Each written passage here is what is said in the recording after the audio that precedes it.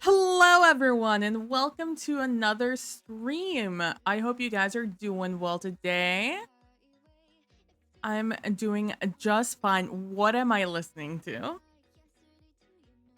I keep trying to try other like playlists for uh other things that I can listen to that are like okay on stream, and like I just keep hating everything. Which is why I just have the hip hop one on the Stream Beats hip hop playlist on at the moment, or like it's in my saved playlist, so I just always go there. I need to just try a different playlist. Let's see, let's try this one. This indie pop.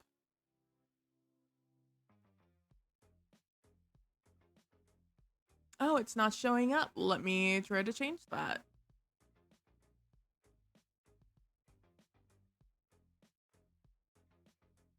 Yeah, I don't know why the little green bar is showing. Thank you. Is it because I have multiple of these open?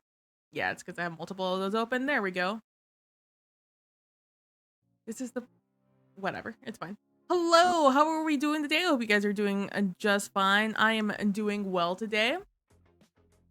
Sorry for not streaming the past 2 days? 2 days.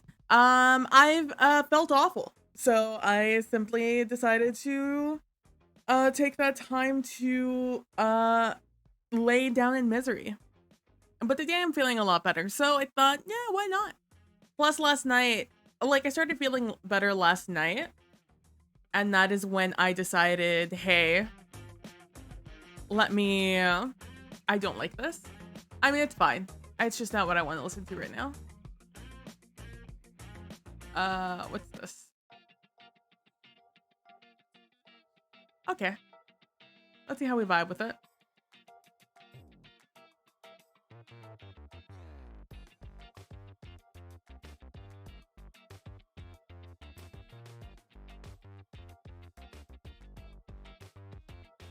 There we go.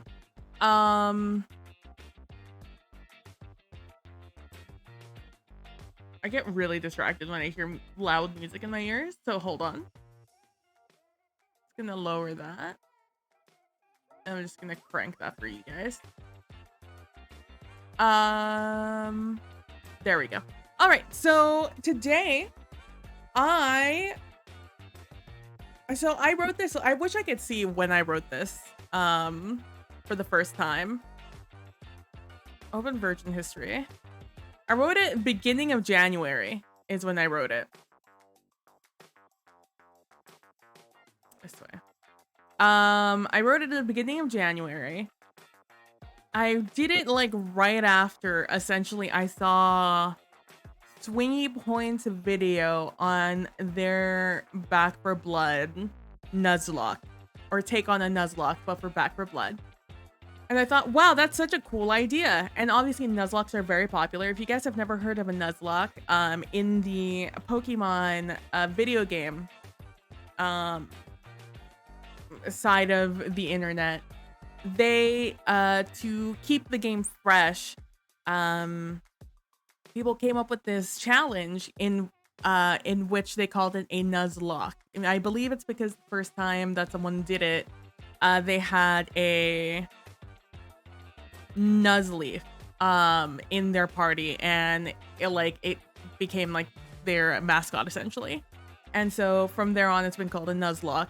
And in the Nuzlocke in Pokemon, so in Pokemon, the game progression goes from you start off, you're given your first starter Pokemon, then you get through some tall grass, you get to your first Pokemart, you get some stuff, hopefully some Pokeballs, you go catch some Pokemon, and eventually throughout the story, you go to your first gym.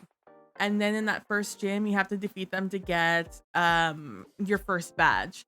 And then from there, you continue on in the game, going through progressively more and more difficult areas, competing against more and more difficult trainers, including stronger and better gyms that you keep going through until you reach the end of the game. And in the end of the game, in a lot of Pokemon games, most of them I would argue, there is some sort of gauntlet type competition you need to go through, in which, and what I mean by that is you go in and you have to go through a series of fights, one after the other after another, and you just marathon through it. And so if you were unprepared for that marathon of fights, you will probably lose because you don't have enough healing, you don't have enough, you didn't pick the right Pokemon, etc., etc. So that is the fun thing about a Nuzlocke, is that in a Nuzlocke, so that's the progression of the normal game, and then that's the end. You beat the game. In a Nuzlocke, with the very last opponent you go up against being the most difficult one, the strongest opponent. In a Nuzlocke, however, so you are free to catch as many Pokemon as you want in the regular game. You can switch them out at will. You can use everything in the game to help you succeed, essentially, as you do in any game. However, in a Nuzlocke challenge, the base Nuzlocke challenge is you can only catch one Pokemon per road, essentially. And in Pokemon, like, there's an ID on the Pokemon that will tell you, like, hey, this is where you bought it, or this is how you got this, where you acquired this Pokemon. And that is how you kind of like are able to determine, like, hey, have I caught something on this route before, or have I not? Because sometimes you want to backtrack. And a lot of times you don't go in order in when you're going through the roads. It's just like traveling on highways. The numbers kind of just change and you're just like, what just happened? And so you can only catch one Pokemon per route.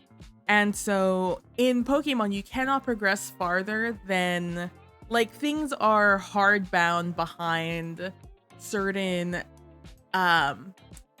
game triggers. So in Pokemon, it's usually a fight. You have to go and fight, go through a certain dungeon or go through a gym to unlock the next area or to acquire the ability you need to progress.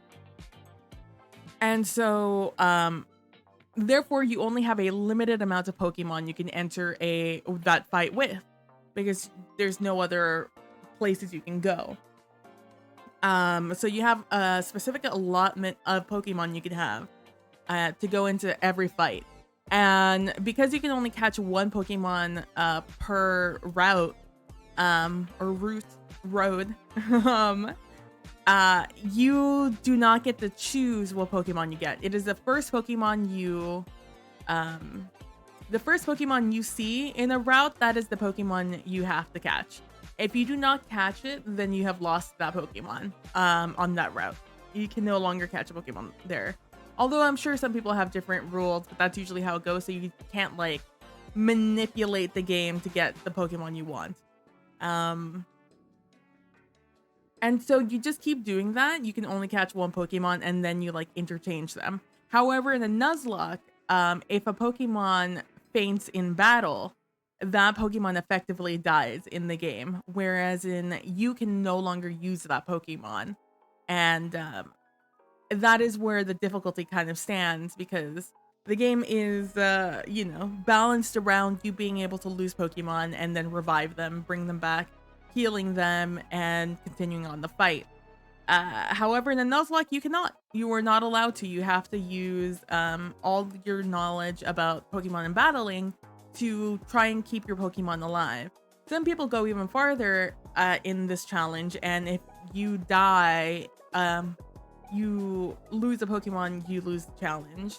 And in Nuzlocke in general, there's the whiteout rule. So if you white out, and that's the process of you having all 6 of your Pokemon in your party die in a fight, the fight ends and you are taken to the Pokemon Center to for all your Pokemon to be, revived, essentially. However, if you white out, for some people, that's you lose the game. If you white out, that's it. You've lost the challenge and you have to, you restart or whatever you desire to do there. Some people, when they white out, they just lose all those Pokemon and they have to try again. So it is, Nuzlocke, as with most challenges on the internet, are highly customizable. And so that is basically the gist of a Nuzlocke. You can only catch one Pokemon per route. And if that Pokemon dies, they're dead for good. You nickname every Pokemon to, grow attached to the certain Pokemon you have. And that's about it. People put a bunch of other stuff on the challenge, but that's like the base of the Nuzlocke. So taking that knowledge and then having watched Swingy Points challenge, Swingy Points challenge in Back 4 Blood, as some of you might know, there are different cards you can get in Back 4 Blood.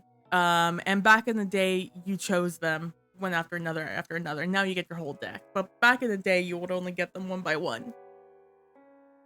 And so, Swingy Point, I don't remember exactly what Swingy Point did, but it was some mixture of choosing cards per level and leveling your weapon only when you found that weapon. Like, everyone got one weapon type, and they got to choose once to change it or whatever per level. And that's how that ran. And there was like a gambit of rules. It was pretty neat. And that's what sparked this idea for this Lightlocke. So in this Lightlocke, the idea is, what I'm aiming for in this Lightlocke is you are progressing through all the PvE content in the game that you can possibly do solo. So from this, as you see, you acquire these guns from escalating activities. This is a hella rough draft, by the way. I just threw everything I was thinking on a piece of paper because it had been ruminating in my mind. And I'm wholly convinced I have this written somewhere else because I know there was more than this. At least when I was originally conceptualizing this, but it's not written down. So I just kind of have to vibe with it.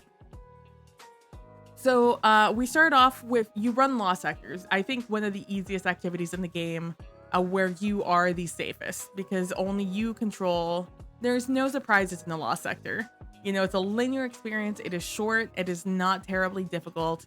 There's a lot of cover in all law sectors and you just kind of vibe from there. So you run through regular law sectors until you get certain weapons, right? So gyms in this case, gyms for me are going to be dungeons. That is what like activities are locked behind. And there are 5 dungeons. I wrote this for 4 dungeons, so we had to add an extra one. And so we have, that's why it's kind of like funky near the end here because I don't know exactly what I want to do. But we start off in law sectors. That is like you starting off basically with your first Pokemon. I don't exactly remember what my thought was here with your subclass. But I'm thinking that you get 1 subclass per dungeon and then, you know, free for all on the last one. And so I probably mastered dungeons before a GM, huh? Yeah, I'm thinking you get like 1 subclass per dungeon and then you unlock all of them at level 5. You can use them whenever you want in the middle activities, so long as you've unlocked it. But in the dungeon, you can only use the newest one. Like that's how you unlock it essentially. So after I do this one, I unlock Cut, you know, which is a TM in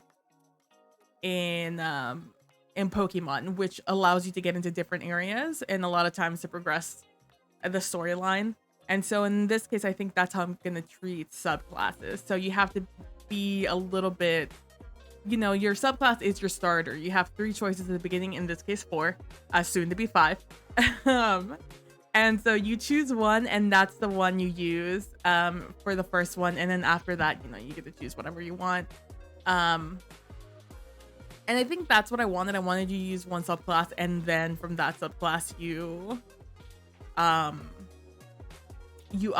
it with like, I think I was leaving it open because 3.0 hadn't come out yet.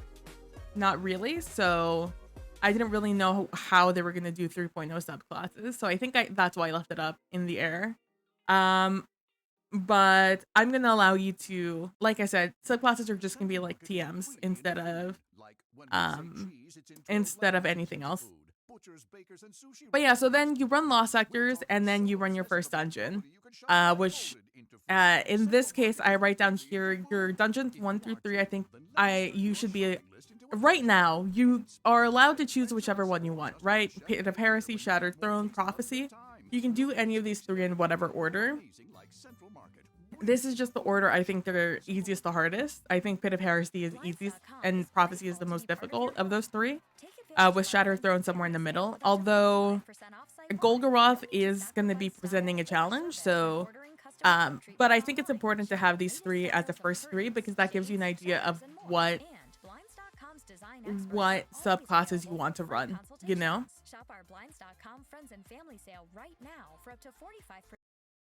And so from there, you will progress on to strikes. And then after you run a certain amount of strikes, I have like I have written down here what you want, but you have strikes here. Then you go into your second dungeon. You have your other subclass that you're gonna run this on now. So if you chose Void for your first one, then in the second one you cannot run Void. You have to run something else. Then for seasonal activities, will be next. So you run one of each seasonal activity. So right now we only have 3 seasonal activities. We have psyops, we have catch crashes, and then we also have the derelict Leviathan Castellum stuff, the nightmare activity or whatever it's called. So in this case, we would run one psyop, one catch crash, one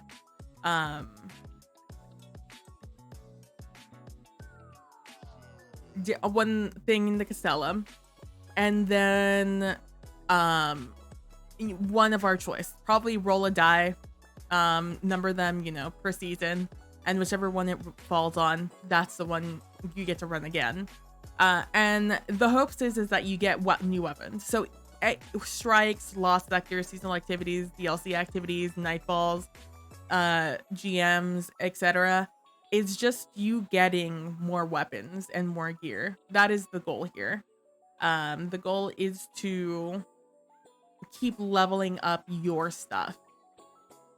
But you know how it is. So that is what we have there. I don't know if we're still gonna do strikes now that strikes don't drop blues. Maybe we'll just have to add more strikes. I don't know exactly what we're gonna do there. Because again, this is written before that happened. Now, yeah, after seasonal activities, we'll have DLC activities like Empire Hunt, the Witch Queen stuff like a Wellspring,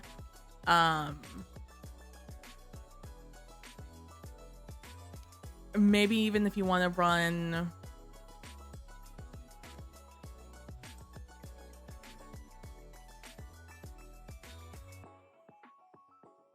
I don't know what else you'd run, but you know, DLC activities, that opens up for you because that opens up those weapons for you essentially.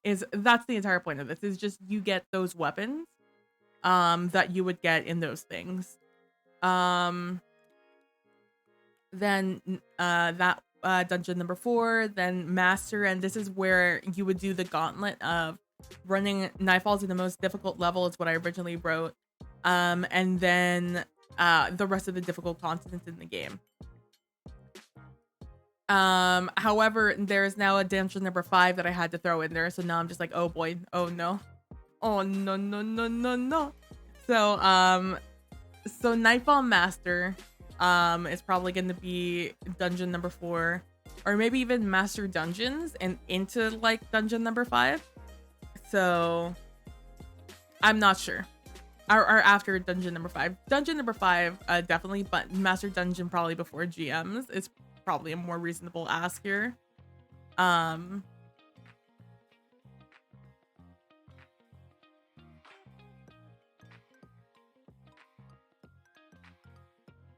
probably doing Nightfalls. I don't know what level to do Nightfalls. Maybe we do Nightfalls after seasonal activities and then we do DLC activities last. I don't know. We'll have to think about it when we get there, see how our gear is doing. So dungeons 1 through 3, I have Pit of Heresy, Shattered Throne, Prophecy. However, dungeon number 4, I have Grasp of Avarice, and dungeon number 5 as Duality. So I simply think Duality, I don't think necessarily that Duality is difficult. I just think Duality has the greatest opportunity for you to die. And so, like, Grasp of Avarice definitely has a driving section, which is definitely going to be a challenge if you're not used to it, like I am not. However,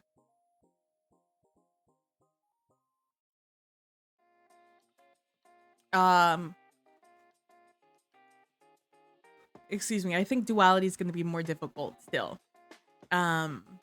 Like for me, Pit of Heresy is the easiest dungeon in the game.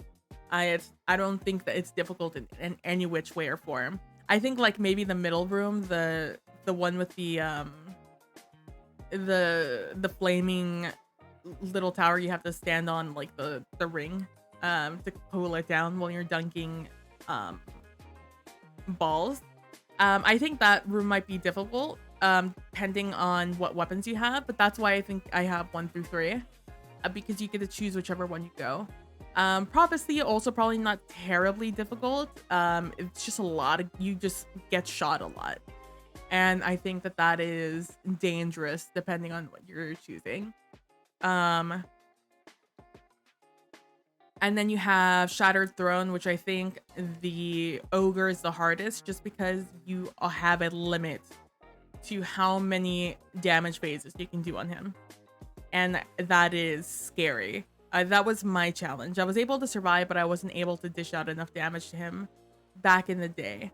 Now I think it's much more doable. I just haven't tried it in a while.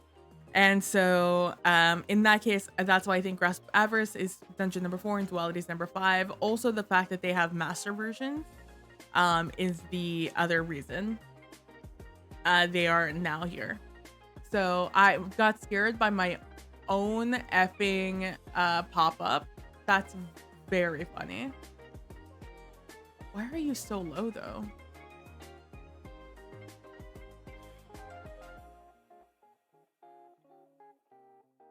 Interesting. It's super low on the screen, but maybe that's just me.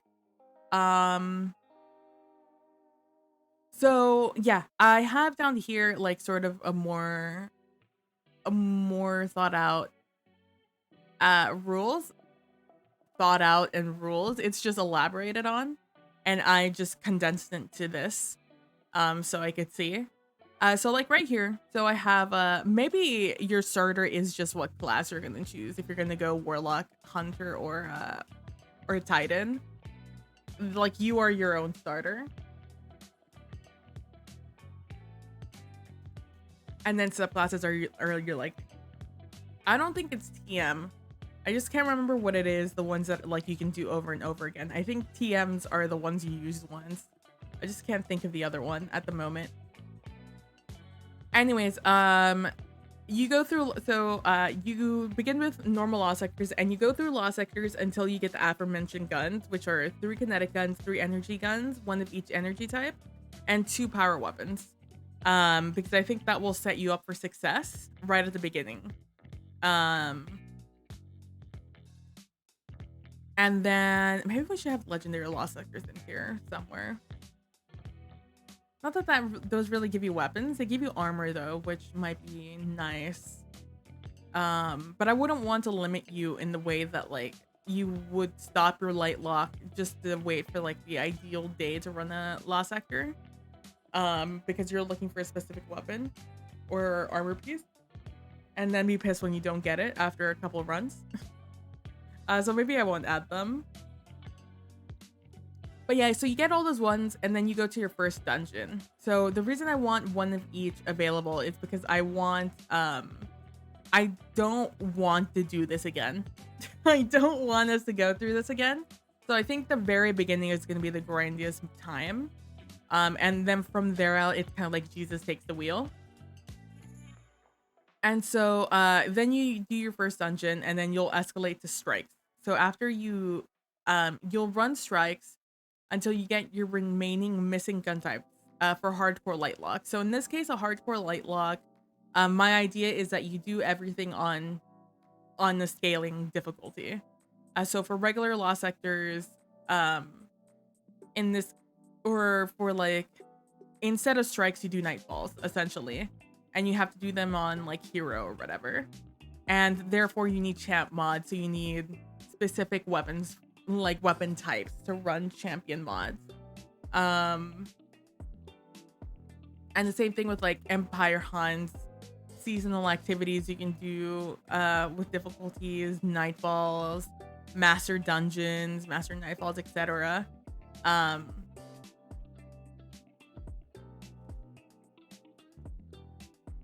I think even in my mind, you would do like the dungeon on master if you did it on a hardcore run. But again, I don't remember what my idea of a hardcore Lightlocke was. I just wrote it down as if I would remember what that meant.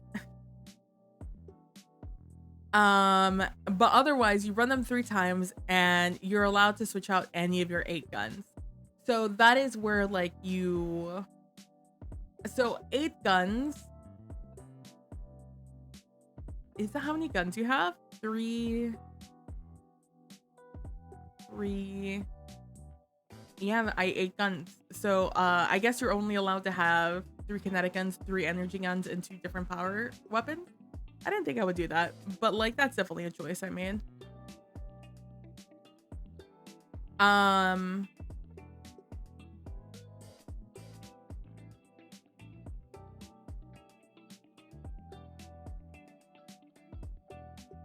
Interesting. I don't think I'm gonna do that. But I think you're gonna run them 3 times, the whatever you're running, and then you're allowed to switch out any of the weapons you have out. So you're allowed to switch out, like, if your thing is full and there's a weapon you'd rather have, like you got a legendary weapon and you're like, oh, I really want to use that aside from this trash that I'm using here. Excuse me. I think you're absolutely allowed to do that. I'm trying to think what I want to do with armor, which is why I just like keep kind of stopping and thinking, because in the back of my mind, I'm very much thinking about how I'm gonna explain armor.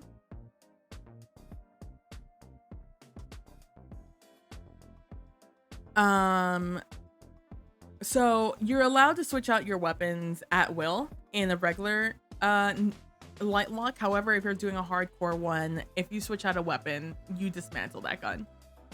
You are no longer allowed to keep that gun. You are only allowed to have what is on your person, and that's it. Then you go to your second dungeon, and then the seasonal activities. Run all of those. You can replace any of your guns with the ones that drop in these activities, and then proceed to the next dungeon. DLC, second hardest. Next you will get blah blah blah blah blah, and then you have the marathon at the end. If you die during an activity, you forfeit the guns from the run. So that's how we're dealing with death. So if you die, the guns you have in your slots in the moment of your death that you were actively using, you delete them, get rid of them. Those guns are now forfeit. And if you die in a dungeon, so this is an activity. If you die in a dungeon or difficult content marathon, you white out or you lose a Lightlocke. Which I think, I don't know how we want to run that one. For me, I'm totally fine trying to do this just flawless the entire way through. However, I might just have this be a general rule to forfeit the guns from that run, and then you keep going until you run out of Pokemon. Might be, or guns, might be the vibe here. So for armor, I think you're gonna go until you get a blue of everything. Or maybe you start off regular Lost Sectors wearing all white armor, and then whatever you pick up, you replace on your person. And then if after you run the dungeon and the strikes, you don't have a full set of purple armor, you can go, I think, to like Ada has armor, and then you go to Ada and you replace your armor with Ada stuff, just so you have legendary stuff. If only there was a way to track and cancel subscriptions easily. Well, there is. Just download the Rocket Money app. Rocket Money organizes your subscriptions. Maybe after Dungeon 2, you're allowed to do that. From there, maybe not for Dungeon 2, but maybe after Dungeon 2, you're allowed to do that. I don't know. I don't know how important mods are going to be, or how important subclasses are going to be in this. So let's write it down just so we remember. Armor. Start with white armor and upgrade with the first thing in each armor slot that drops as the challenge progresses. After dungeon number 2, you may replace any armor piece, any blue armor piece,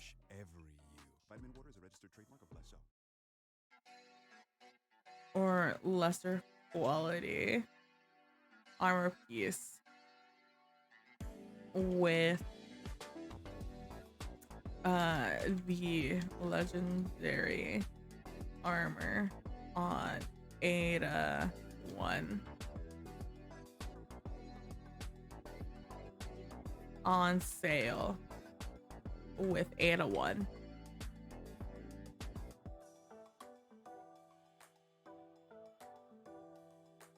Armor is unaffected by dying.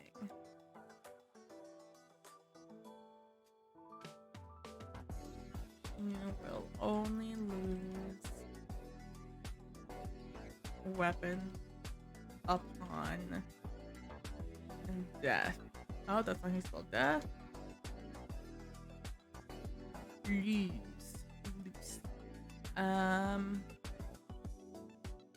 Never armor.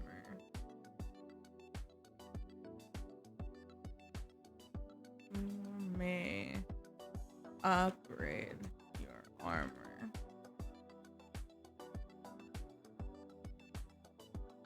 at will. However, once you replace a piece, you may not go back to. Must delete the discarded armor piece or mark it to never be used again. You may. Okay. Now that we did that, let's do this. You know what? Why I probably didn't do you could fill up your entire inventory with weapons is just so you wouldn't have to struggle with leaving things in your postmaster. May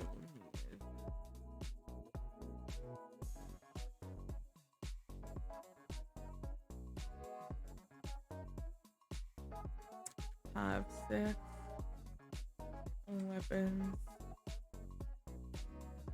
in your inventory at a time. Let's do 7.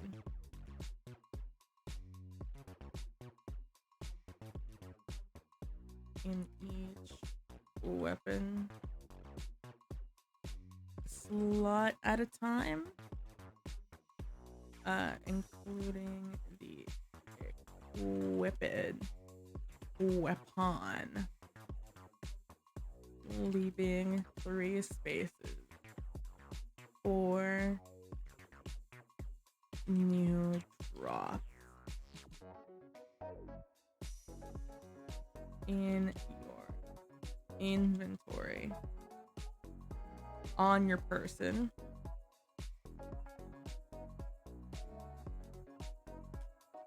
Leaving 3 spaces on your person for each weapon slot. And let's go up here and let's change the starter thing.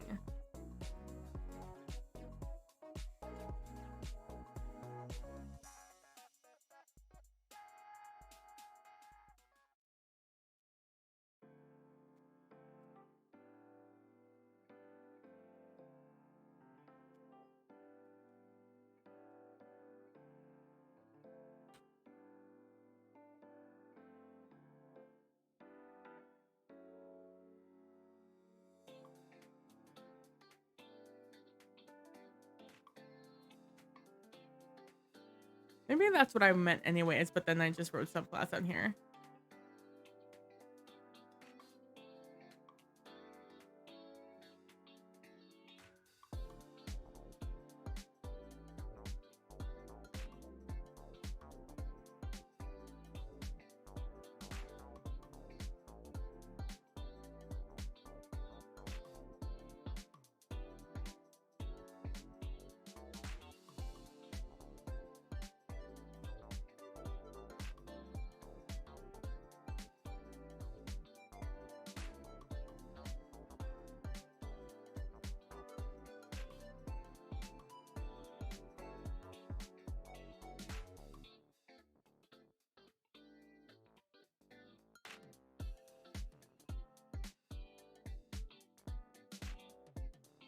Okay.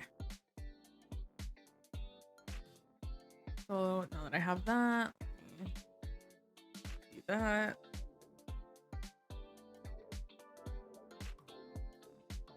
Okay, so I think that's fairly reasonable. Oh, by the way, no GMs this week because Nilly's busy. So that's why I'm working on this Lightlocke instead. So let me open up this. I've been playing wow, all these games have huge updates, huh? Not today.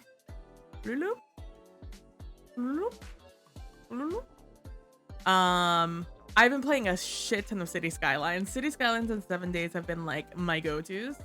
Well, I have not been feeling well. It's been kind of the bomb.com, PBH. But these are the subclasses we're gonna start with, or at least what we're vibing with right now. And then we'll adjust as we have to, as the balancing works out, to see which is the most fun.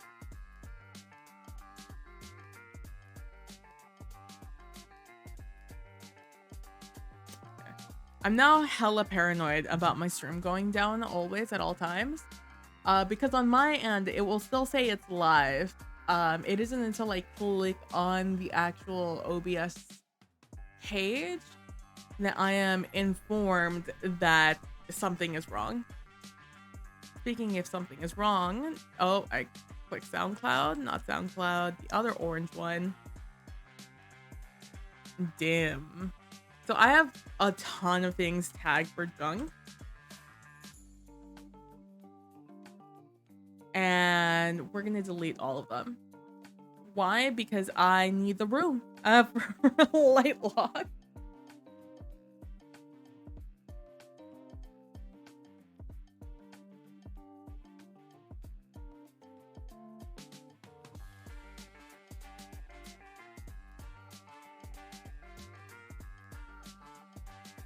Oh, big stress.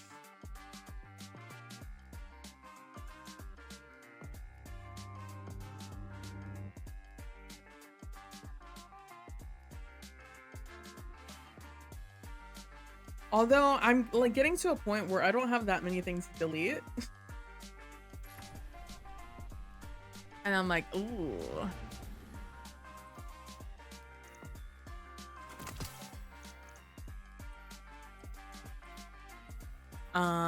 I did craft things yesterday, so I can do that. I was full on my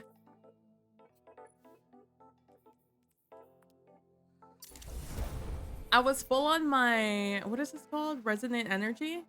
Resonant elements yesterday. I was like, oh my god, look at me. What to do with umbrals, huh? I think you just randomly roll them.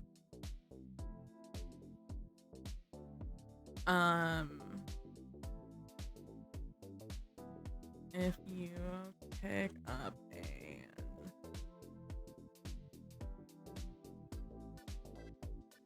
prime engrams are fair in game.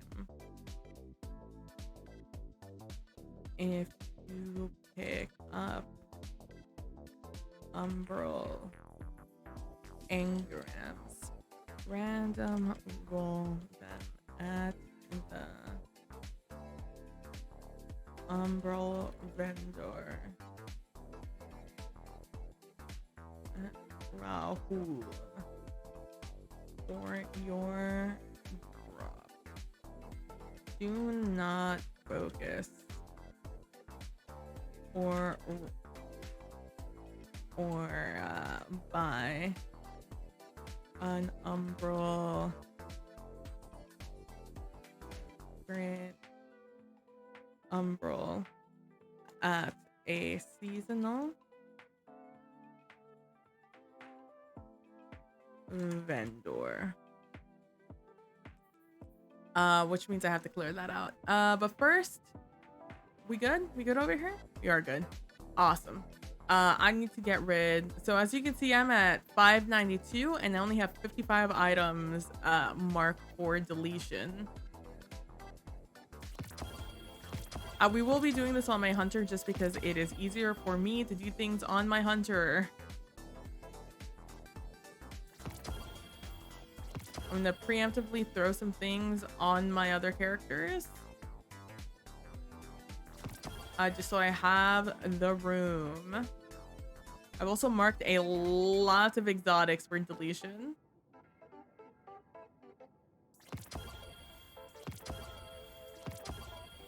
Ones that I'm just like, I am not going to use this anytime soon.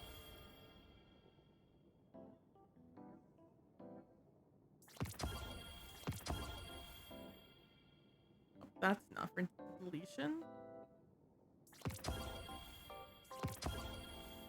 We're like getting into like the nitty gritty now on a lot of these weapon rolls that I have.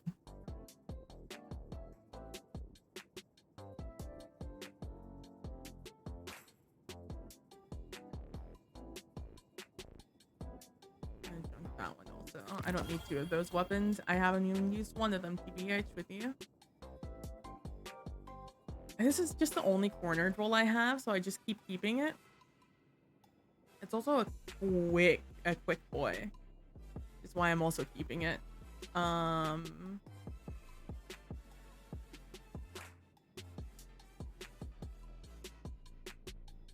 It's weirding me out that there's no noise. Because I'm only switching things to my other characters.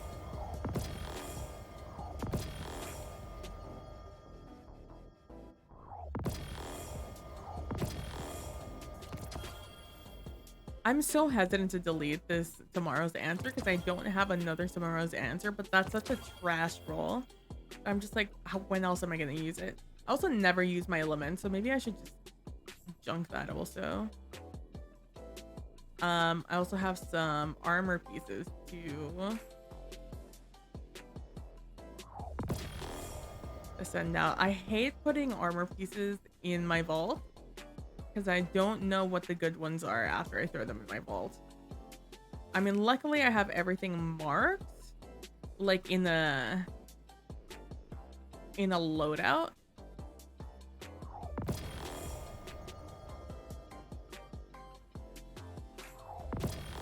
Also, some of these are gonna hurt me more than they're gonna hurt you. Also, one of these is masterwork. That's not good. I'm gonna have to keep this one. I don't have room to have more golf balls in my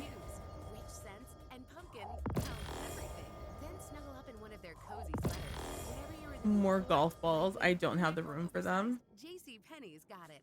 Change is in the air, but style is here to stay. So bring home the good looks and dial up the savings. Shopping is back. JCPenney. Central Market is really into food. Damn, this is also masterwork. In 12 languages into food. Butchers, bakers, and sushi roll makers. That's such a shame. We're talking so obsessive about quality you can shop right into food. Central Market is really I think I have room for like maybe one more, your shopping list into a treasure map. but I'm not 100%. Or just get a chef-made dinner when you've got more taste buds than time. No place makes every meal more amazing like Central Market. Really into food. Shop now. It's our job to make car care make sense. That's why we offer personalized service reviews that swap car talk for straight talk, so you know what your car is telling you and what to do about it. Putting you in the driver's seat of car care. I don't want anyone to ask me why I have so many cloaks. Center near you. Visit jiffylube.com. I like them. Reese's peanut butter cups are the greatest, but let me play devil's advocate here. Let's see. So, no, that's a good thing. That's definitely not a problem. Reese's, you did it. You stumped this charming devil.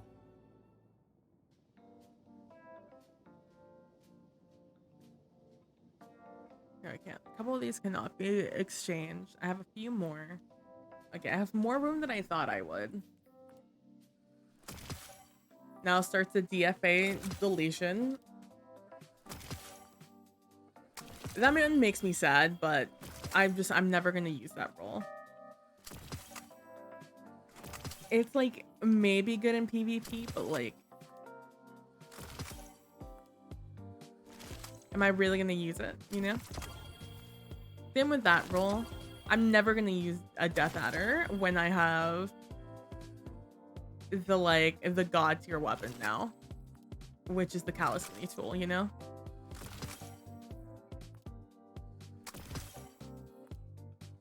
I'm also extremely upset that I have to make these choices.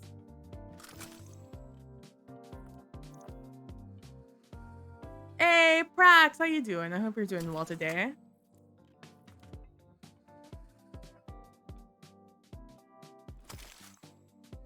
Hope you're having a good Wednesday.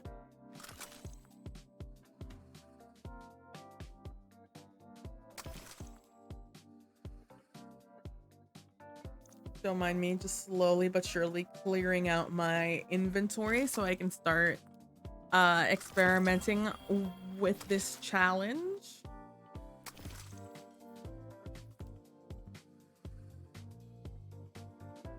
God, deleting good armor is such, like, it hurts. Like, this good piece of armor, it just so happens that I have better. I just need to remind myself I have better armor, and that is why we are deleting these. I have better rolls, and I need to remember that. As much as this hurts me, I need to remember I have better rolls. It does not matter what the roll says here. I've compared them already. That is why they are marked. They are marked for deletion for a reason. And the reason is because I've compared it to other things of the same value. This is how I end up with 5 young Akamara spines, because I'm like, no, but they're good. Yes, they are. They are good. And that hurts. But I only need one. I only need one of each. I'm doing okay. How are you? I'm doing well. I'm doing a lot better than I have been doing this week. Oh my god, it's just such a good roll. But intellect's so unimportant nowadays. God. Oh my god, that one hurt. That one was such a good roll. Fuck me, that hurt.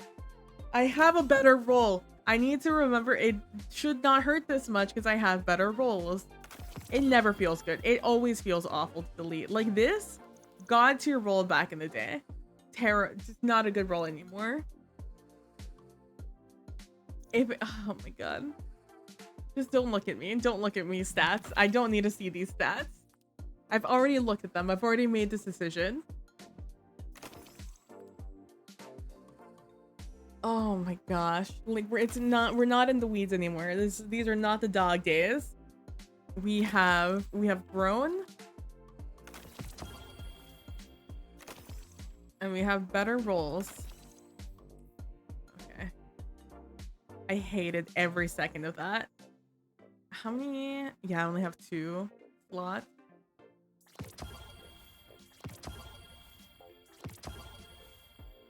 Let me look at my shadow prices. What do I have here? It's only because it's adept that I've kept it. But honest to God, I'm only going to use this one.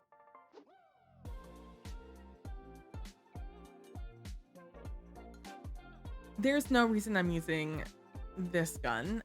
The only reason I kept it is because it's adept, but I'm never gonna use it. I hate Shadow Price. Shadow Price is one of my least favorite weapons in this game. I hate 360. Yeah, I can't use those right now. If only I got a hunter version of this. Oh, I did get a hunter version of this. With 1 total. I think that's so funny. Yeah, I'm doing well. I'm doing a lot better than I have been doing these past couple of days, which is why I feel up to streaming today.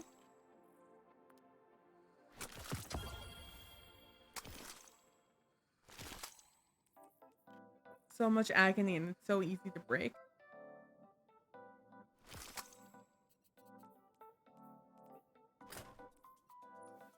I think I'm just gonna do this with a generic ghost. I don't think I'm gonna struggle too hard with it. All right. Now that I've done that, we should be done here. 578. That's good. 578 with all our clear spots, we should be good. So let's go into our collections. Let's grab some green armor. Or white armor if I have any. Okay, maybe it's leveling. Here we go. Let's go with the refuge. Yeah. God, why is that level 21? Okay, yeah, let's pick up this set. Let's do the Wastelander mask or the Wastelander set because I feel better saying Wastelander than I do refugee suit.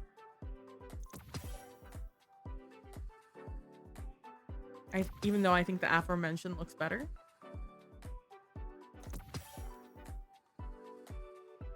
And so here comes the hardest decision is what subclass are we going to start with?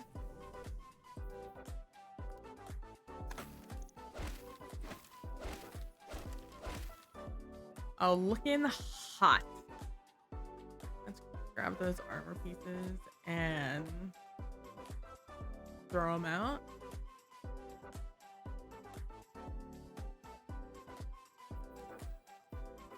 Let's also start with white weapons. Let's go with the good old Kvostov.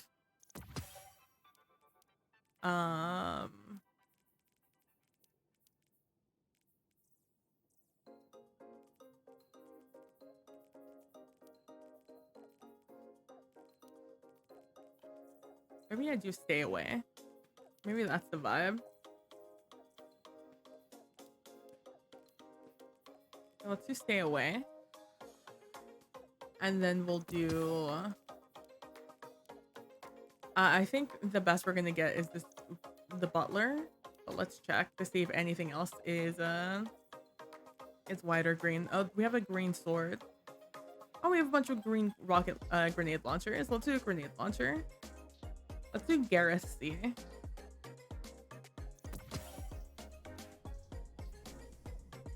Okay. Now let's get rid of those weapons. Oh, hi, a Lightlocke. Yeah. Hi, Callan. So I'm trying out this Lightlocke, which is of my own design. Oh, my armies didn't go away.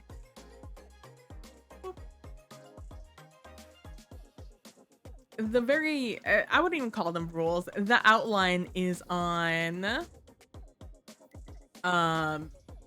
is in ! Lightlocke, but essentially it is me trying to come up with a rule set for and a progression level for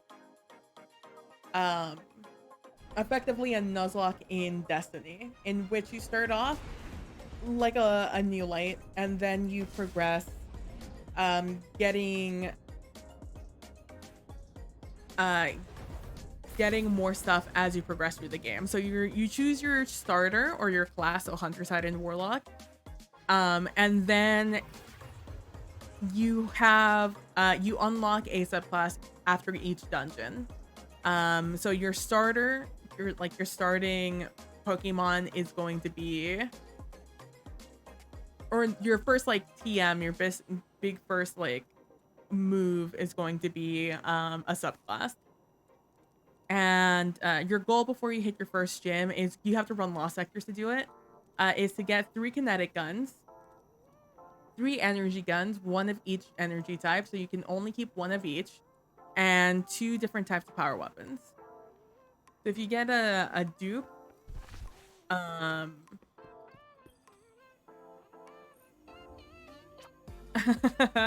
if you get a dupe, no, that's a bad roll. I don't think I have a lot of weapons in my energy slot that are 1580, so we're gonna keep that for now. Gonna make sure also that my thing is clear. Damn, look at these jeans though. These two-tone jeans.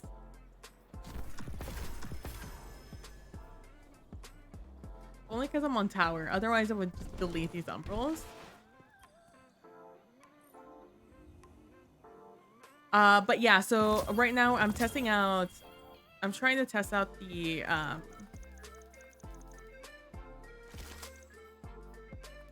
the rule set to see if it's like if like putting a limit on certain things is fine. So starting off, we're gonna go to lost sectors. I tried to think of doing something with progression through the different planets, but I don't think so. I think I'm good. I think I'm good doing. I think I'm okay because there's not progression through any of the planets. If there were progression PvE wise, I would, but just every planet's the same. It's just what enemies you're fighting, you know?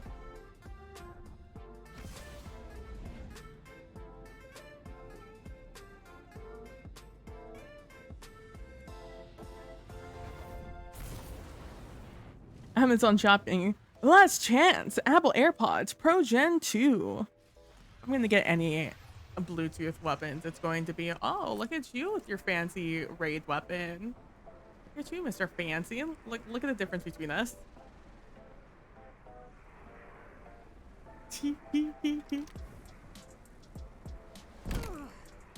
So yeah, there are consequences to you dying in the Nuzlocke, which is you lose the weapons in your weapon slot. I'm trying to think what I want to run as my first subclass, because I'm gonna run Pit of Heresy first. Pit of Heresy is gonna be my first one, and I'm trying to think, because like obviously, you know, Void is the easiest one. Void is the easiest to get through anything subclass. But I have to think, and there is like, so there's no boss in this game or in Pit of Heresy that is like a damage sponge except boss, but the boss does not have any limits as to how many rounds you can go with him. Now does it eventually sometimes break? Sure, but there is no damage check you have to make with the boss. You just have to do it a million times before, you know, game over. So that's something I need to consider here.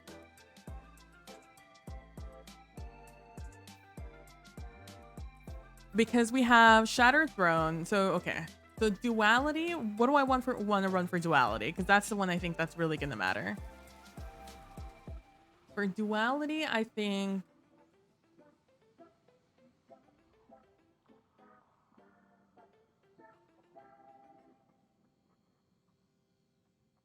I'm going to get shot a lot. So maybe healing. So maybe I run solar for duality. And then for a Grasp of Avarice,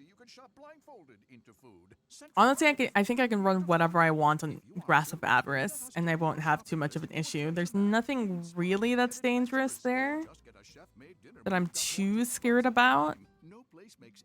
It's just you get shot a lot, so having a good idea of cover would be good, or just a way to regen. So I'm thinking like between Arc Strider and Stasis. Void is not necessary. Prophecy. Maybe I do Stasis, Grasp, Prophecy, Arc. See why 4 out of 5 employers who post a job on ZipRecruiter get a quality candidate within. And I guess I do run Night Stalker first then. I hear we're doing a Destiny Nuzlocke. Yeah! We are. Just in time for fall. I think this will also help with the fact that I'm going to be low level going into it. Deals for your closet and home. Spice up your favorite rooms with warm hues, rich scents, and pumpkin. I need Devour. In one of their cozy sweaters. Whatever you're in the mood for, lightweight, God. oversized, JCPenney's Anything got it. give me In the air, resilience? style is here to stay. So bring home the good looks and dial up the savings. Shopping is back. You give me resilience. Make myself invisible. Activate quick fall to make myself more invisible. What's the other one? Stylish Executioner.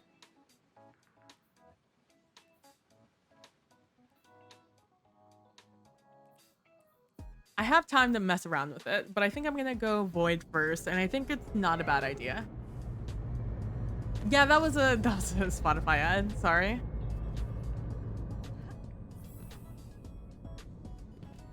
That's me, because I don't pay for Spotify.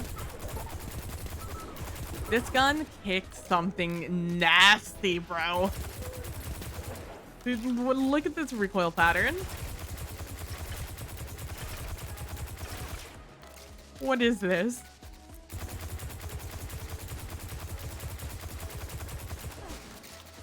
Just like... Oh, okay. Again, the ideal is also not to die.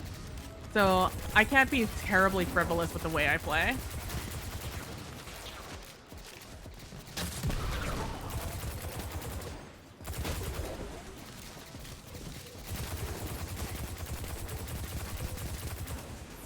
God. I'm terrified. That used to be an exotic back in the day.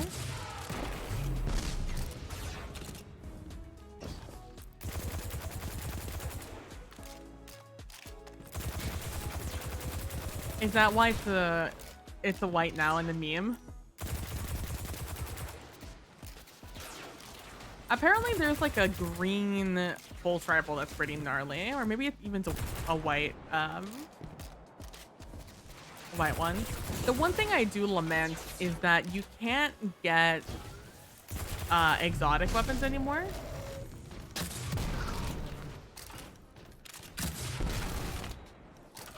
As random drop.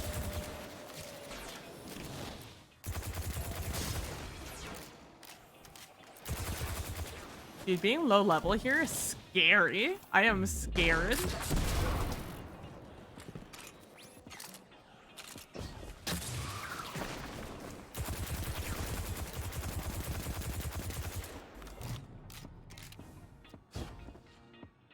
I was like, I don't have anything open that can give me ads. Little did you know.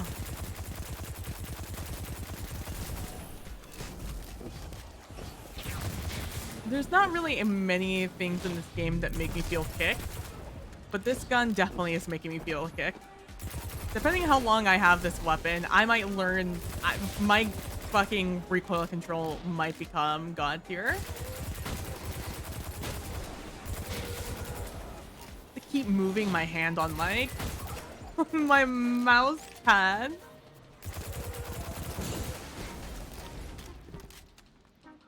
Secondhand ads. Okay, they're not sticky names, which is good to know. They are, in fact, sticky names.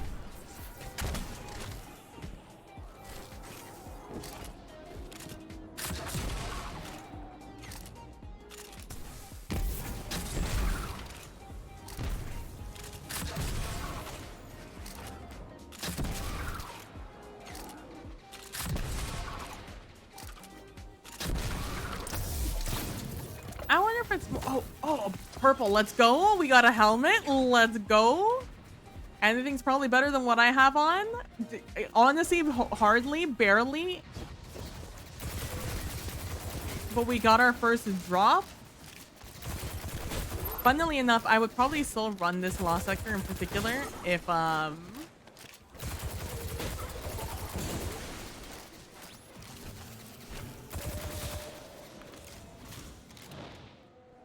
I'm gonna keep the white. I like that. Sure.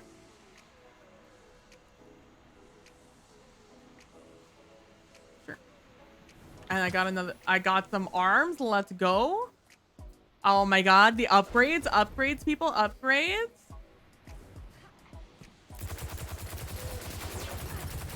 Honestly, this is advantageous for me also. I also need to pop some bounties.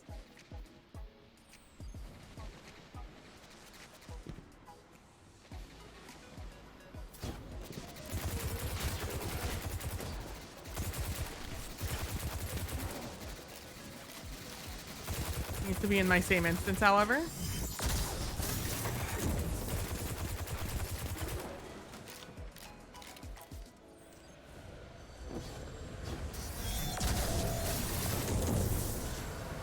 we go. Big time players make big time plays. There we go. Let's go. Thank you. Thank you. Appreciate it. Appreciate it. There we go. Oh, we got an engram. Let's go. All right. I could have sworn I already had the skedaddle, but there we go. Already popped them. Thanks. I see you have some channel redemptions. I do. And a chess piece. Look at that resilience. Oh my god, we're up to 5. We're gonna keep the whites because I anticipate probably dying. So yeah, the buzzer beater. I'm Batman. Still have the big horn up. This is fine. Crab rave. And the new one in the back. That's expensive, but like, you know. For what it's asking, I think it's it's worth it for me. Oh, we have ammo on the ground too. Oh, I saw the new one in the back. Oh, don't you worry, I saw it.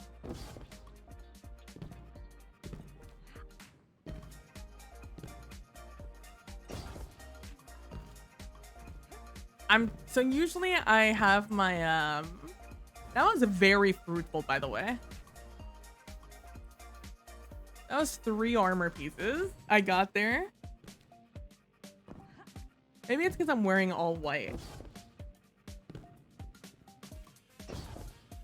That I'm a low level, that it like it's giving me more. Honestly, if people are doing like the fruit strat or the fruit challenge, we have 15 minutes to loot a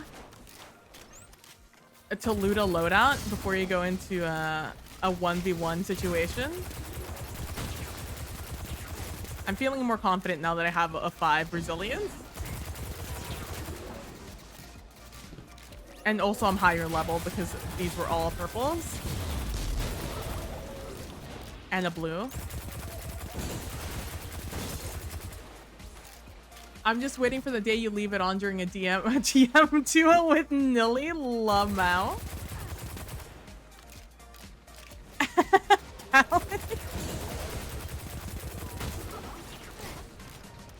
You guys are sitting on it like it's a secret.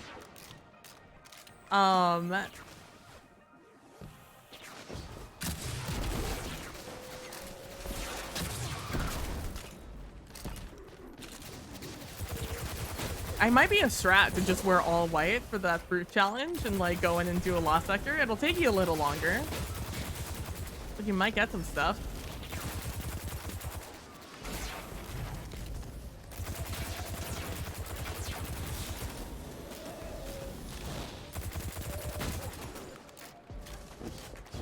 You still have to play careful though.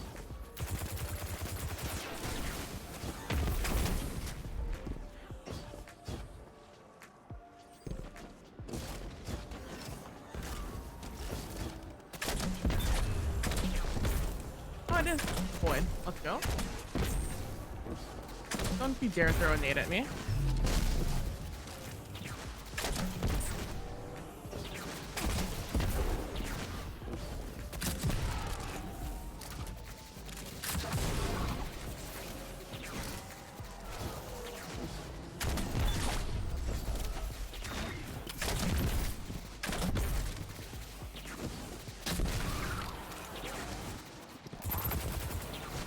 I don't know why the game didn't let me finish him, but that's fine.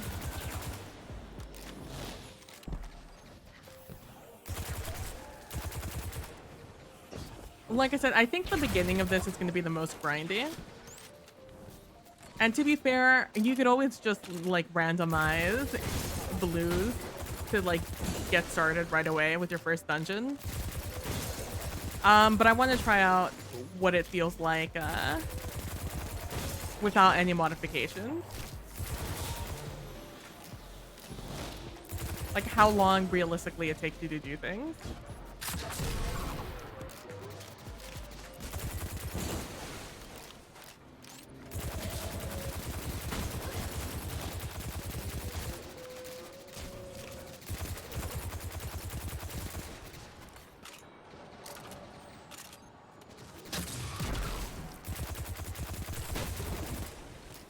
Again, my goal here is to get a bunch of weapons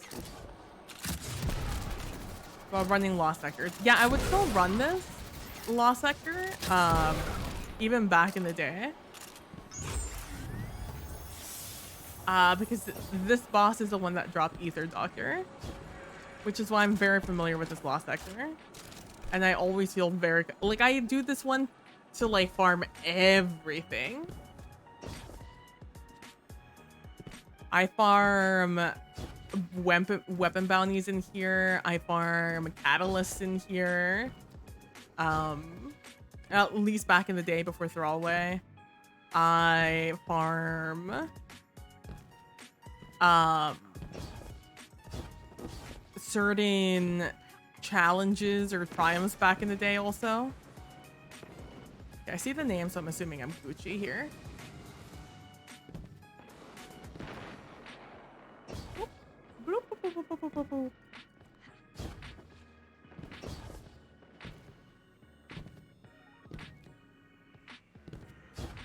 So I wonder if this is 3 including the weapons I have.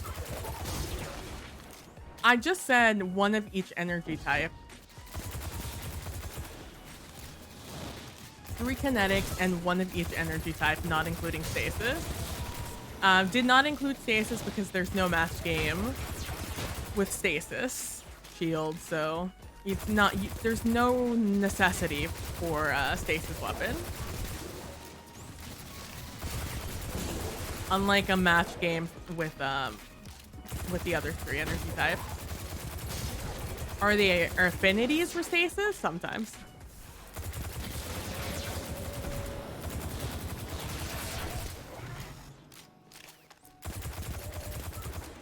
My Nightbot jabaiting me.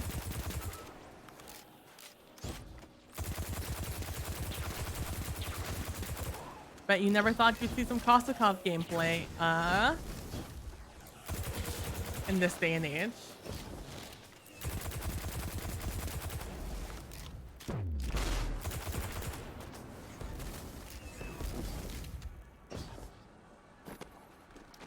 Oh, I'm starting to get nightlight on. Oh, hey guys. Because everything just turned slightly more orange on my screen. Which means I probably got darker. Oh, Phantasmal Fragment. Hold on, excuse me. Gotta go pick this up.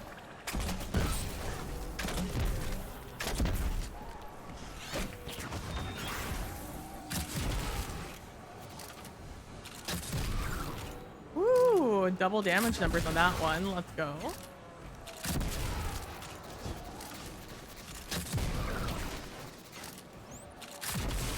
I'm scared of getting like hella sniped here.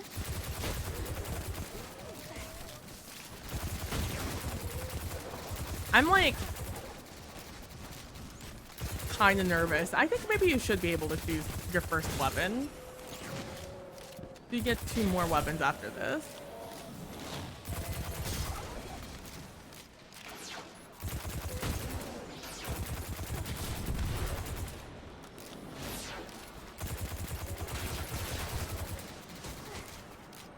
So I need like a solar weapon and a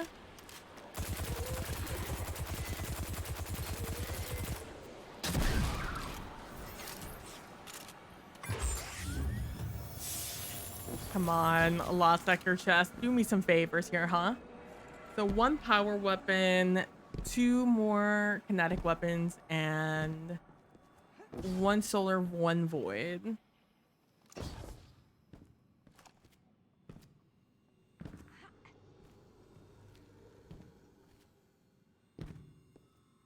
I could get like a rocket launcher or like a sniper. I'd even do with a scout rifle. I'd be okay with that. Although I'm pretty okay with a blinding nade. I'm just thinking about that middle room in Pit of Heresy.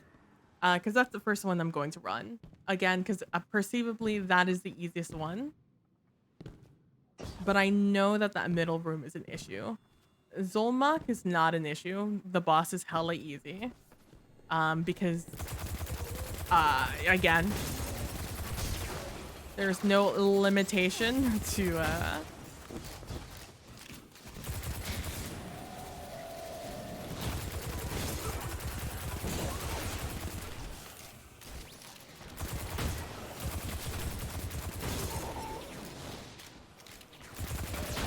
there is no limitation to how many rounds you can go with Lightlocke. The first encounter is just like the boss room, just without a boss. Ogre, whatever. Oh, we got a blue. What we get? A cloak? Okay. Get a cloak. Again, we're not deleting these just yet, so I just need leggies. Do I have something else glowing here? No. I need to remember that I care about blues. I saw that blue and I just did not care for a second that what I was looking at.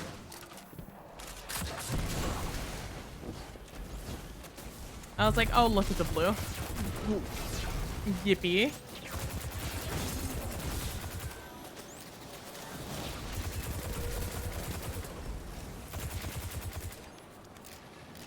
If I could replace this cost talk, that would be great. My other fear is also the like chances of getting I'm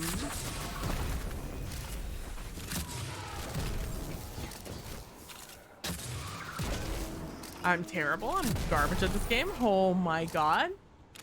Oh no. I need to put a sound on it or something. Hold on. Time to go for it. Okay. We're gonna hide back here. We're gonna grab the controller. Still in the box because it's new and I don't want to break it. And let's get a timer going. Let's go, baby. Yes. Let's do timer. No. That's a weird way to have me do a timer. Let's make sure that we're in the game. I don't actually know any of my controls on the controller. So let's go. Let's do this. Hold on. Which one's the switch button? Okay, there we go. Okay, starting. We have it right here. Let's go. 9.8. Let's do it. How do I run? It's a click and stick. Oh, I hate click and stick things. Oh my gosh. Here we go. If you thought I had recoil before, baby, here we go. Hold on. We're learning. Oh. Here we come. Oh, no. Oh, no.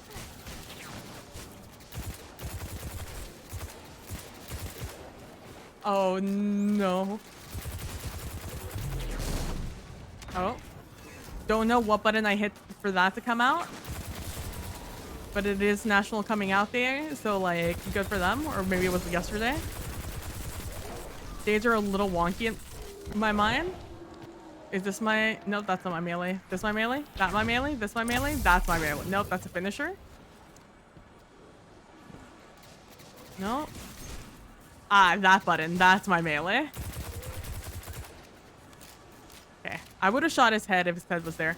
Somehow, I feel like my FOV is smaller now that I am on my controller. Oh, right. Boss is still around. What is super? Is it like both triggers? Is that what super is?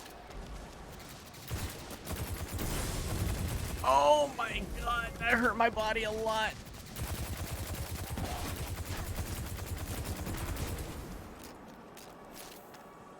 We're gonna reach in a little bit. I need to remember I have like a 1 recovery. Okay. It is in fact both triggers. We figured it out. We got, oh god. I don't know what my dodge button is. Is it that button? Nope, that's my melee or my grenade. There we go. How do I loot? X? Let's go. That's not my run button. That's my run button in every other game. Can I toggle run? I feel like that's something I'll change after this. How does one run in this game?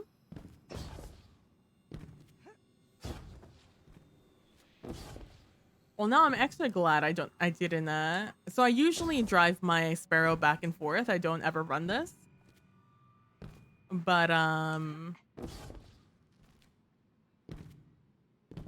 yeah, I think it's a good choice I didn't, because I don't even know how to take it. Is it this button? Okay, okay. Here we go, here we go, here we go. Here we go. No. No. I'll leave that there. Okay. Come at you motherfuckers. Oh no. Okay, I can definitely feel how much easier it is to shoot things close by. Please stop hurting me. I don't know how to go back. I don't know how to dodge. This one, this one. That one? Nope. Nope. No. No. Do I have to hold something? Maybe it's holding something. No, that's obviously the shoot. That's obviously that.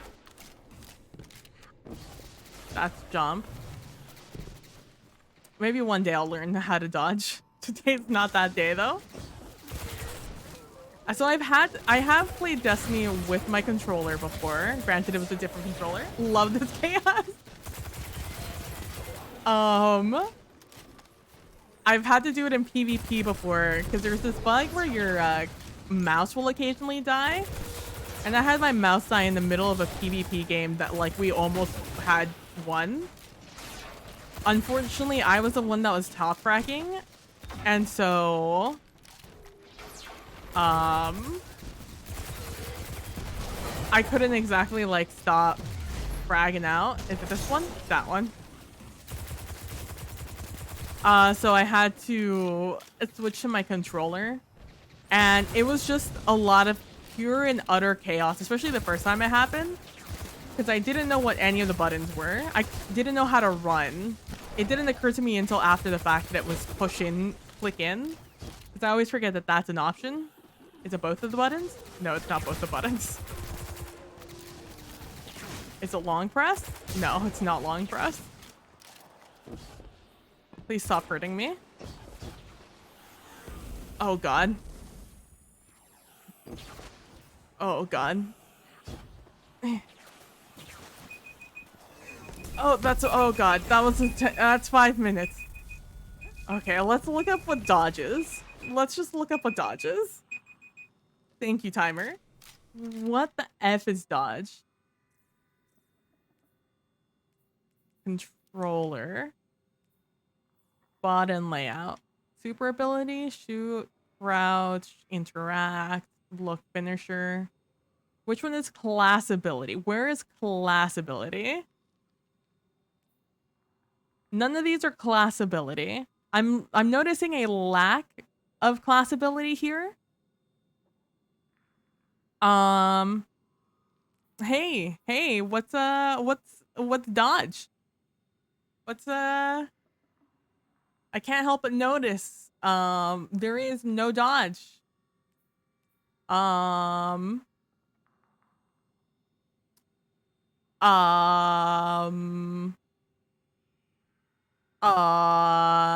Okay. Cool.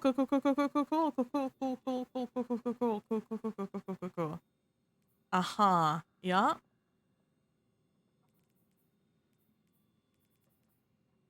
Is there no other thing? No. Oh my god, the drag you have on this? That's very funny. That's a choice they made somehow. Yeah, I can't help but notice maybe it's over here. Look up, strafe left, strafe right, move forward, look up and down. Yep. I'm just gonna do one more courtesy. How do I dodge? I know you can. I see them dodge all the time. I just don't know how to dodge.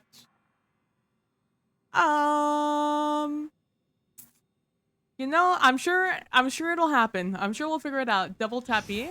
Oh, it is double tap B. There you go. What's B right now? Crouch? That's definitely a choice. Honestly, shout out to people who play on controller regularly. I don't know how you only use 5 buttons, but they do it. Okay. Whew. Oh my gosh. Suddenly the world is so much larger. Ow. And my dude, that's a heavy. So I haven't used this controller that much. It's brand spanking new. I am terrified this thing's gonna kill me, so I'm just gonna back up real quick and shoot that before I go over. Hunter. Oh, apparently. Oh, interesting. See, I always forget that double tap's an option. I'm pretty sure I held B. No, oh my god. Did not double tap B. I have never felt more panic in my life. I don't want to lose my my grenade launcher.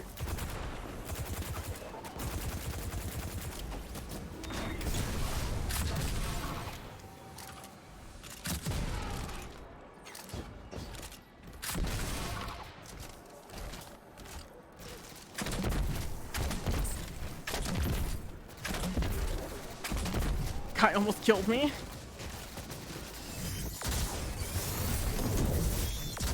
Oh, Phantasmal Fragment. I thought it was a blue. I was so excited. I was like, oh, I got a blue. Wait till she finds out the class ability is a different button for each class. No, thank you. No smile.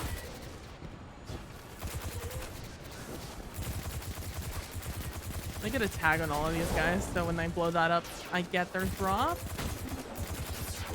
I don't know if I don't get their drops if I blow them up. Just trying to maximize my chances here. This guy in theory should give me the biggest opportunity for a drop because he's a yellow bar. Yellow bars and bosses, I think, are going to be my biggest source of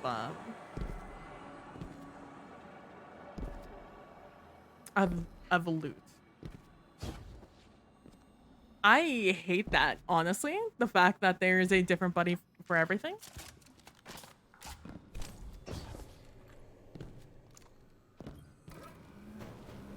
Get my little zoom, zoom, zoom. Make my heart go boom, boom. Although I'm parking it way farther than I usually do because I'm afraid it's going to blow up and blow me up in exchange.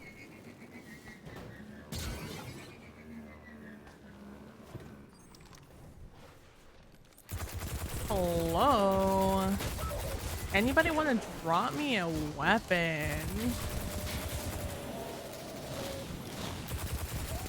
Maybe it's because I'm up level. What level am I?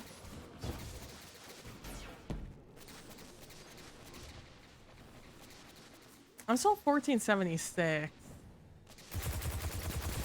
Which is below soft cap. Oh, there we go. There's a blue. Oh, a weapon. Another AR. Let's go. I think, in fact, it's another 360 AR. At least Kostakov's is a 600. So I'm pretty okay with it. It's a 450. Oh my god, this is a chonky boy, the cuboid.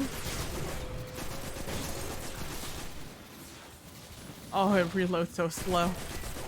Luckily I have purple arms, so I can change it to a an auto. Oh, they're blue. Oh, but I can still put it on. Hog you.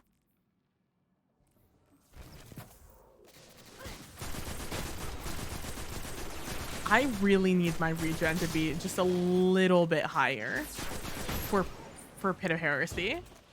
Otherwise, this is gonna be a real bad time.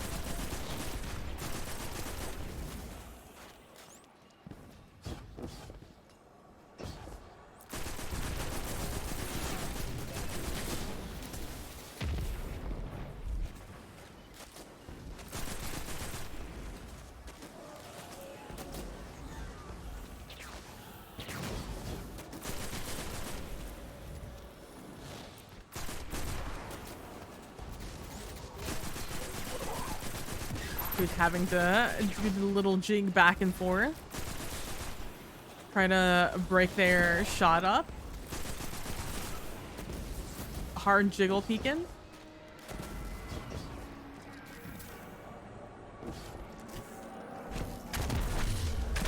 I'm glad that for whatever reason it didn't shoot the first time.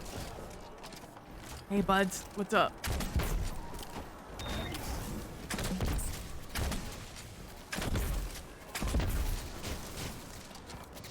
I wonder if killing them off with the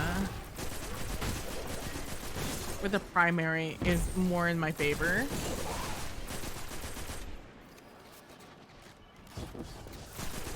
If that's more to my advantage than not.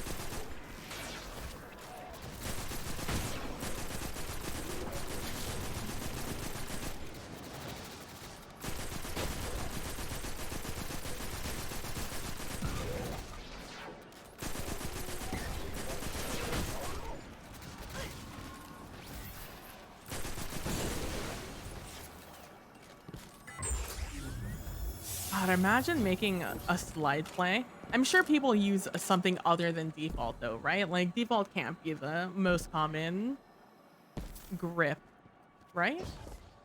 Right? Bueller? Do you think the kids understand that reference if you say Bueller? Bueller. Bueller.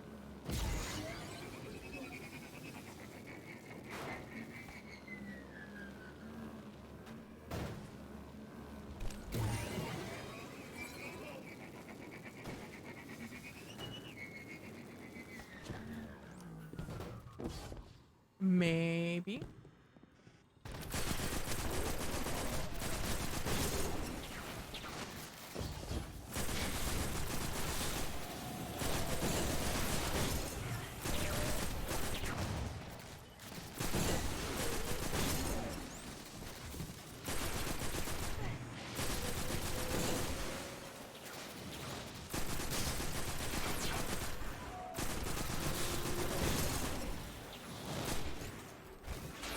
Me ready, pre-aiming, ready to shoot him as soon as he gets out of his barrier. Also me, one bullet in the chamber. Oh, heavy ammo, we'll take that.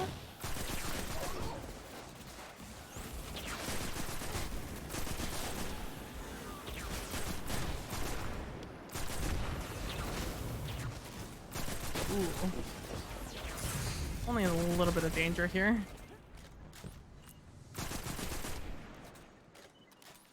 The bloom. I can't see anything.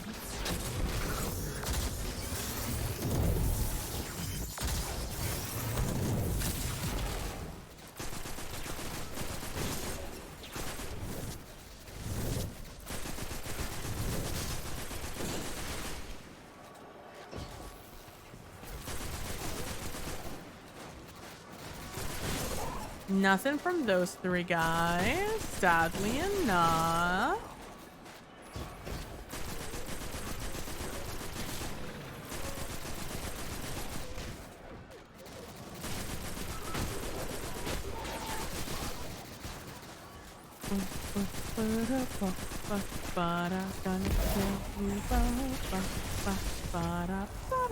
Where are you? I shot you once. You're so over dramatic, Mr. Barrier. Oh, I got some shoes. Let's go. We've finished off the whole set, the whole kit and caboodle. Let's put something on here. Let's put oh, I only have one energy, huh? That feels bad. Let's put that on there. And then over here, we get one choice, one opportunity. Well, considering I'm not using arc, not many of these are useful to me. Yeah, let's put that one on, and then we'll do... Yeah, let's do a cheeky little recovery, because that's where we need our help. Oh, we hit 1500 cap. Oh, because they're all dropping at 1570.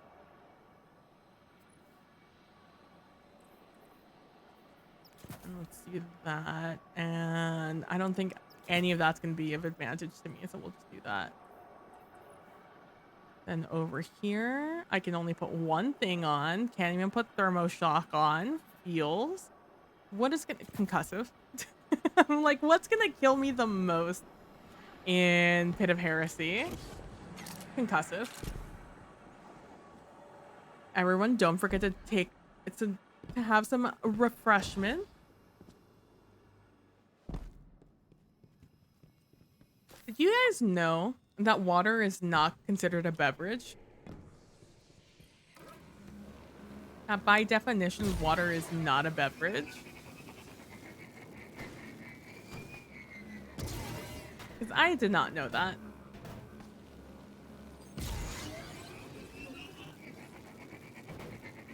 I've always considered a beverage just something you drink with like a meal.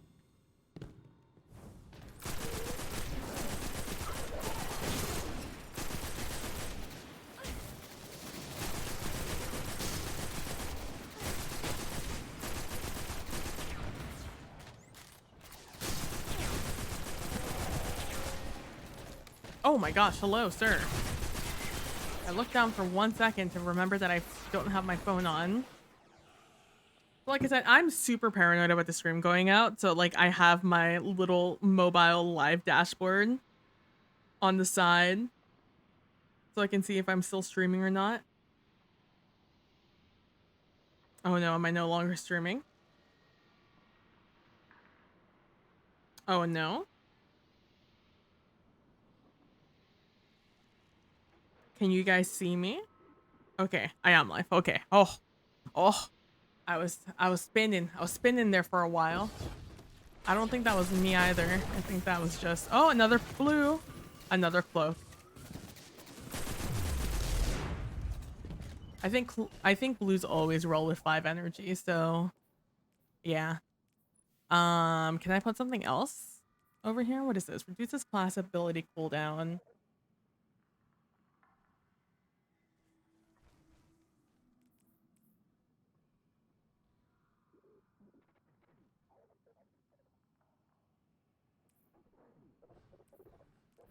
It's kind of the same, isn't it?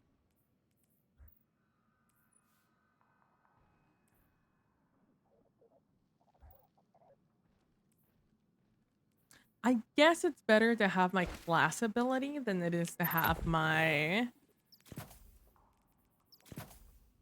It's better to have my class ability, because if I dodge with my class ability, I get my melee back from near enemies, right? So, at the end of the day, it's basically a 2-for-1 special. No, you're streaming. We had a weird chat and stream was just running and chat wasn't working. Interesting. Yeah, they must... Twitch just must be having some wonky things going on. Because they've been odd all week.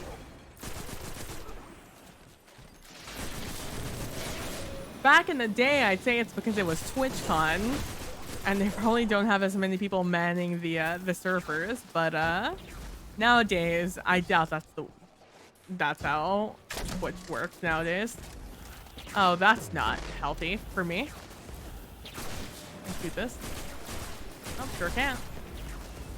Oh, that didn't blow it up either. Well, guess who's not going that way? We're going this way.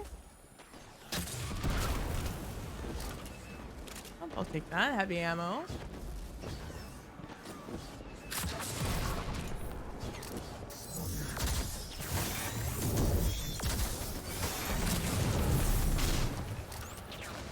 Oh, I got an umbral. Let's go.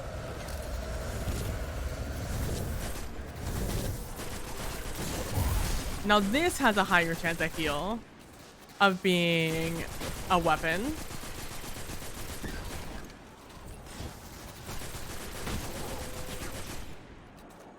I'm safe.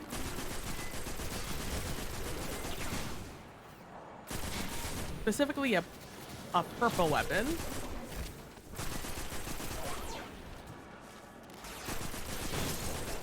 I got baited by his attack. I thought somebody dropped the legendary Engram over here.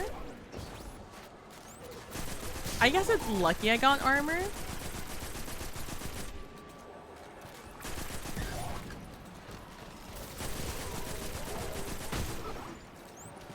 But even still. Let's go. Ambitious rangefinder. I'm not mad about it. 3 regulars though. Nothing really long range. Is a little scary, but I still have all my energy weapons to go. Let's go. Let's go see what this Umbral is.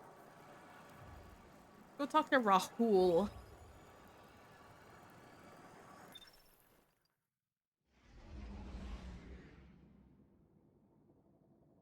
So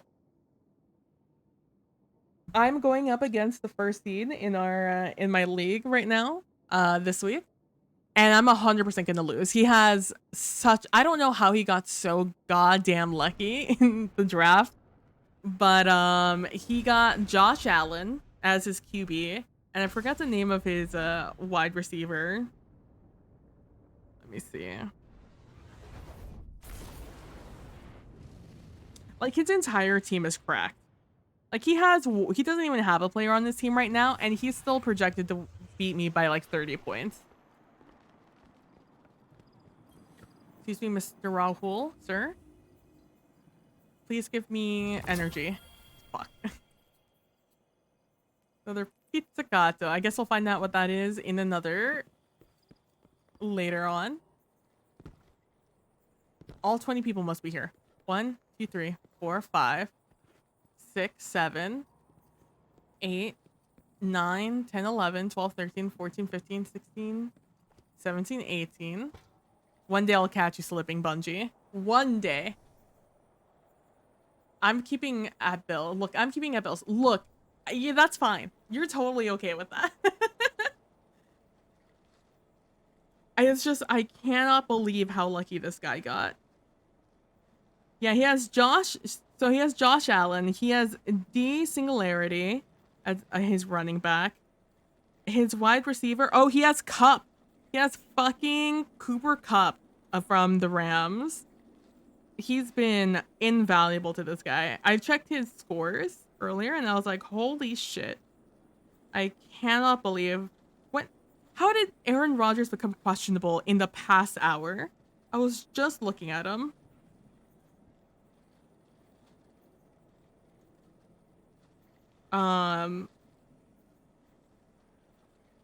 But yeah, if this guy was running the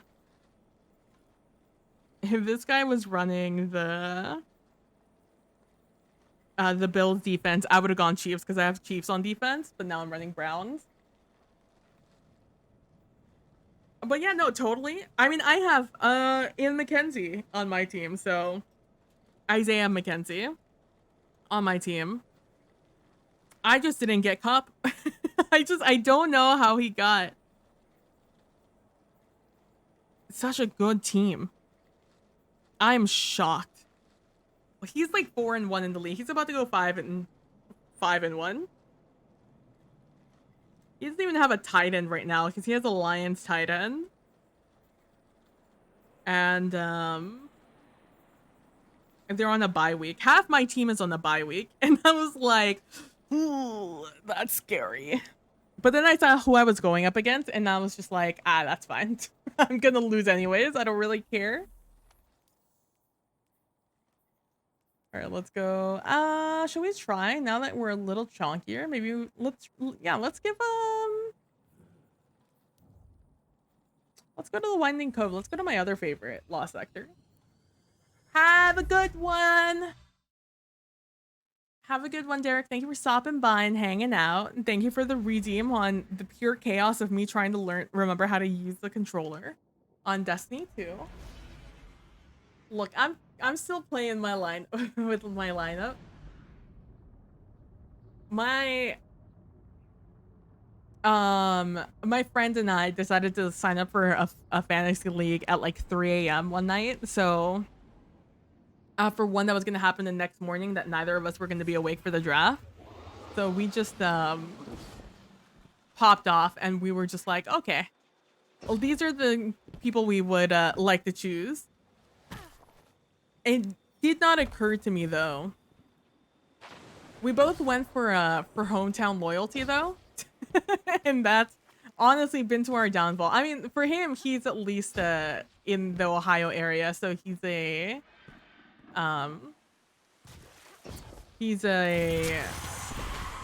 Bears fan.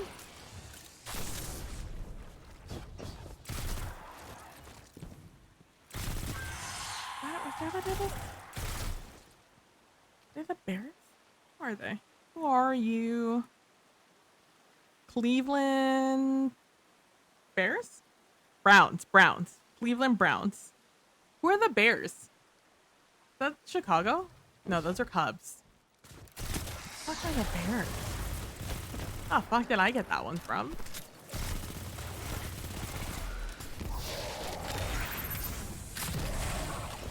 That little sniper up there has killed me more times than I can fucking count. Fortunately, this is the nice thing about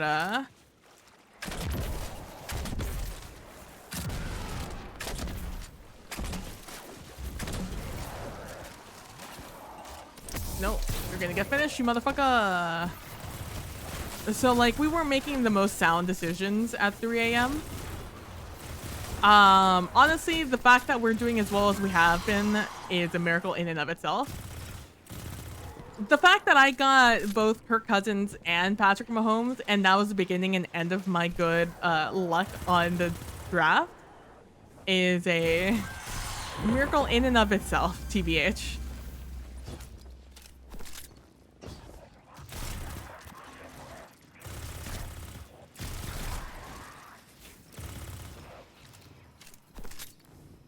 I don't really use Pizzicata, but this is kind of gnarly.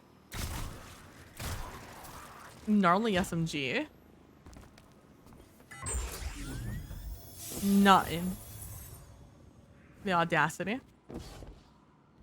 It is going faster than the other one though, but mostly because I'm in danger 100% of the time. The reason I like going through this one, oh look, it's a high value target. I don't know if I'm allowed to kill high value targets. I think it's like shinies that I'm allowed to kill. I was thinking about that as I saw the public event. About whether or not I was allowed to kill and do a public event. Part of me just wants to say doing world activities. Guarded optimism. Oh, there we go. We got a heavy weapon. Maybe it'll make it go faster if I just say doing world activities.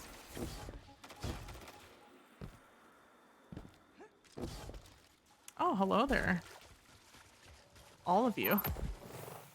2 minutes. I might be back outside in 2 minutes. Again, need to make sure I do not die, because dying will be unbelievably detrimental to this Lightlocke. Losing this blinding grenade launcher would be the worst thing that I could do. Oh. Oh. Oh, it's another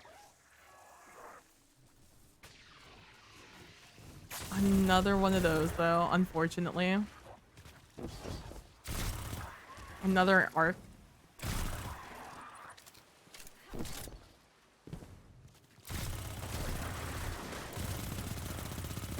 I think I prefer to use a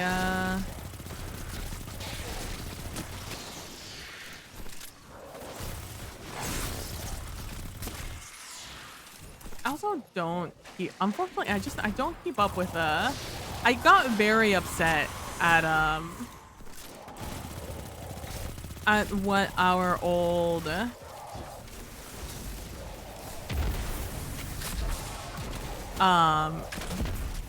coach DM did with the Texans, and I got very upset. I stopped really paying attention a ton to the NFL. This is like, and then over quarantine, I also didn't pay a super amount of attention because I felt weird about sports still existing during COVID time.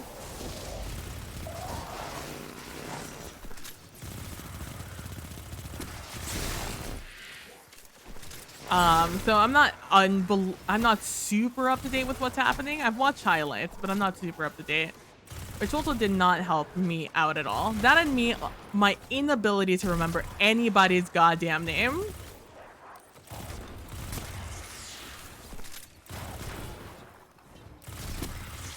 I'm just like, can we have these players' photos be their photos of them on the field? Because I'll recognize them more by their shape than I do by seeing their faces.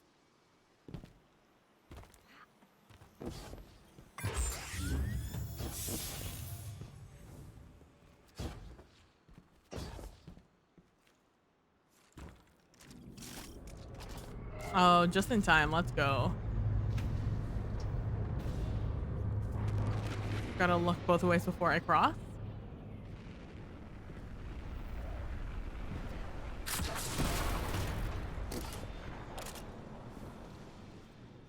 This one is especially dangerous for my health.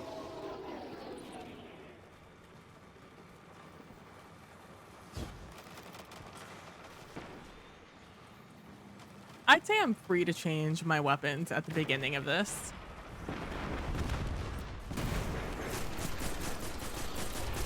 Maybe you shouldn't keep your original weapons since they're 1350. I think I'll leave that up to choice though.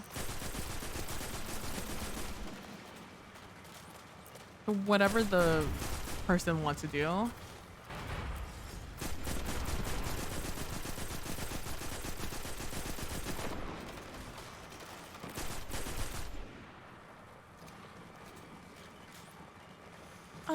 Coming up. Yeah, next week we have we're back to duo GMs with Nilly. We really only have Lightblade left, but Lightblade I think is going to be our biggest challenge. If not mentally, but just also just physically. It's gonna be a difficult game to get through.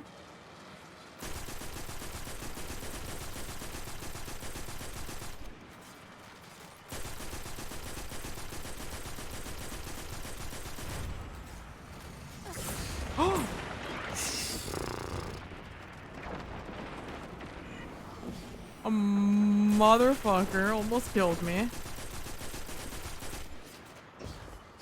Oh, those are all coming to me, huh?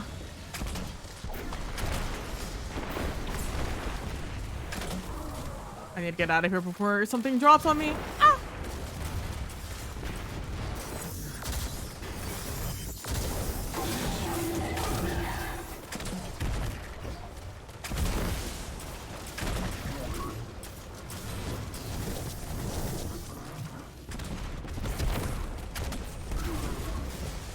None of you motherfuckers dropped me an engram? Wow, imagine.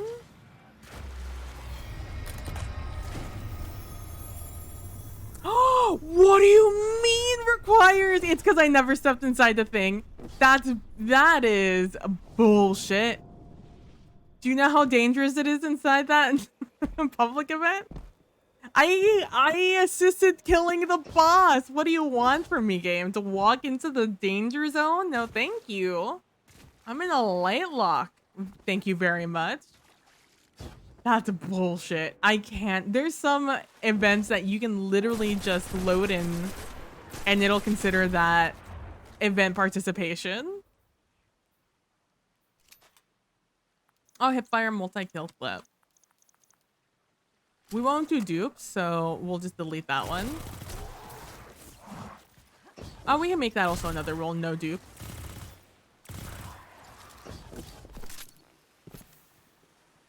Find danger here.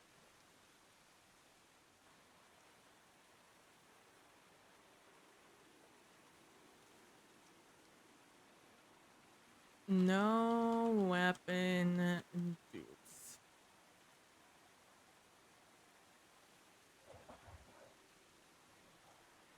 I don't like that I can't see my stream.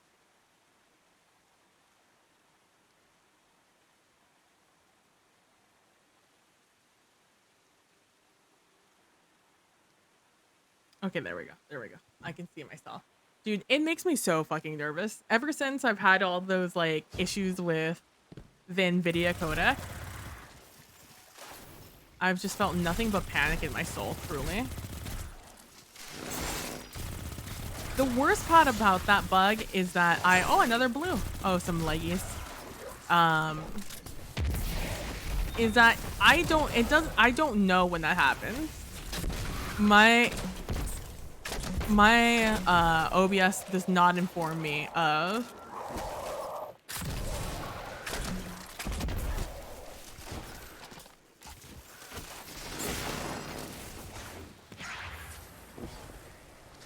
That's fine. I'll deal with you later.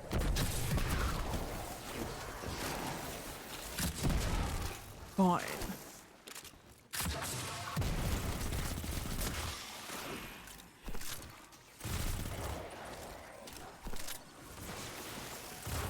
Also, later this month, October 21st, when we're not streaming with Nilly, I will honestly that first day it comes out, I might just be like, hey, I'm gonna take this day to stream myself. I'm going to be playing a visual novel that I've been excited for a very long time. I think 2 years is when they first announced it. Perfect Garbage Studios announced Love Shore, and it has a bunch of writers and artists and creators that I think are super cool.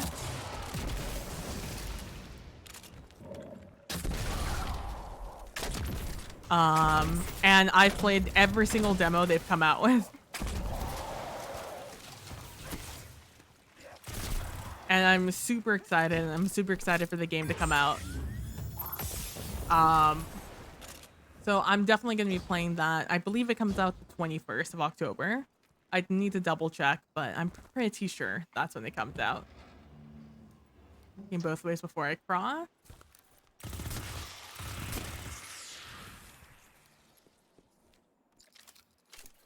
It is a... What are the chances I still have that? The command. Oh my god, I do still have it. Back when they were doing their Kickstarter. Let's see how they describe it. Love Shore. Oh, it's so bright. Hold on, let me move it over here so it's not blinding you. A sci-fi thriller visual novel that centers around two cyborgs as they try to uncover the hidden truth in their never-sleeping city. So that does that. No. Maybe the Itch.io's better. That's such a disservice as to what the game's actually about.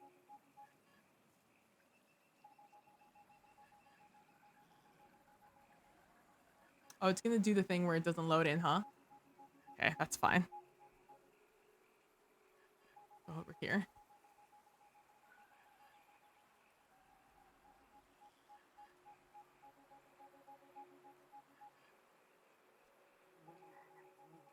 Here we go. Play as Sam or Farah as they attempt to navigate the neon thrills of their cyberpunk city Love Shore, solve murders, fight gods, and maybe fall in love. Oh, this is on the coming soon on this page. Yeah, welcome to Love Shore, a city that transforms at night. The futuristic metropolis just happens to also be populated with cyborgs. Old gods hidden in the depths of criminal or underground, and humans eager to crawl their way to the top no matter what the cost. After a fertility crisis changed the landscape of the city for good, a single company stepped in to help the residents.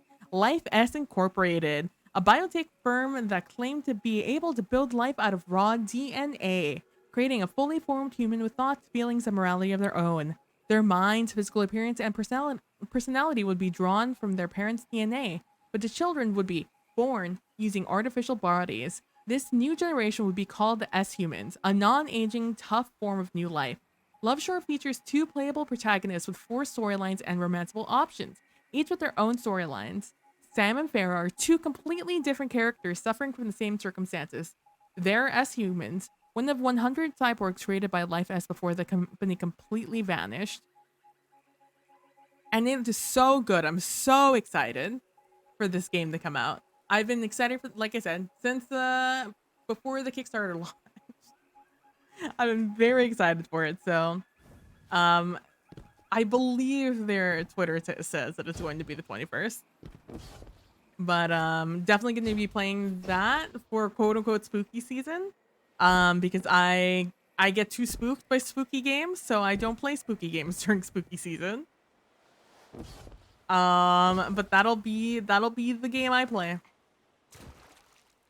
I can do visual novels because they don't have spooky noises. Speaking of spooky noises, where's my spooky noises? I guess it ran out. See what the lo-fi's like.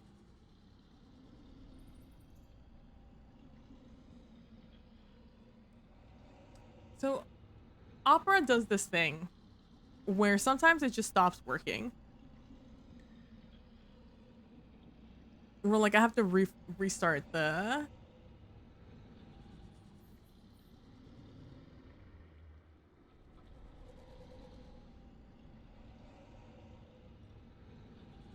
Yeah, that's what was happening. It just wasn't loading for me. They also have an itch.io if you're more comfortable on itch.io. Itch.io, my bad. I know some people don't like when you call it itch.io.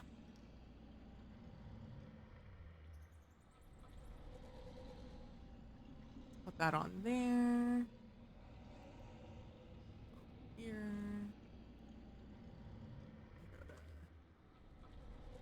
Da da da da da da.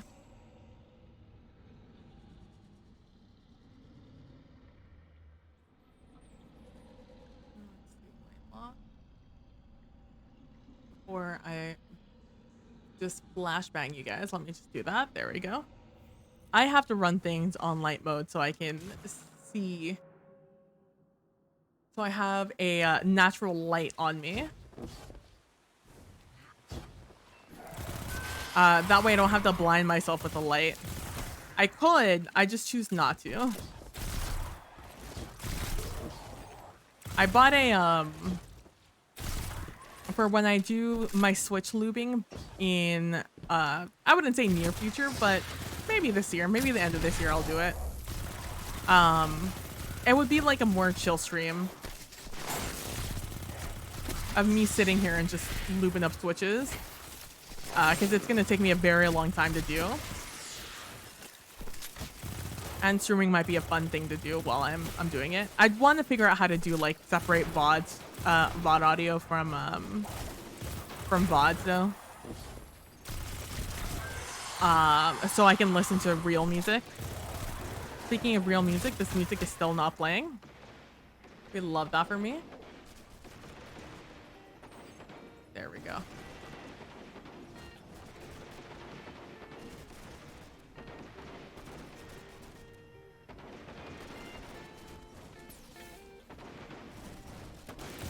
Doing a quick check that everything was still working there. Let me just reload this as slowly as I possibly can.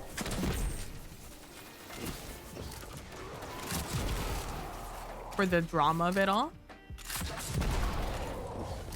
But yeah, I'm very excited to see. Honestly, the Bills Chiefs game should be a really good game. I'm excited for it if just for that fact. I am mildly unexcited to essentially throw the game. Because it's going to be terrible for points, I think. It's either going to be terrible for points or it's going to be great for fantasy points. There is no middle ground.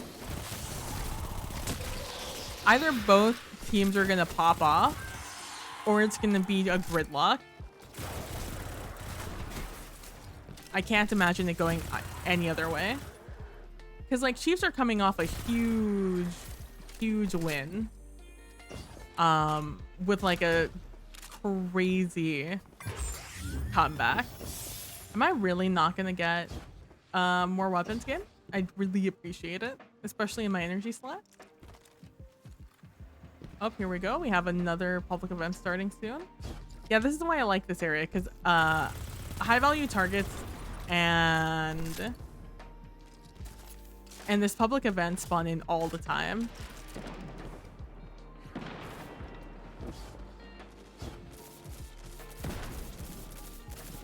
Oh, look at them. Cleaning up the environment. 3 minutes? Oh, I'll definitely be out by 3 minutes. It's such an easy rotation. Any law sector that I can easily come in and out of, my favorite. I love them, adore them, 10 out of 10.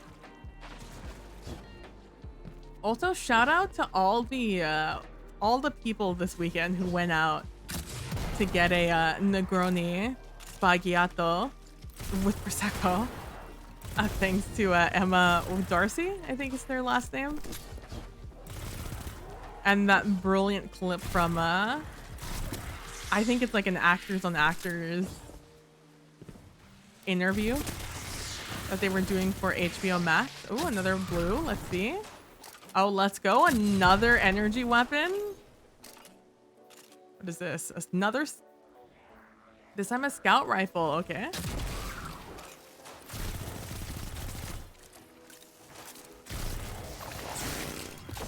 Hey, yo, let's go. Purple arms.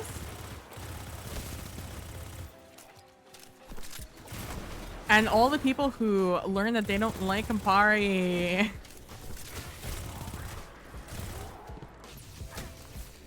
All the girlies who are not drinkers who realize that that's a alcohol. That's a drinker's drink.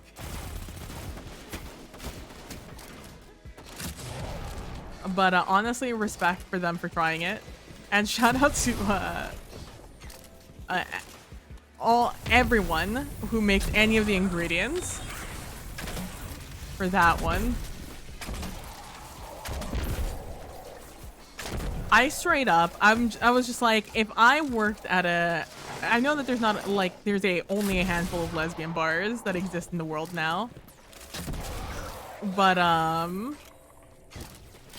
if I worked at a lesbian bar, after watching that, knowing exactly what was about to happen, I would have immediately gone out to buy just a TV that specifically was going to run, or like a display that was specifically going to run that TikTok, that ad, but like with an edit, essentially, of it being that, and then an advertisement for a new drink that I'd call like the sensual, or the stunning Emma, or something like that.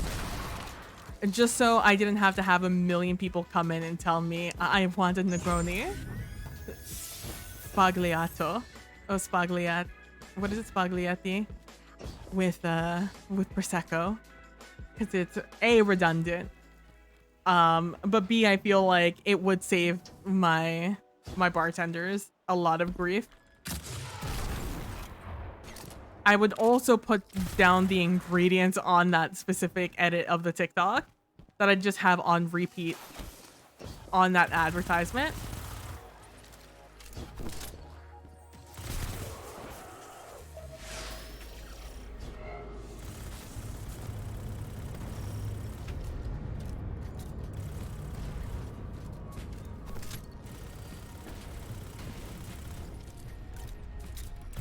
I'd also have like posters and flyers made.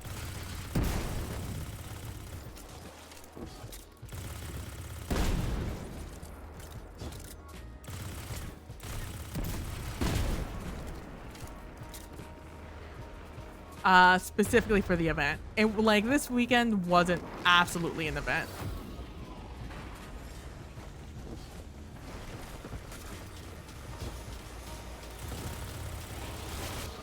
Hello, everyone. I'm just simply trying to stay alive.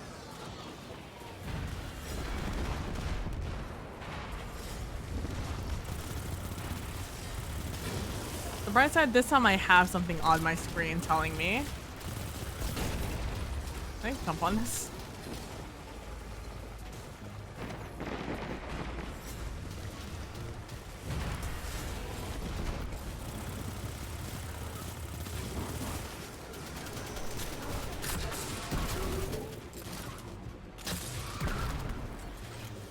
Got him.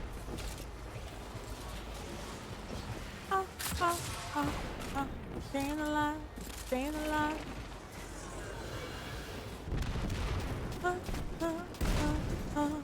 But yeah, if I did that stream, I would do it with like real music.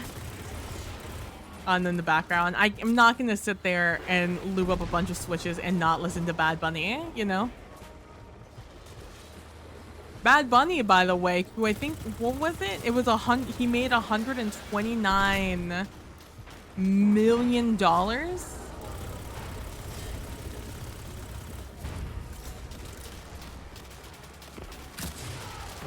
That's the wrong button I have clicked on.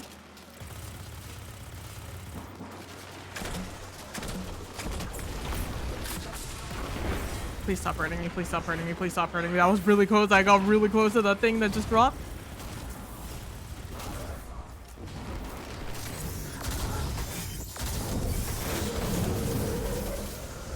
No yellow bars? No engrams? Yeah, 129 million, I think, from the last month, I think it was. From his tours he was doing. Is still actively doing. While doing relief work, by the way, for Hurricane Ian in the past month. Like, it's just like, Bad Bunny is one of those guys that I'm never gonna feel bad about enjoying their music.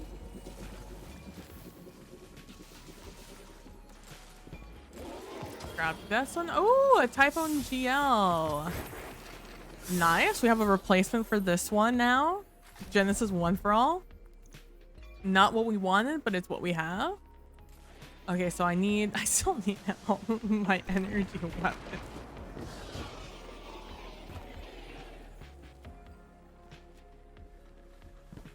All right, we go again. We'll do one or two more, and then we'll rotate over towards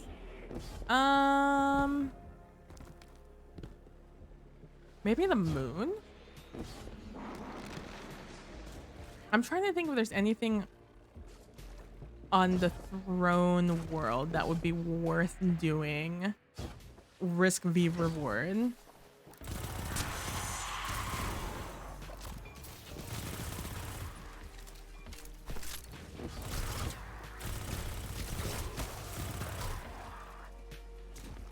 The dead body. I thought it was a body getting up.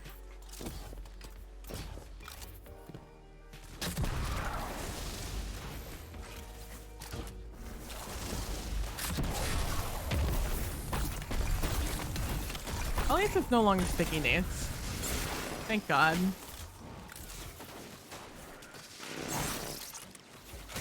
I probably shouldn't let you hit me like that. You're probably a lot stronger when my resilience is lower.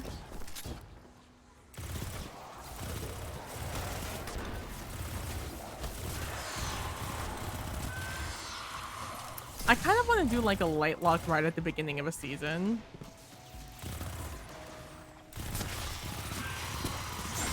That way I'm like genuinely low level. But like 10 levels is so insignificant.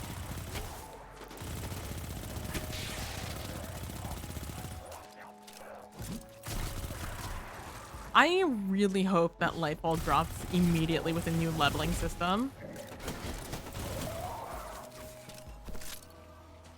I know that they said that they're working on a new leveling system, but like I want one new right now.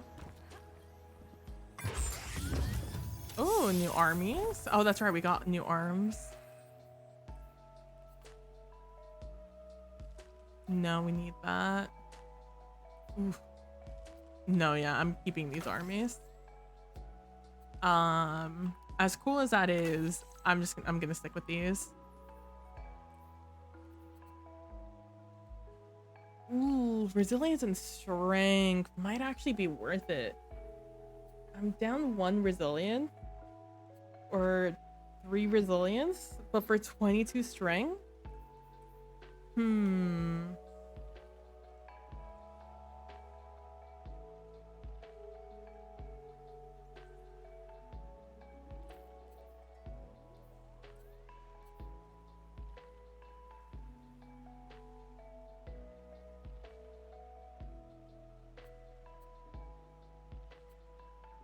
I think I'd rather have these boots that I have on right now.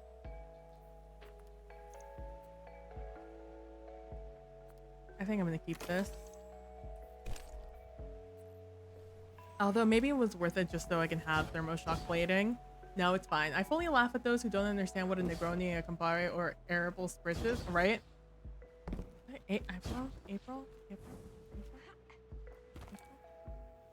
spritz is. Like, these are simple drinks. If you don't have it like the base, you ain't gonna like it. Yeah. Well, I think that's the thing, right? Like, they just hear it and they're just like, I want to try that. That sounds like a sexy drink. And then that's like the beginning and the end of their thought process.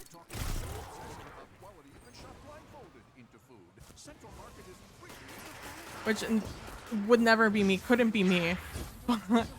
I as soon as someone tells me about a drink I've never heard of before, I'm in there Googling. I'm like, what is this?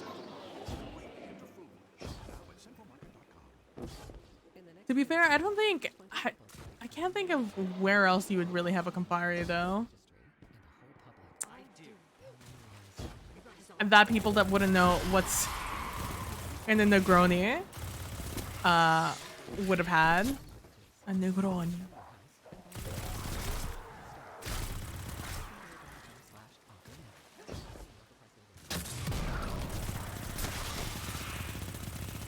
But like, bless all the poor barkeepers this weekend who had to deal with so many people asking for this drink. I almost killed myself with that. I thought I was far away enough. Hold on. Yeah. Come to me. Come to me. Come to me. And you'll be... Ooh, a primer. Let's go.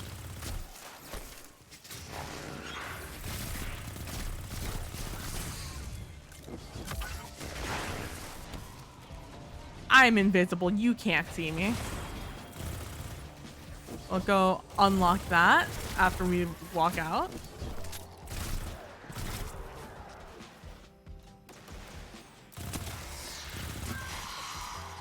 Also, the limits on primers make me upsetty spaghetti. I don't even think it's a limit. It's just the fact that you can only get so many of them so fast.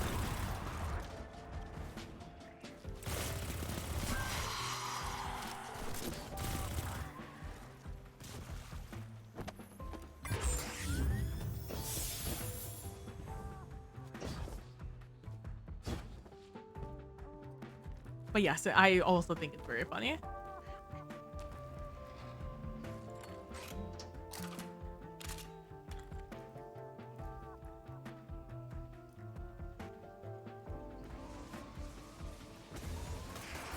Oh god. Okay, leave me alone. Leave me alone, smile. Leave me alone, smile. Leave me alone, challenge. Thank you.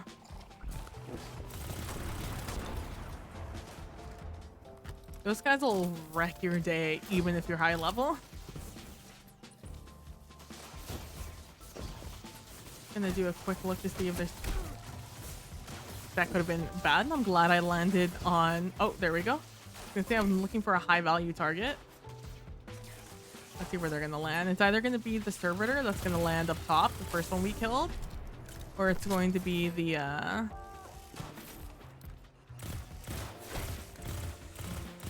it's going to be the Brackus who drops right next to us.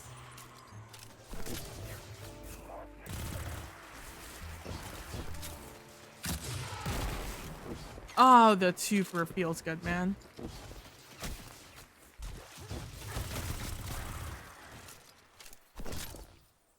It's the servitor. Let's go kill him.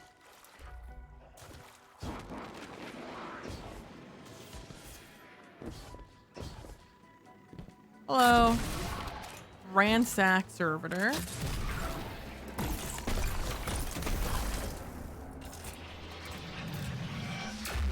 I legit got asked by a youngin whether a Manhattan was a sexy drink and would it look good on Instagram. That's adorable. There we go. Those are my 3. Again, I'm gonna keep the Kostakov just so I don't have to pull it again. But God, I can't believe I have 3 energy weapons. Of the 1 energy I do not care for. Bloop. We're just blooping. Bloop, bloop, bloop, bloop, bloop. That's really funny. It's just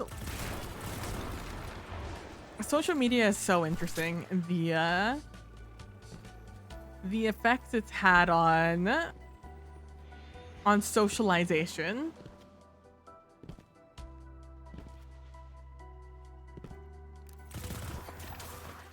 Ooh, a blue. Let's go.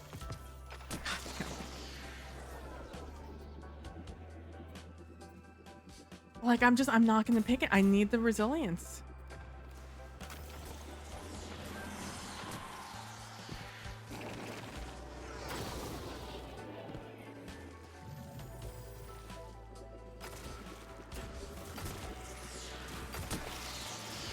Thank you, I appreciate it. I love getting credit for other people's skills.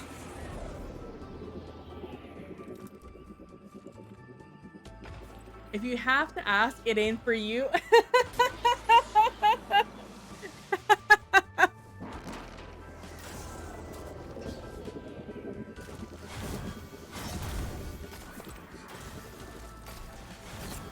Really appreciate it.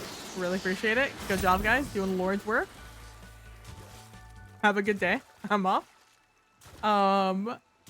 That's so funny.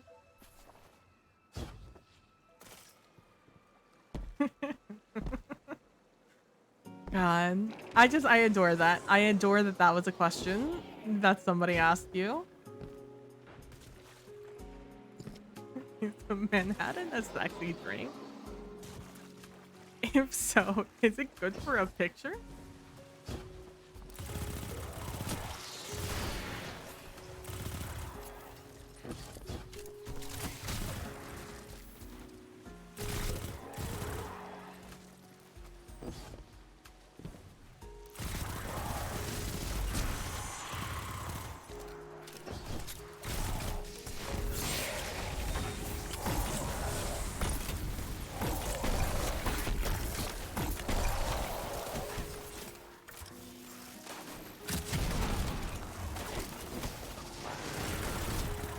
Oiga, calm down.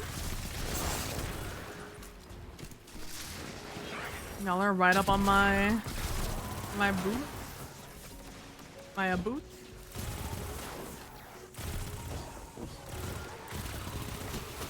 Where'd you go? That sniper is the worst thing in the world. Back when this was a legendary lost sector, or like whatever the previous version of legendary lost sector was, that guy hit so effing hard. The amount of times he killed me, one too many to count.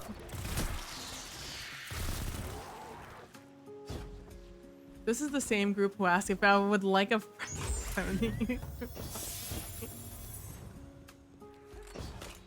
Oh, you gotta love it. You have to love it. 30 seconds? I'll chill out here. I'll wait for this event. Although again, keeping an eye out on my left and my right because pikes drive in and out of this area, and I'm terrified of pikes.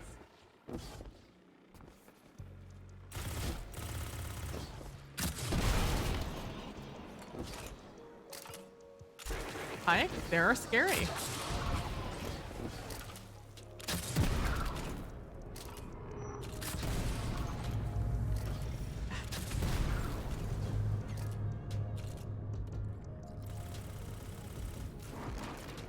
What a group. What a bunch of lads and lasses.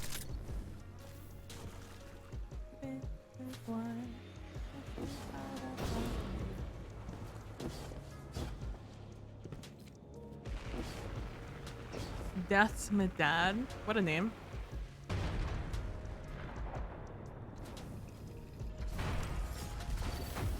Go ahead and just make sure I get credit for this before I stand here for a very long time and get no credit, as I did last time.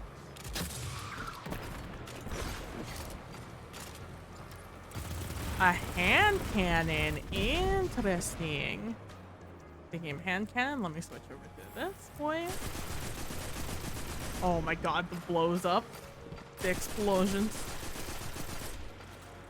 Explosion.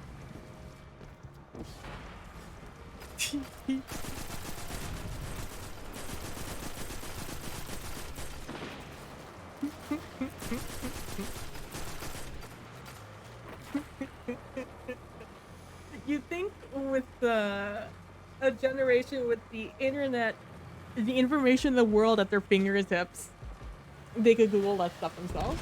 Hey, Cass, how you doing today? Are we already on this step? Let's go. Shout out to the person using, was that a...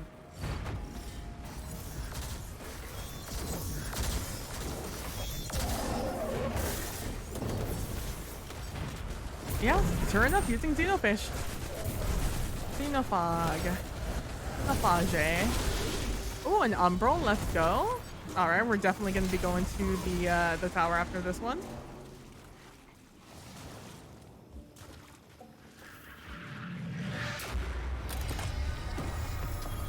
Oh, leggies, let's go. Alright, I don't have anything going. Let's go to the tower. Yeah, but that would require research skills and not just question asking. I mean, they could ask the question to their smart devices. That counts, right? I taught my mom this week how to use the voice feature on her phone. And it's very adorable because we were at the kitchen table. And so I had it on the desk, right? We'll pretend that this is a table. And my mom, I'd be like, okay, so say this to your Google. So it like, you know, recognizes your voice. And then she would lean all the way over and speak into the phone. And I'm like, Mom, you don't have to do that. You can just ask it the question. In fact, I asked the question and my phone like on the other side of the table picked it up. I kept having like stop, might be like phone, not me. I'm not you. I'm not asking you right now. I'm giving an example. But that's funny.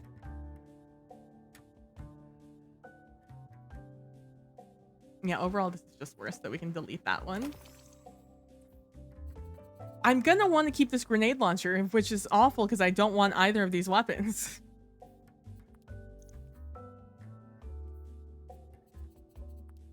Yeah, I don't want either of them. I'll keep the scout rifle, but like I want to keep this one. I think this is my best opportunity for success. Especially now that I have a sword and a grenade launcher. I have a shotgun. The shotgun might be good.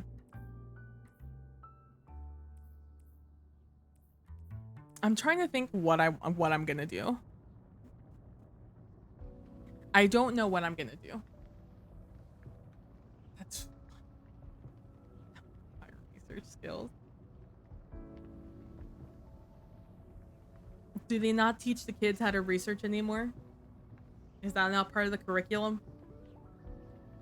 Is there not a teacher yelling at them that they need to have 4 book sources and that max 1 web source? Is that still a thing? Do they still not let you do web resources? Not let you cite websites? They still require you to do mostly books? Or is that a thing of the past? I did. Let's go. As you should. As you should. I used to get so mad. Especially my, in college, my lessons teacher, no credit class, it's private lessons. She would require us to do research on the piece. I mean, obviously do research for the piece, but she wanted us to write a whole, oh my gosh, no wonder that took so long. Apparently we all fucking took a ride with each other. We all carpooled. All right, okay. Damn it. Damn it. That is worse in every way than what I have. That is worse in every way than what I have. 1580 though, I don't know if I have armies for some shuffling around of builds in the future, so I'll just switch that over. Yeah, she used to require us to write like a paper on it, and it had to be all book sources. And I don't know how to explain to you guys how difficult it is to find how to find certain resources of let's put the moon. At Kroger, we work with local I can't describe to you how difficult it is to find resources on obscure musicians in books. Specifically obscure musicians and that specific piece of music, or that specific piece of knowledge about that piece of music that's not already on the piece of music. The music comes with its own cover and its own history. It tells you the music is the primary resource. And the fact that I needed more, frustrated me to no end. There was this piece I did. I don't remember what it was called anymore. But I remember turning in like my paper. I found no information. When I tell you I found no information, I found zero information about this specific person and that specific piece of music. I found stuff about someone named a similar name, but who did not write that piece of music. And I was just like, what is this? And then she kept telling me that I needed to do more research, that I wasn't doing enough research. I'm like, where? Where do I find more research about this man who does not exist, essentially? Outside of this piece of music. This is his name claim. I used to get so frustrated. And like on the internet, it was that same exact piece of knowledge that was on the piece of music itself was on the internet also. And so I looked for where so my trick used to be I would go to the Wikipedia page and I would find the resources at the bottom where it said like where it came from, what book and etc. the knowledge came from. And so I did that. I looked up that book. I got it requested at the library. Mind you, again, zero credit class. This is a pass-fail class. Because it's literally private lessons that I get like once a week, supposedly. For like less than an hour. And I get it requested to the library. I look for that specific page just so I can do, the MLA format bullshit. And I get that specific line that's the same thing, just worded a little differently than what was on my original piece of music. I was so mad. I can't describe to you the frustration that entered my soul dealing with her. Cooper has a current issue with the student lack of research skills. I've heard that like they don't really research anymore. Like it's not as a huge thing, which is literally so hard for me to believe. Like I 100% believe it. It's just hard for me to believe that we've advanced to a point where that's not a thing. That is like ingrained into the souls of the students.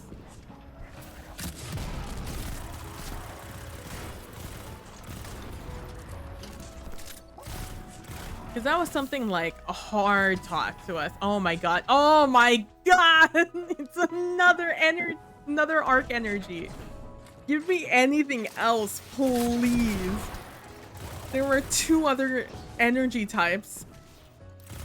I'm begging you.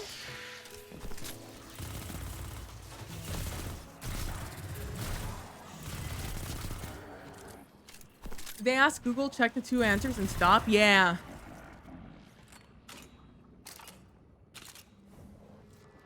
it's like, it's one of the things that I've been curious about, if they are still like extremely skeptical about everything they read on the internet. 'Cause at this point in my life, I still take everything with a very healthy amount of skepticism, unless I'm hearing it from the primary source. Or I have myself done the research, or I trust that person to have done the research. Yes, another Umbral. Hopefully that one gives me an actual weapon that's not Arc. I'd really appreciate that. Would be big fan.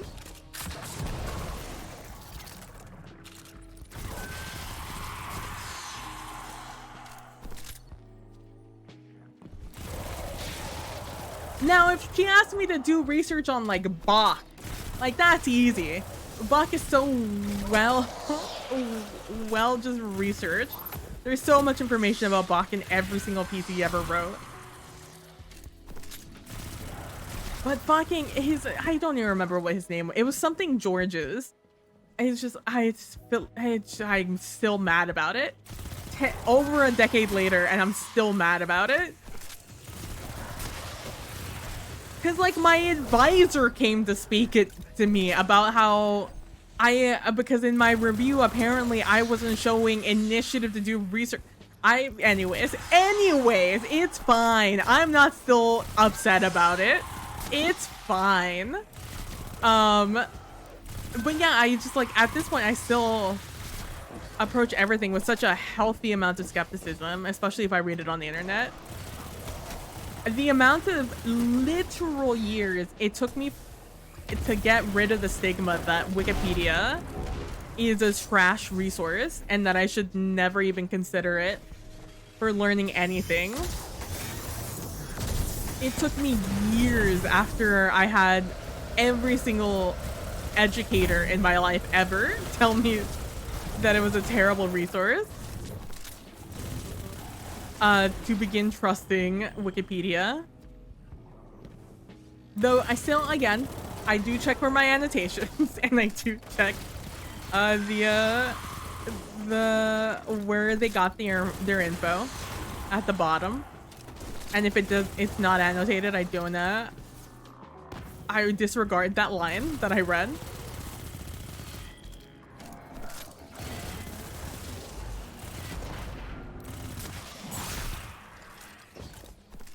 I've seen less and less skepticism. That's terrifying, TBH. TBH, that's terrifying. I hate that.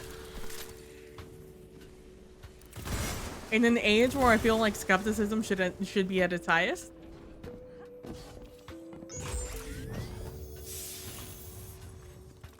I do hope. That's just so odd. I wonder it's because they can just look everything up, or maybe it's like an example set that parents always just Google everything instead, because we don't have like, because like no one buys encyclopedias anymore, right? Like no one has like a set of encyclopedias in their house. Maybe like they don't even tell them like, hey, like even when you go to the library or whatever, they're not like, hey, check out, yeah, look it up in this. Here's like the entire set of 1,000 encyclopedias, A through Z. Look it up. I always told my student that the worst part of Wikipedia was the fact that mixed with inaccuracy. So Wikipedia is not a valid source, but it can be a starting point. Yeah, exactly. Like it's not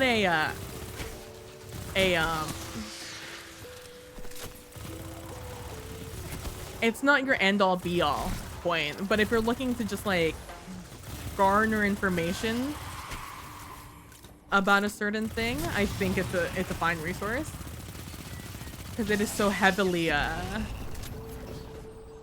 what is the word, monitored.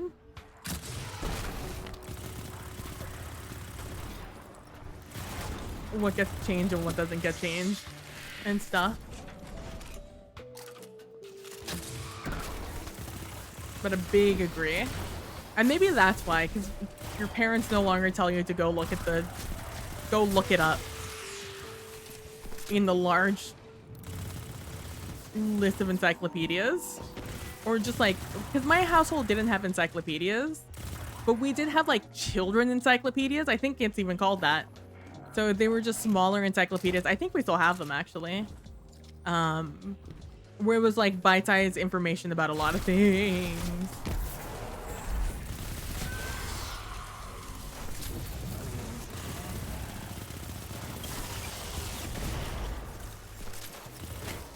But even then, it's just like, as I've grown older, I'm just like, yeah, even books though, I'll still need more than one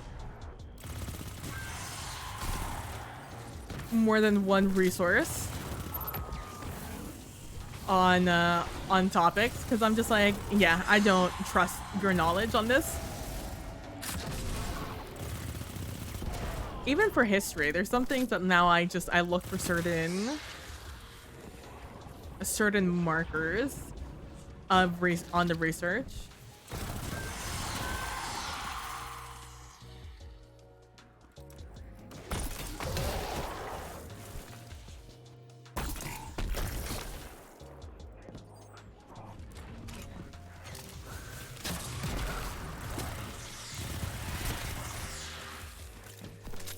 It's like, I guess I now see why those TikTok channels and YouTube channels of people like teaching one topic at a time are so popular. At first I thought it was just because like it's the Hank Green effect. It's the SciShow effect.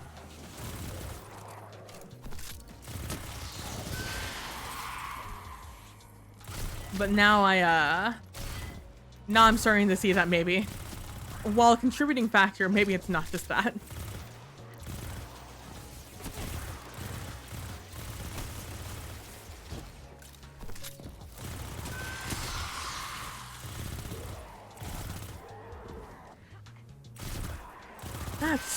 That's so wild to me.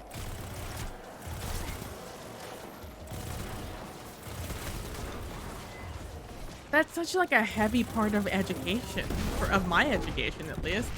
I feel like at every corner I was told, hey, you have to be good at researching. Okay, somehow you didn't die, and that scares me.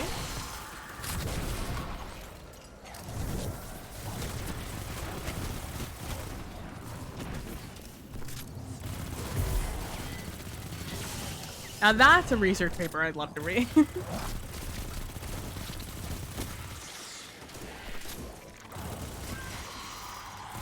And Gen Z and why research is no longer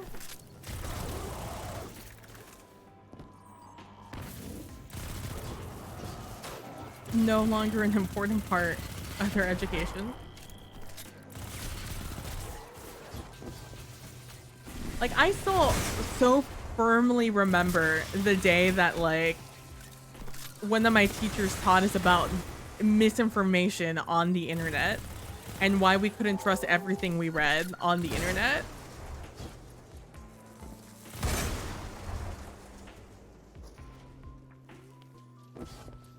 Like, to this day, the website might even still exist, though I would not dare ever go touch it. But it was a day. Have a good one. See you later, Prax. Have a good night. She, my teacher in, I think it was 7th grade, she was just like, it wasn't even a lesson on why you shouldn't, why you shouldn't believe everything on the internet. It started off as a day of her teaching us about different advocacy groups, I think it was what she was teaching us. Maybe it was something else. But it involved her showing us a lot of like, she was like, okay, so we're gonna start fundraising, or I don't even think she said we were gonna fundraise. I think that was just a decision we made on ourselves. But she was like, okay, so here's some endangered animals that I want to talk about today. And so she showed us some like real endangered animals. And then one of them was the endangered tree octopus, I think it was, or something along those lines. Which, preposterous, I know, but like the way she like postured the question made it much more of a plausible thing, especially to 7th graders. but she, um, you know, she showed us that website of this guy and like, quote unquote convinced us that it was a real thing. Although I think a lot of us held a very healthy skepticism about something called a tree octopus, especially when the only picture on the website was a picture of a very blurry zoomed in photo of a dark blob in the that looked like a octopus in the tree. And it was definitely just a Photoshop octopus in a tree. And I remember there was someone in my class that was just like, oh, we have, you know, I've never heard of this before. I can't believe they're so endangered. There's only X amount left in the world. We should, you know, fundraise this, and, you know, I'll make like little ribbons for it. And we could, you know, we could all make little ribbons for it, and we could all just start fundraising for this thing to bring awareness to the endangered fucking tree octopus. And then our teacher was just like, yeah, this isn't a real thing. This isn't real. In fact, someone might have even pointed it out in the class. It's just like, is this even real though? And she was like, yeah, no, but like this website looks very convincing, doesn't it? Points at website made in the mid 2000s. It's like convincing, huh? And it's just like, and this is why you shouldn't believe everything you read on the internet or what anybody tells you about things they read on the internet. Because just because they read it on the internet doesn't mean it's true.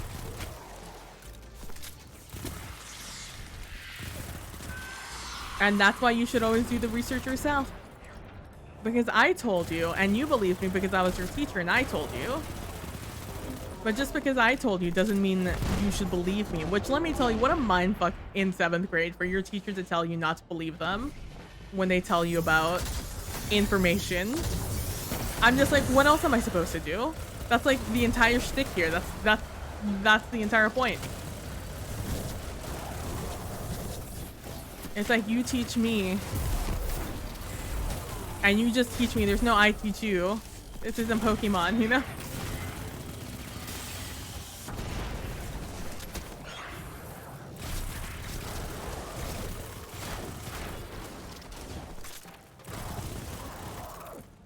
I got a little dicey.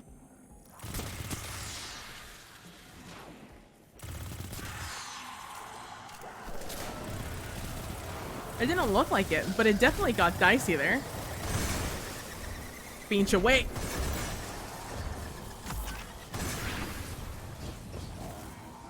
That was very dangerous.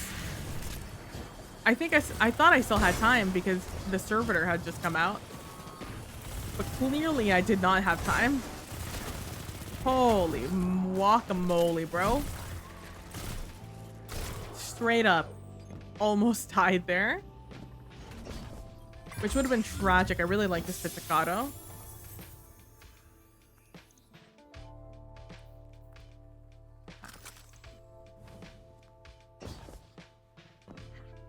I would really like to get all my weapons today. I'm getting a little frustrated that I haven't gotten any energy weapons in 3 hours. Which is, again, something I wanted to test out. I wanted to see how wide this net had to be cast.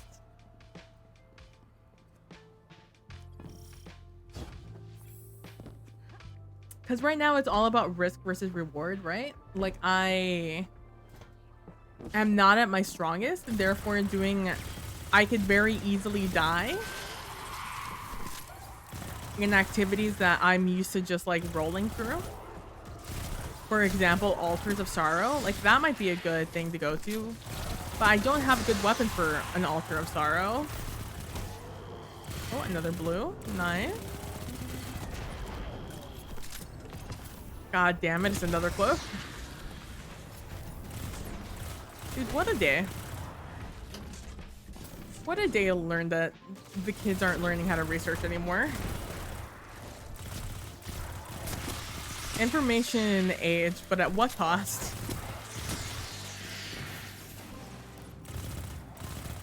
But yeah, a shout out to the endangered tree octopus or whatever the fuck it was. I think it was the spotted octopus. A tree octopus. Maybe it was a squid? Tree squid? The spotted squid? Spotted arbor squid? I don't know why you're not attaching to anyone, but I really appreciate it. Damn, that purple snook straight up debated me. I greatly appreciate this room because they all congregate to that little spot.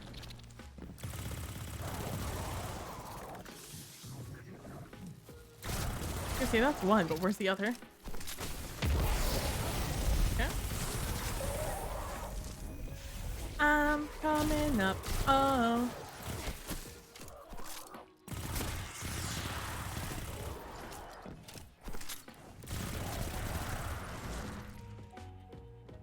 Maybe I'll put a caveat that like you can farm for 3 energy weapons, or you can choose 3 blue weapons, or roll for 3 blue weapons.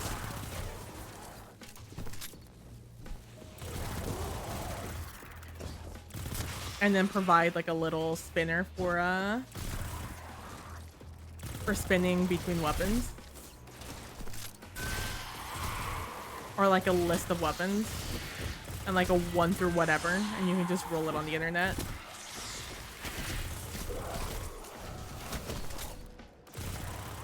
So either you spend the time to do the thing, or you just grab weapons at random.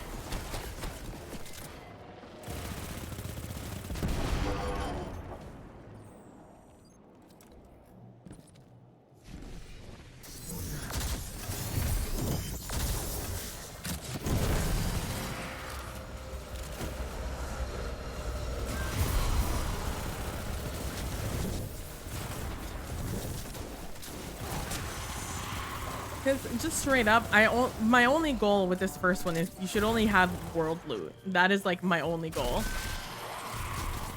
of this first dungeon. Is I don't want you to have good weapons. I want you to have world loot.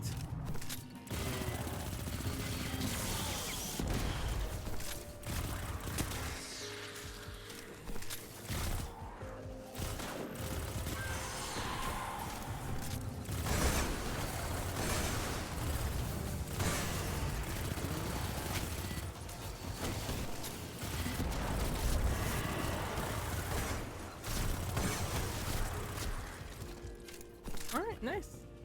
I'm sad no one dropped anything, but right here. Oh, okay. This has been made incredibly more difficult by the fact that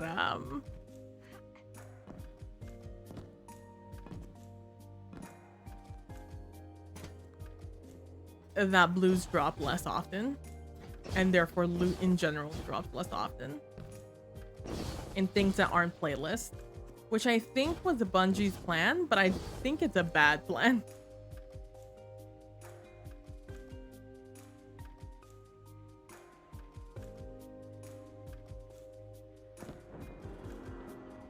Let's give it one more good old college try. Because I am getting tired. Actually, I'm just feeling sick. I'm starting to feel bad again. And I would like to curl up in a ball and just be sad about it. So let me tell you. So I've been playing this game called 20, which is like a, which is kind of like a 2048.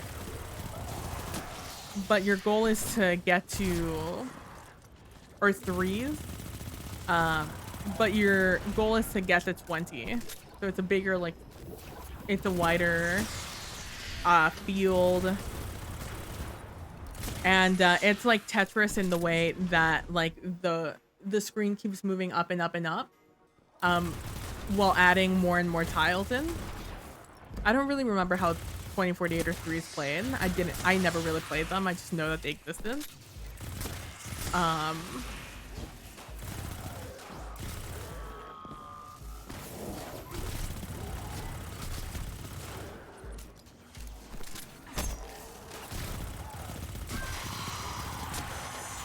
But I've been playing that a lot while I've been out sick.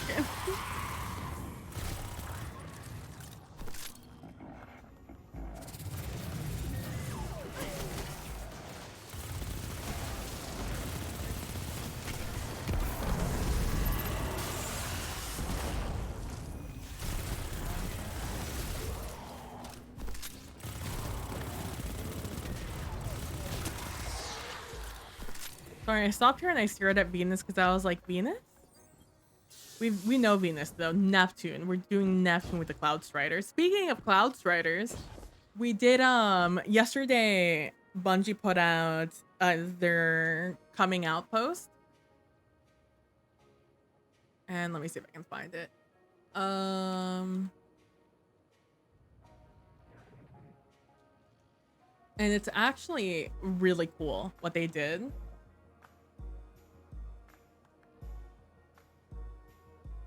Here we go. They did National Coming Out Day. Be brave, Guardian. Don't walk alone. And it talks about, you know, 34th anniversary National Coming Out Day, 35th of the March of Washington for lesbian and gay rights, and blah, blah, blah. Well, I mean, not blah, blah, blah, but like, obviously, it talks about all of that. It's a whole piece about, you know, the coming out experience and the good and the bad of it.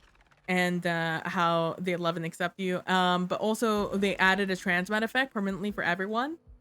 So that's the code.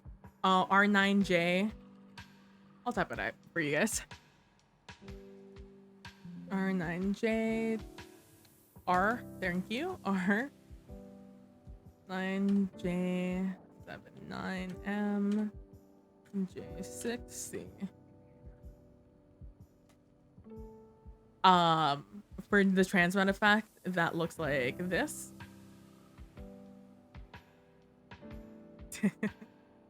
It's just this. It's just a rainbow, not the emote.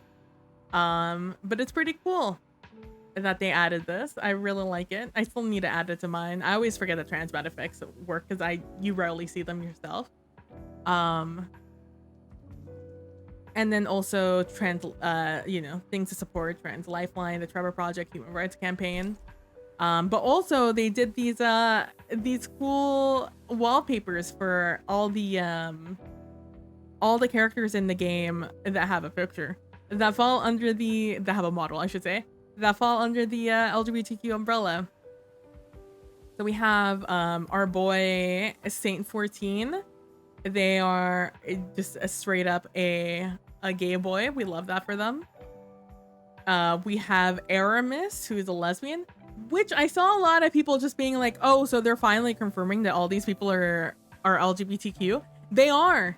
In lore, they are. They're absolutely gay in lore. They always have been gay in lore. Aramis's book is all about like a lore book. It talks about her wife.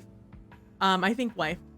But yeah, Aramis is a lesbian. We have Mara Sov, who is bisexual, who again is confirmed. Obviously, Sam 14 and Osiris have a thing. Everyone knows that. We have Mara Sov, who is a canonically bisexual. How do we know that? Because we talk about Mara Sov's partner, female partner. And then Shax also talks about his relations with Mara Sov back in the day. We have one of the new I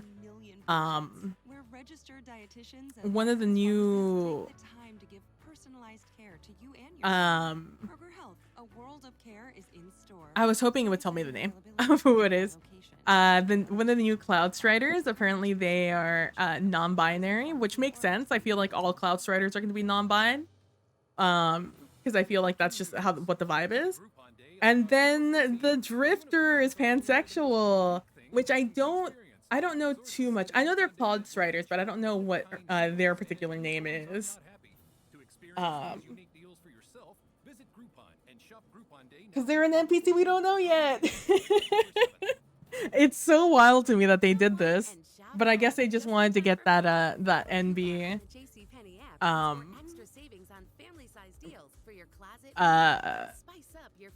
representation out there. And then our boy Drifter, who's pansexual, I don't know if and where that I haven't read too much on the Drifter, so I don't really know what's up with them. I love the design of Cloud Striders, by the way. I'm obsessed. Like, this is so cool. This like helmet. This helmet into like what I'm assuming is their own enhanced body, cybertronically enhanced body, along with this like weapon on their back. Oh my god. It's just their design is so cool. I'm obsessed with the Cloud Striders. I'm devastated that we're probably not going to be able to make a Cloud Strider character ourselves.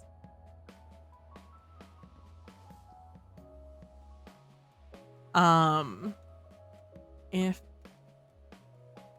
you would like to skip the weapon farming in the beginning, you may roll for a random weapon.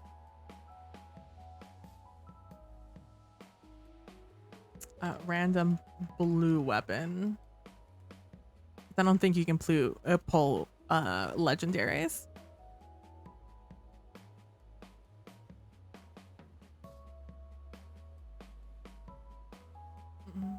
The rolling table will be provided below. Okay. Before I forget. These guys took a knee. They waited for me for so long. They like became uninvisible and just chilled there, which I really respect. They were just like, I'm not gonna go check. Trouble didn't come to find me. I'm not gonna go looking for trouble. A stance I can respect. But yeah, the Cloud Striders, God, they look so cool. Again, devastated that we probably won't be able to make them.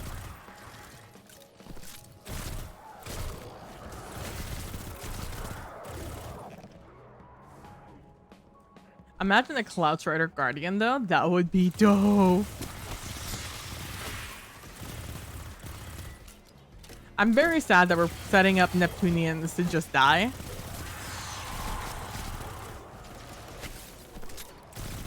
Like, we're bringing them in just to take them out, which I'm not happy about. It's a very big trope of these people hid away. It's big Atlantis energy. These people hid away so as to not have to deal with the bullshit of everyone else. But then the bullshit found them anyways. And so did everyone else. And now they're dead anyways.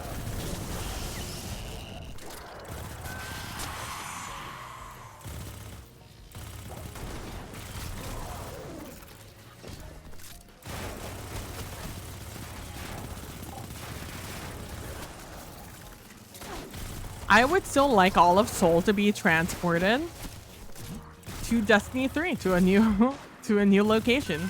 I would love to no longer be in the Soul system. I'm really hoping that Destiny 3, after the Light and Darkness saga, we are in a new location, so we get new enemies to deal with, and not just the same old. You think we're moving to Neptune? You think we're leaving Earth behind? And then just exploring the edges of the universe or edges of our solar system from Neptune?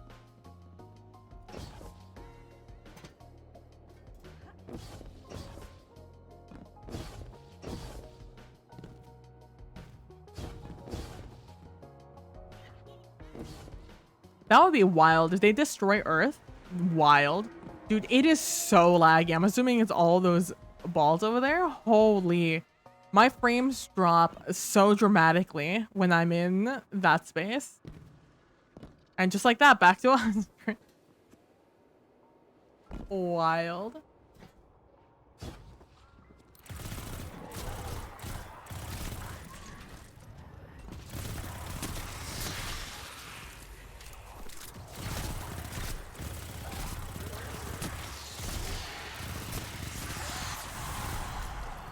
Oh, another blue energy weapon that's not arc. Damn it.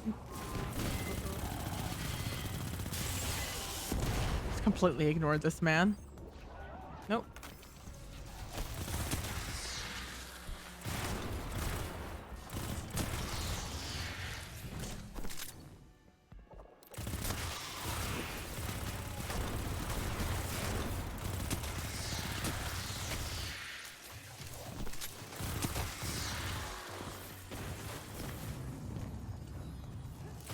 An ambitious assassin? Disgusting.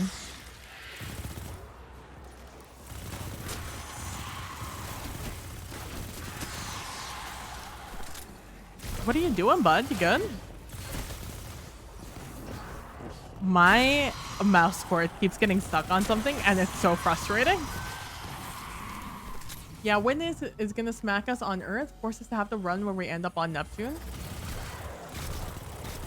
You don't think we end up there just because Osiris tells us to? That he wakes up and he tells us to?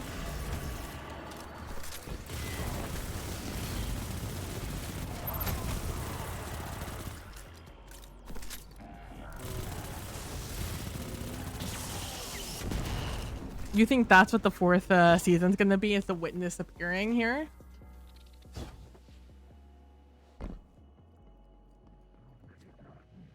Before we find Nezarek's final pieces? What if we're Nezarek's in the entire time? By the way, wild lore. I want to read it. We'll do that at the end of this. Maybe at the end of this one. I don't know. We'll see. We'll see how spicy I'm feeling at the end of this Lost Sector. I hope it's not a, oh, hey, let's go find another distress signal. It would be cool if it wasn't that.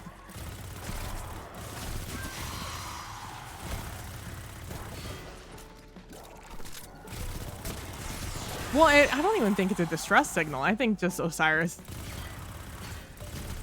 just feels callous. I don't know. I'm very interested to see where they're going to go with the Osiris story. I'm also interested to see Osiris now again, since he's lost Sagira, because we've never known Osiris, the Osiris who has lost Sagira, and we all just so readily accepted that he had a change of heart. If I was Osiris, I'd be pissed that no one noticed that it wasn't me. I'm like, all you fake ass motherfuckers, not one of you realized it wasn't me? When in my life have I ever said those words?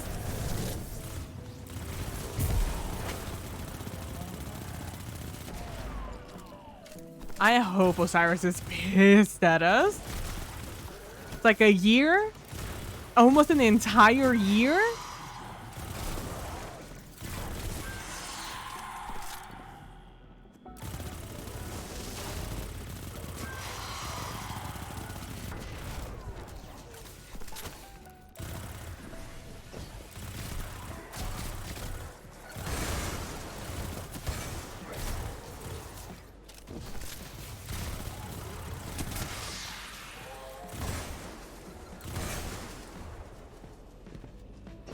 That's been every expansion. Curse of Osiris, Warmind, Beyond Light, all started with us answering some distress.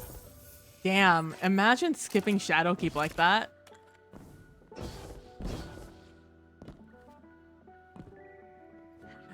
That's the thing. We never knew Osiris in general, to be fair. True. Well, we knew he was a surly old man. Like, we knew that much. And the fact that Osiris became less of a surly old man should have probably been our first sign. Dude, my frames. Dude, it's not even out there anymore. Why are my frames so low out here? What is happening on the moon?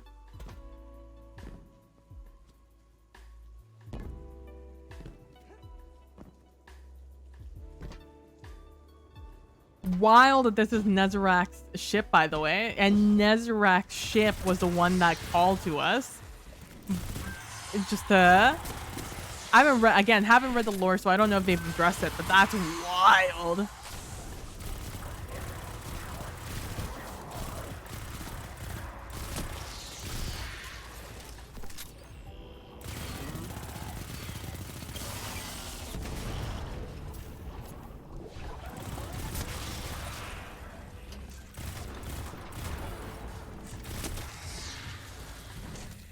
Moon's haunted for real. That's what I'm saying. Surly old man. Nah, I saw the Dawnblade.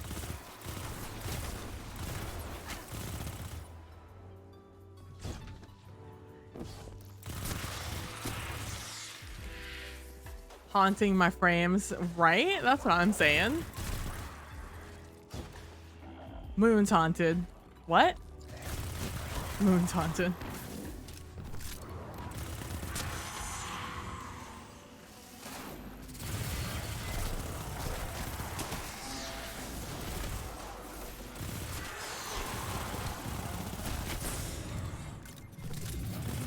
You gotta remember not to die. I think a big part of a Nuzlocke is the not dying part. And I'm getting very careless. Because dying in Lost Sectors is so such a non-issue. Like, there's zero consequences to my actions if I die here. Unless I'm running a Lightlocke. Or other flawless like challenges. I should have done it around the world. I should have just done each Lost Sector once and seen what I got and then called it there. That would have probably been better than farming the same one over and over and over again, just for variety's sake.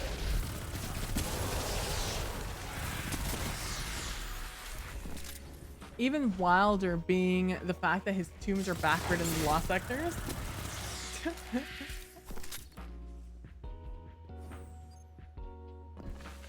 It's like, it's definitely gonna make me want to go back and play Shadowkeep and see if they actually knew it was Nezarec a ship or not.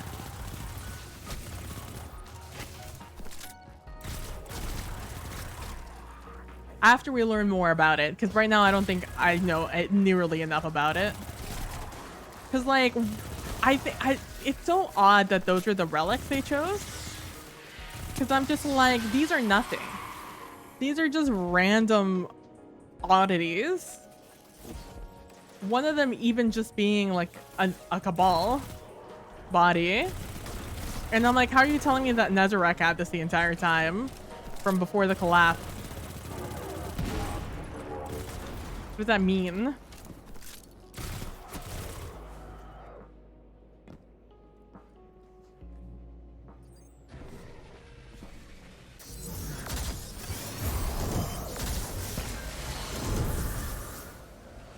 The way Aramis was talking, you think she knew?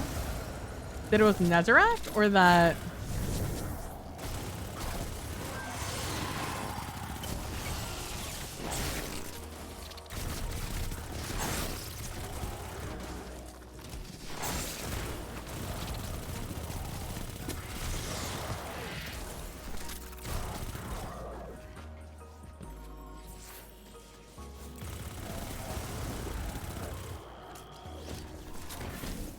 Probably knew, Drifter probably knew for sure that was Nezarec ship. Ah.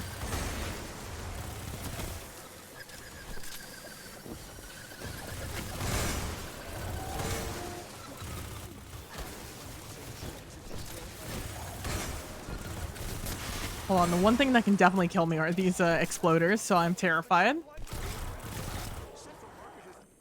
Those motherfuckers have in fact killed me many times while farming this Lost Sector. Alright. Nothing. Feels. Feels, man. Shout out to Central Market for not sponsoring this video. $100 stretch with savings on all your favorite brands at Ross.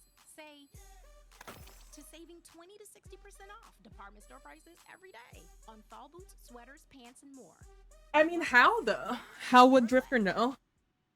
In the next 30 seconds, 20 couples will be planning their wedding, and as they're thinking about the name change, the registry, public. I do. They'll realize. We've got to sell our houses. And find a new one. Where are we going to live in the meantime? Just gonna mute that. It's a wild commercial that I'm listening to. All right, let's turn on game audio. And let's read these lore pieces. Because I have not, and I'm actually very curious to read them this time around. Excuse me. Big hiccup.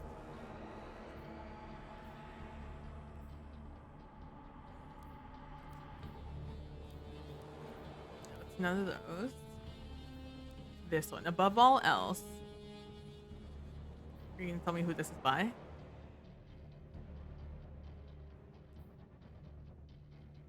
Let me drink some water. Let's read this short one, or this 4-page one.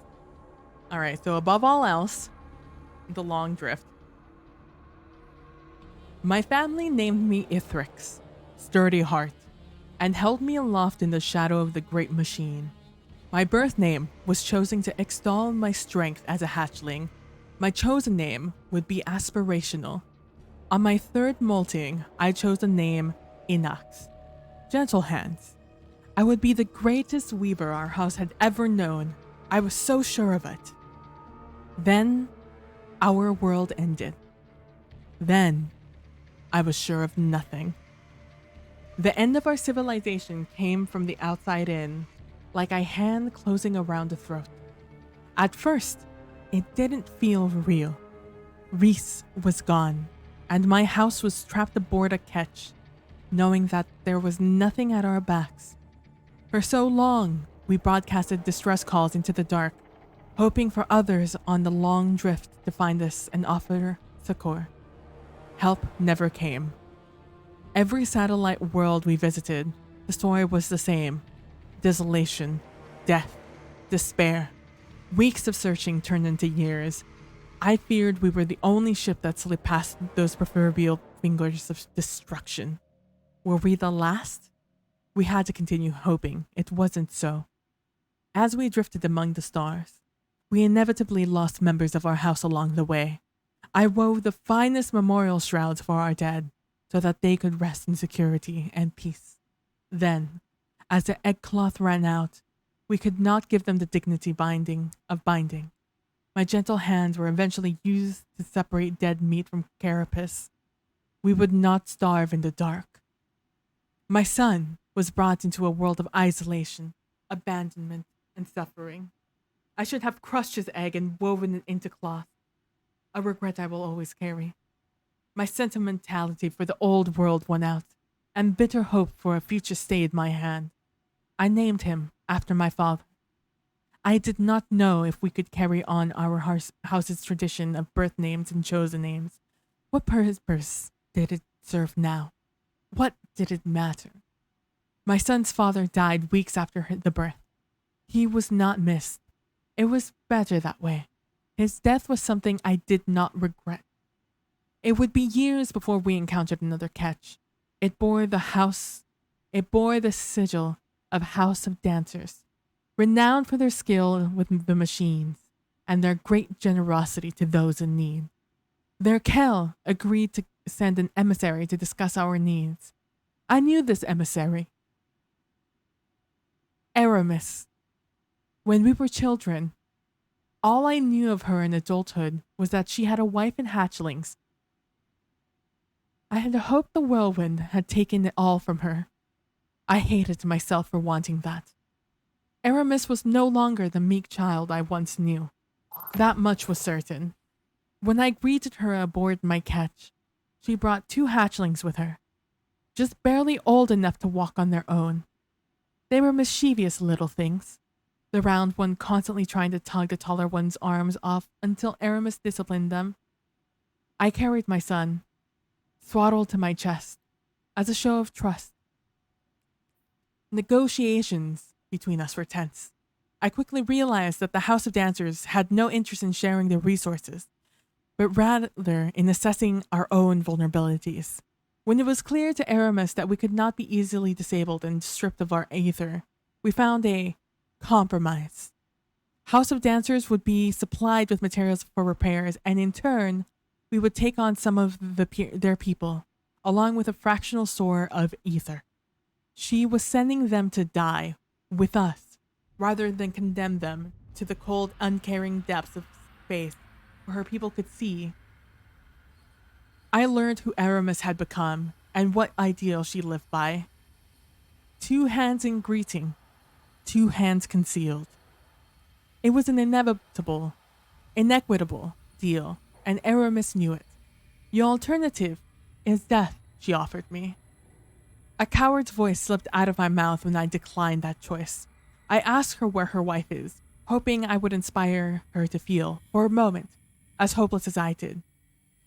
She did not so much as flinch, then foisted the 2 hatchlings onto me. They were not hers, as I had assumed, but the first of the House of the Dancers that we would take in exchange. Too many hands, and not enough ether to go around.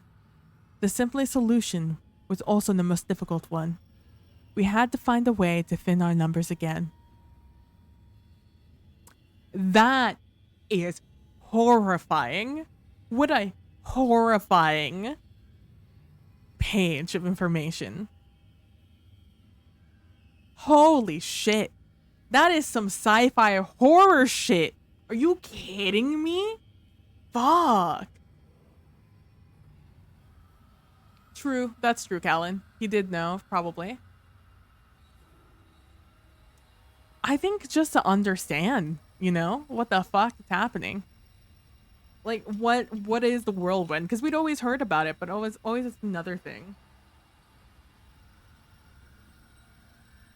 And also what Aramis kind of stands for now. 2. The Whispering Dark. We had sailed the long drift for centuries, but I had yet to come to terms with our new reality. My son had only borne witness to a fraction of it. He was still young, still struggling to understand his place in the world. The 2 children from the House of Dancers, Rakis and Civix, were slightly older and had become his reluctant friends. They protected him from the adolescents who would steal his ether when I wasn't looking. It was not a family, to me, not truly. I had yet to understand that catch is kin.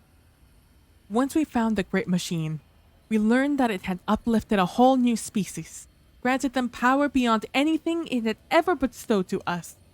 That betrayal drove some in our house to despair, others to death, and many to violence.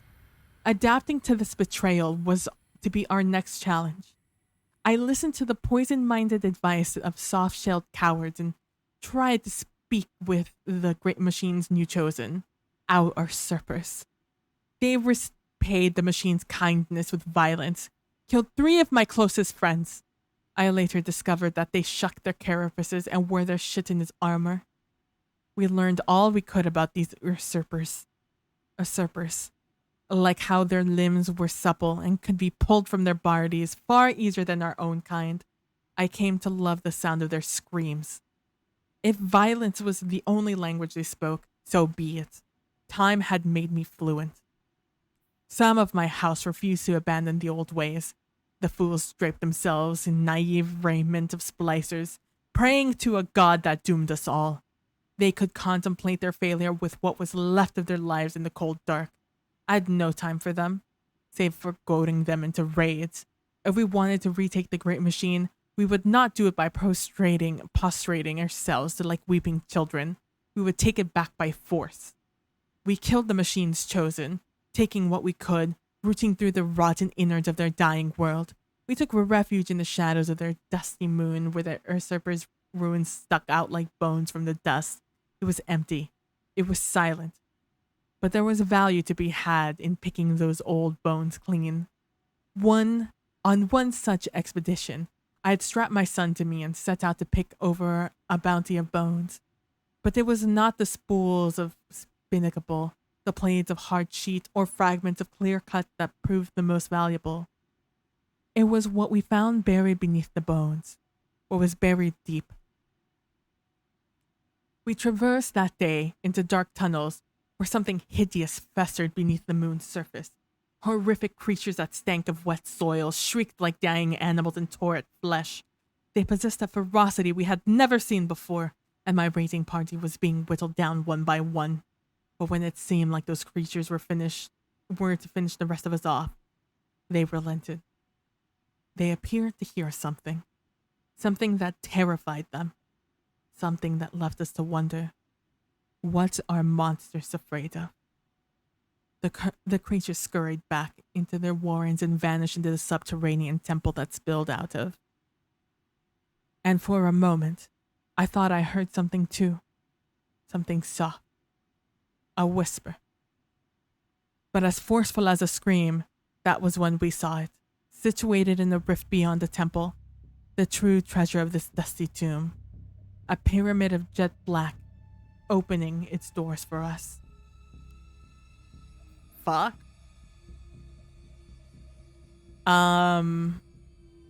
Yeah, fuck. Chapter 3 chosen. My mother could not keep me swaddled to her chest forever. I was no longer a child and no longer in need of sheltering. I was my own person, and it was time that she understood that. I knew that she loved me because she shared her ether with me, because she killed those who harmed me, because she wanted better for me than the life we had. But we are not always the arbiters of our own fate. I aspired to nothing short of her approval. She was our inspiration, our leader, our hope. Kel of our house and protector of our people. She who gave me a name that meant strength above all else. She named me Miss Rex, and I was now strong enough to bear it. On the day I told her I was capable of raiding at her side, we sat together in the cargo hold of our ketch. There was not the pride in her eyes I had hoped for. She was transfixed by the medallion around my neck, an icon of the great machine, one I had taken from the corpse of a splicer, one I had earned through blood. She tore it from my neck and crushed it in her hand. "This will not protect you," she shouted at me. "This will only lead you to death." I had never feared my mother before, but I had never seen her look at me the way she did that day. She pushed me up against a wall with her upper arms and bent the charm against my brow. "No son of mine will beg for scraps in the shadow of the abandoner." But even as she threatened me, I felt her press something into my hands. A reliquary, one of the few she had forged from the treasures of the moon. She saw the recognition on my face and stepped back, releasing me. I could tell she wanted to inspect it. I had never seen one of the reliquaries up close before, and though the glass was clear, the oily fluid inside obscured everything emballed within. Yet still, I felt its presence warming behind my eyes like roots of a great tree burrowing into soil. It whispered to me, not with words, but with promises blooming behind my eyes in visions of glory. When I looked up to my mother, I asked her why we could not have both. Why we could not seek the power we had stolen from the moon and simultaneously earn the right to seek refuge beneath the great machine once more. "You are brave and curious," my mother mused, "but you do not yet understand the brutality of the world." Then she showed me. She drove a knife into my side, twisted it, and split my carapace apart. I did not give her the satisfaction of hearing me scream. "Let this be your first lesson," she said to me. "You are my crew now, and when your crew questions your leadership, you make an example of them." She drew the knife out of my side and handed it to me. "Never forget that." I promised her I wouldn't. Fucking hell, bro. God damn, bro. Fuck. That is heavy. Heavy shit. 4. Promise. We had discovered a ship full of human usurpers, hiding behind one of the moons of a dusty red world they called Mars. Generations of survivors cowering on a derelict colony ship since the great machine failed them. Civix, Ruckus, and I led the raiding party that boarded their vessel.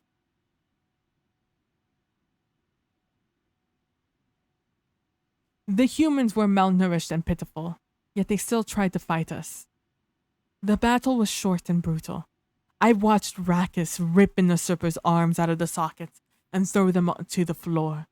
He was so strong back then. We all were. Our growing ether shares were intoxicating, as was a bloodlust of unrestricted violence. Ruckus was massive, even then. Stronger than all of us.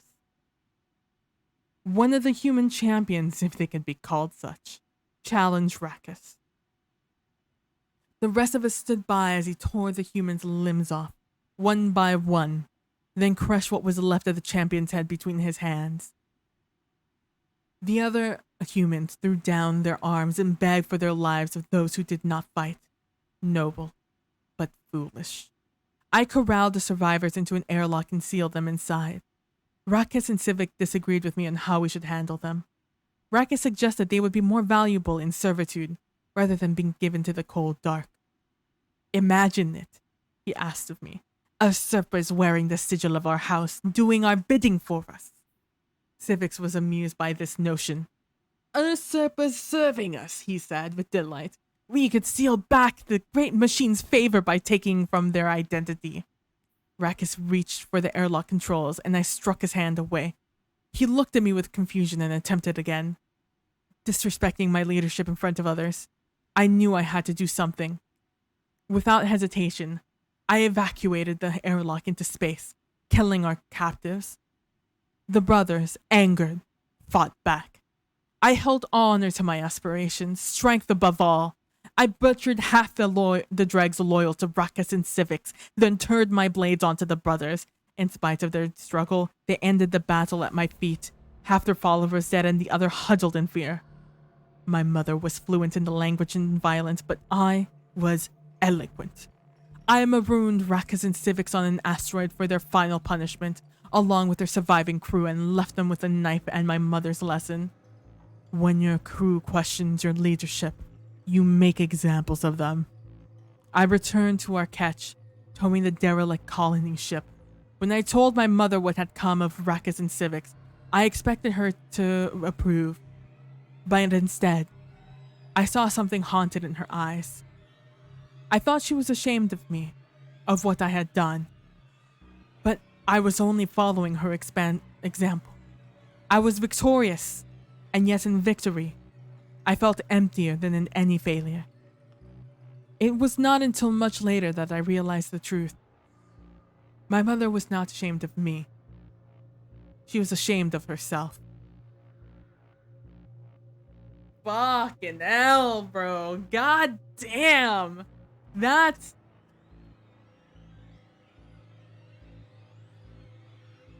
awful. That's... oh my god. That is...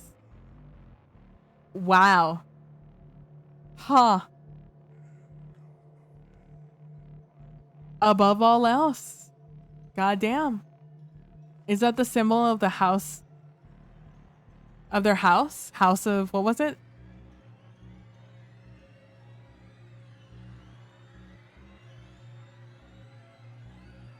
House of Weavers? What was it? Did they ever say the name of their house? I know that Aramis was House of Dancers. But what was their house?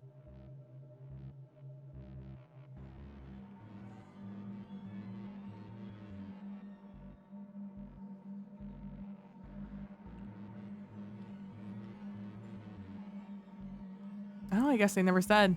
Dude, that's horrifying. That's a real horror story. Oh my god.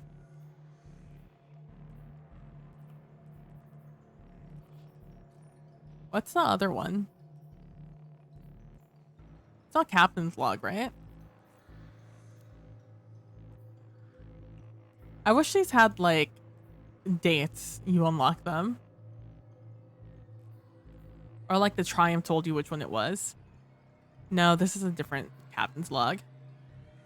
I still have one more page for this. Interesting.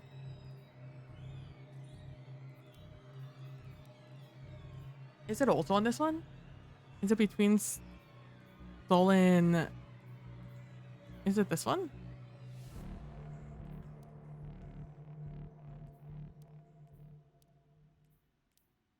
Is it between stolen stars?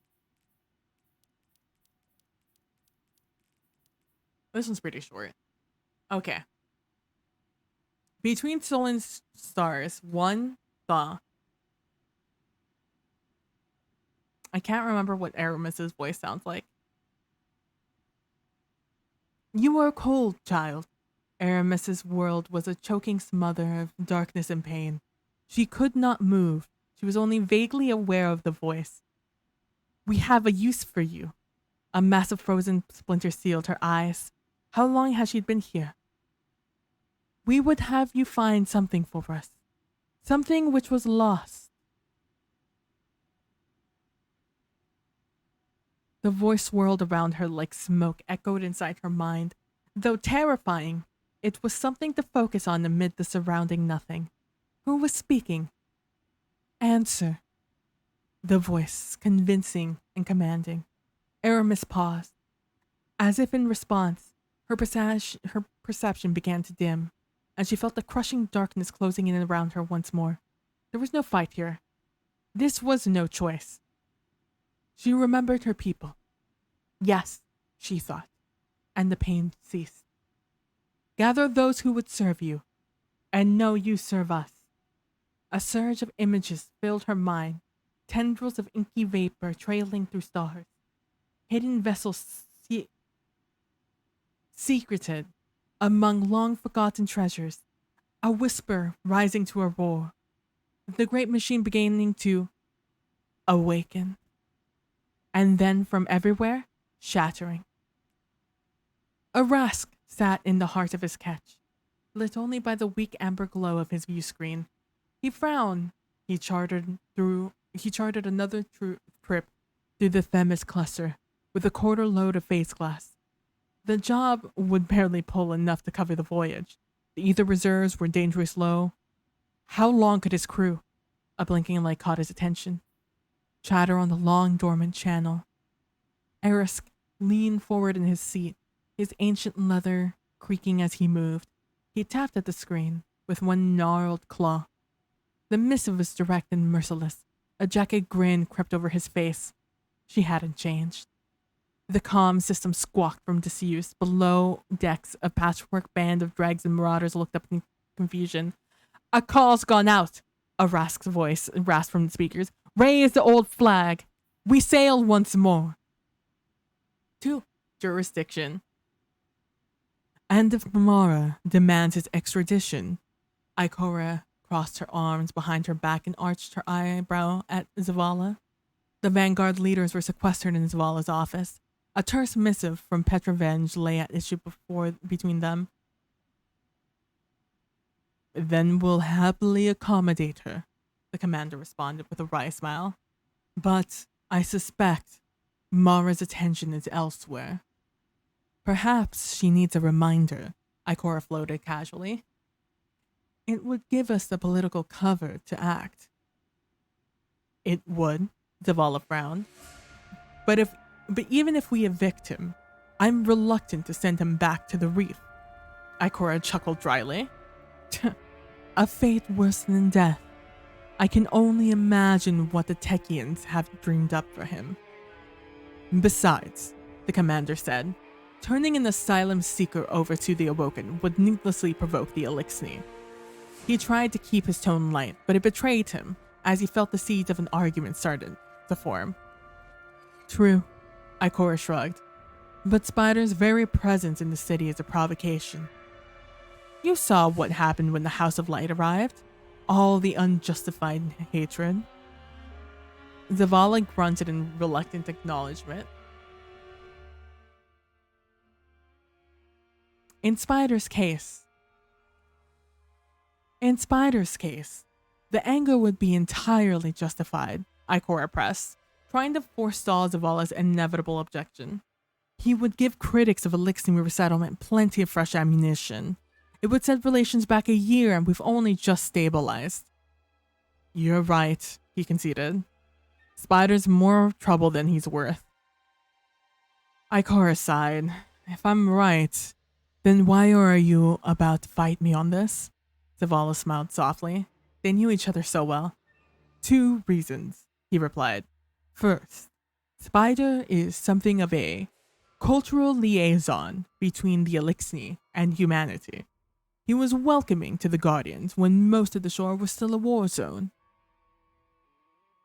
Is that how you're framing his ghost shell collection? Cultural exchange? Ikora wrinkled her nose in distaste.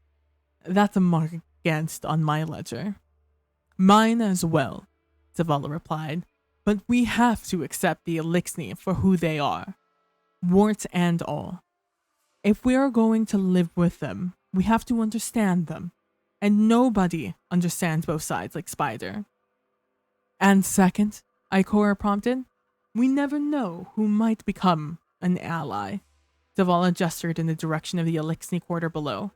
The number of guardians that Mithrax has killed over the years. He trailed off with a shake of his own head. But now, Mithrax fights for the last city as his home, he continued, turning back to Ikora. It was unimaginable, even a decade ago, but here we are. And in Ido, I see the first real hope for collective peace in my lifetime. Not just a ceasefire, but a real peace. Zavala shrugged. In a century or two, who knows what Spider might become? Ikora narrowed her eyes and pressed her lips together in a firm disapproval. Zavala smiled to himself, knowing he had one. Fucking Zavala.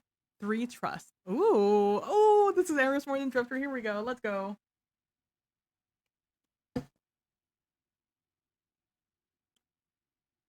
I have ice in my mouth. Hold on.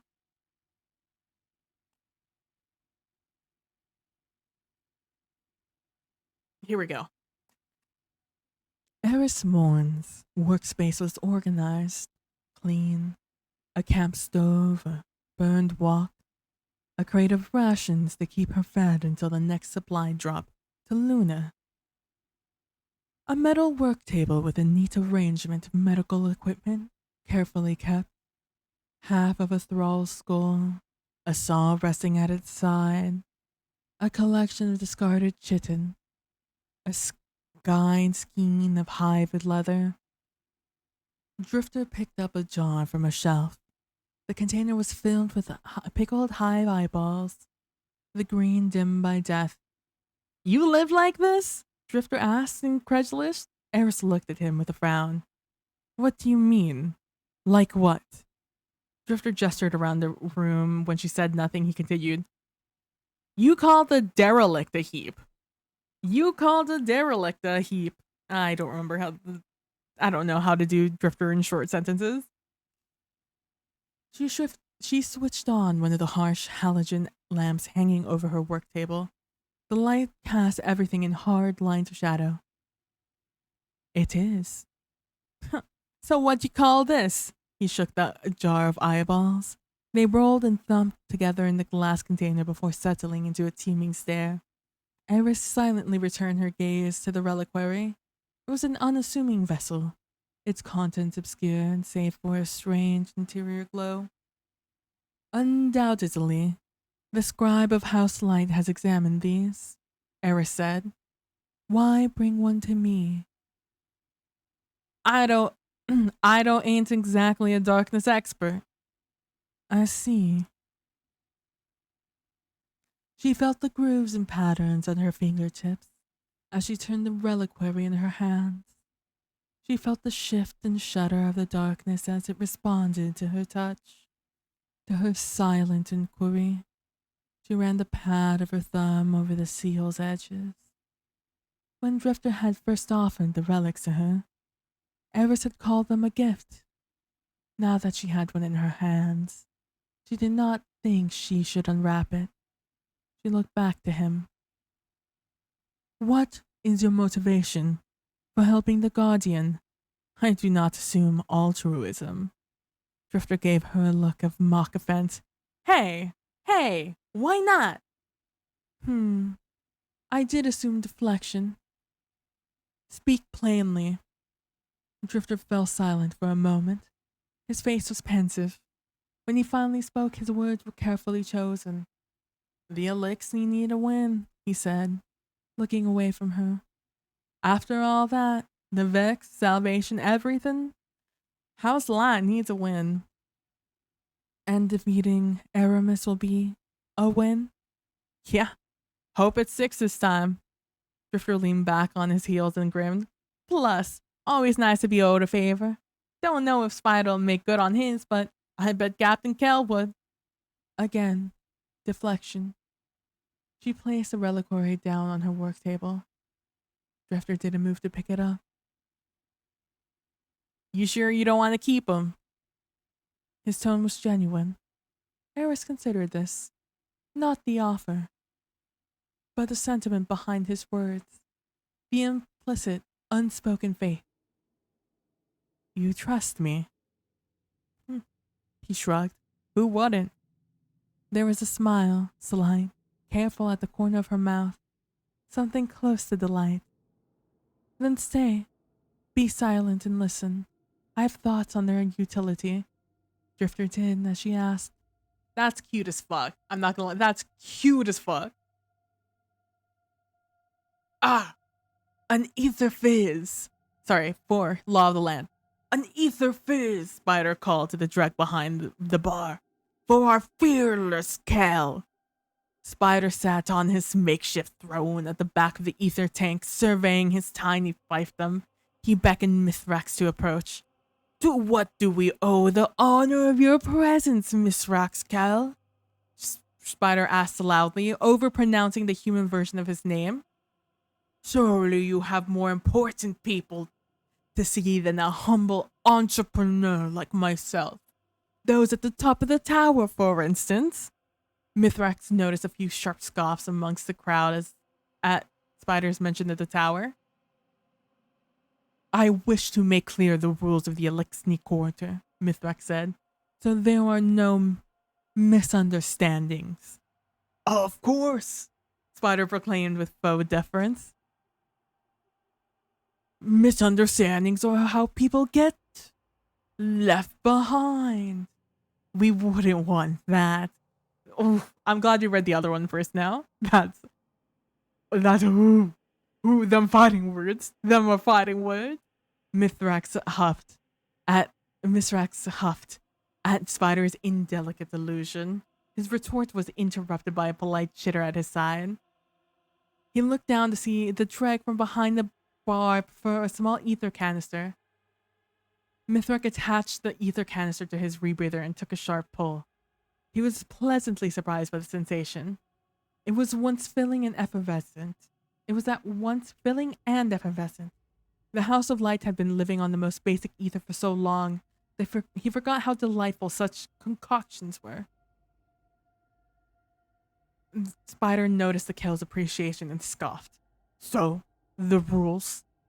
Yes, Mithrax rumbled. We are not yet welcome by all the last city, so we must avoid angering our human neighbors. Agreed, Spider noticed. The humans can be peevish, especially when you kill dozens of them at a time. Mithrax ignored the jab and pressed on. This is why there must be no violence inside the city walls, ever. This is the Elixir Quarter, is it not? Spider bristled. The Elixir should be free to mete out justice as needed, in our own way. I did not say there must be no violence, Mithrax muttered in a sotto voice. In sotto voce. Only that it must not happen inside the walls. Spider nodded at the concession. Very crafty. Agreed. Is that all? No, that is not all. From today forward, there will be no docking in your organization. I never noticed that.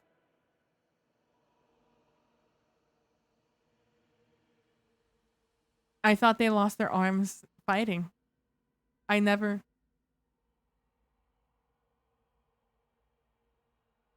He nodded toward the drag behind the bar, whose lower arm stumps were covered with studded leather caps.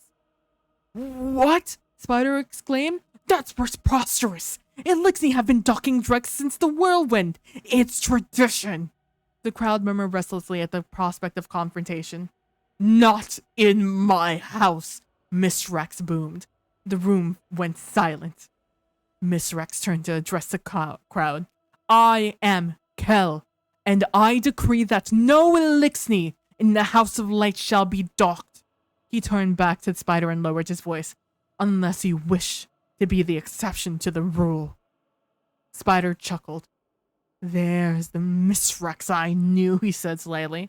As long as you're still willing to draw blades when the time comes, we'll be just fine. I hate that. 5. Fail to do what you're told, lose an arm. I mean, we knew that because of well, we knew it was like a thing that they did because of what's his face? Insect like chittering Varix. But oh my gosh. That's horrifying. Huh. I guess that's why they were so comfortable talking about ripping off limbs in the other book. 5. Credible threat. Oh. Crow leaned against a wooden stool in the dark interior of the ether tank, listening to Spider's wet snores as he dozed fitfully in his chair. It was the small hours of the morning, and the Elixir corridor was quiet aside from the low chattering of the scattered Elixir guards and the electric hum of Spider's gaudy signage. Crow had slipped easily into the empty bar. Crow had carefully stuck a knife into the stool beside him, perfectly placed so that Spider would see it when he woke. Spider coughed softly. Crow looked at the big Elixir, took a measured breath, and saw him plainly, as someone sleeping alone in in a city of enemies. Yeah, it's been a rough life for Elixir. He looked around the tawdry interior of the bar, decorated with the scraps the spider had managed to bring as he fled the shore for the safety of the last city, where he now survived on the chantry of Drifter and Miss Rex alone. Crow shook his head with a smile and pulled a knife from the stool before sliding it into his sheath. He was at the door before he heard a fizzling noise behind him. Glint materialized in midair. What are you doing? Crow hissed, but the ghost was already zipping towards Spider. Hey! Glint yelled, and Spider snorted himself awake.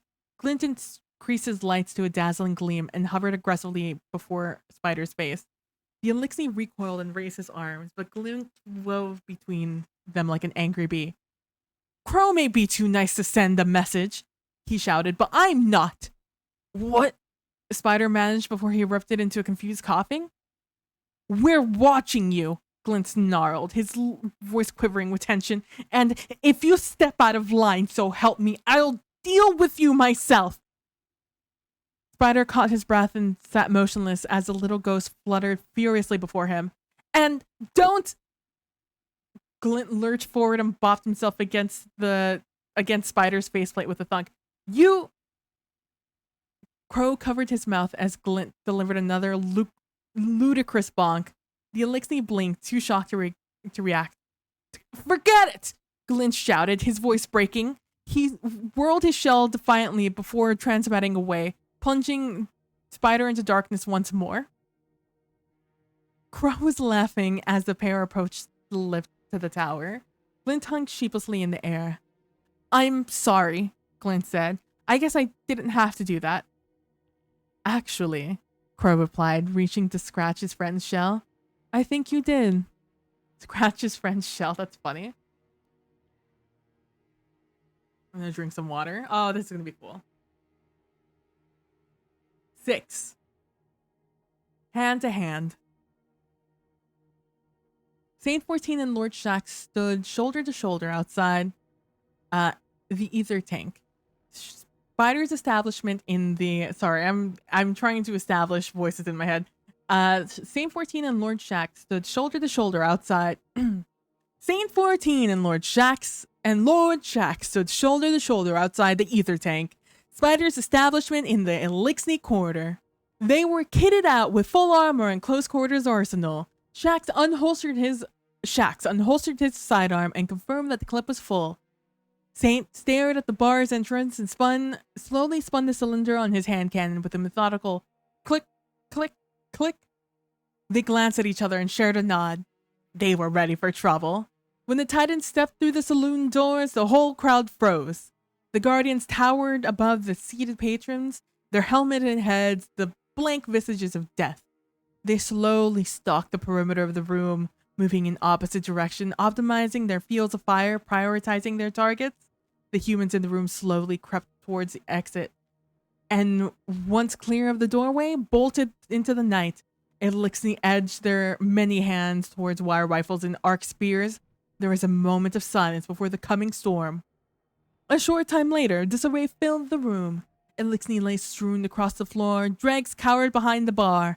In the center of the chaos stood 3 wretches facing off against Saint 14. His fists crackled with arc energy. The wretches approached in a line, holding hands to create a chain. Then slowly, solemnly, the 2 wretches on either end reached out in unison and grabbed Saint's fist. The wretches' cloth wrapping sizzled, and their lenses on their helmets flared as the arc coursed through them. However, they did not break contact, and the circuit remained intact. From a nearby table, Shax's massive voice counted out 7, 8, 9, 10. Saint let his light ebb, and the wretches staggered backwards. There was a moment of silence before Shax boomed, and the winner is the Skiff Blades! Hal 6 of Handle in service of the Guardian leapt into the arms of the wretches. The 4 of them bounced up and down in jubilation. An Elixni lying on the floor feebly lifted their upper arms in celebration. Next round, Shax continued, is on the Great Titan, the Violet King, the Saint! Saint 14 nodded grudgingly to the dreg behind the bar, who was peering over the edge in apprehension. Any Elixni who could still walk began mobbing the bar for the concoction at the Titan's expense. Halsix approached Saint and tapped his metal breastplate playfully. He drummed a complex polyrhythm and chittered excitedly. Yes, yes, you are welcome, Saint replied dourly. But don't get used to it. I will not fall for the same scheme again. Today, we'll live in infamy, Shax declared, clapping Saint on the back. The day the hero of 6 fronts was bested by 3 wretches and 8 liters of rot gut. Saint harumphed. This is why I prefer the pigeons to people, he muttered. That's really funny. You held those zones, Guardian. That's really cute. That was really cute. I got a little worried there, but that's really cute. Okay. 7. Salvation. God, always a salvation, bro. The datapad hit the tiled floor with a sharp crack as it slipped from Ido's shaking hands. Jumping to her feet, she scrambled to pick it up, inspecting hurriedly for damage. Her shoulders slumped slightly, and her eyes landed on the thin fracture across its face. Ido took a breath, ether hissing through her rebreather. It didn't calm her. She stood within one of the half-ruined rooms of the Excuse me? Oh, big hiccup. Don't hiccup again. I think we're good. Okay. She stood within one of the half-ruined rooms of the Elixni Corridor. Privacy was a luxury in this place, and Ido took it where she could. Now, staring at her datapad, she was even more grateful for the quiet. Aramis had heard Ido recording her scribe's logs. What else had Aramis intercepted? All of House Light's communications? The petition to the cities for supplies, the transactions for the ether tank? Her father's instructions to his people? Ido knew that this wasn't possible, or shouldn't be, but her scribe's logs were unencrypted. She realized now how naive that had been. She took another breath. Ido had reached out to Aramis before, calling for Elixir unity, and did not think she would receive a reply, but now she knew that Aramis had listened. The gal had reached out in turn. When Aramis interrupted her scribe's log, there had been pain in her voice. A pain Ido had never known. A pain she realized her father had tried to keep from her.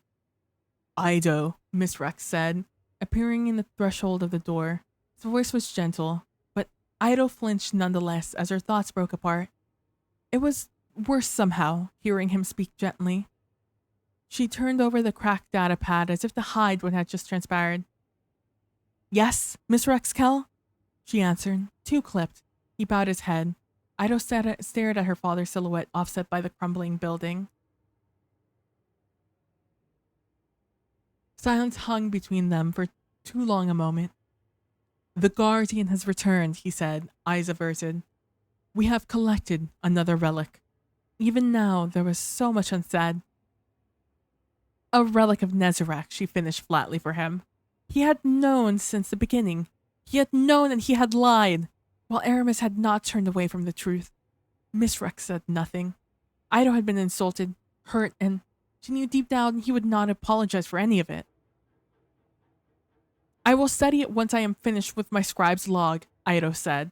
She turned away from him, and soon her father's footsteps faded.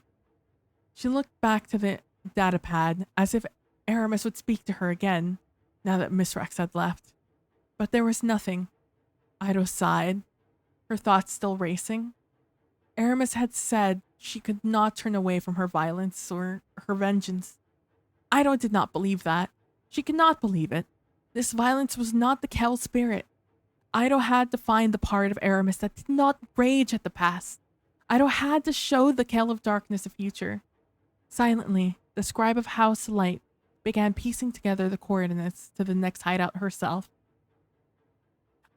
Let me tell you what hit me so hard in this one.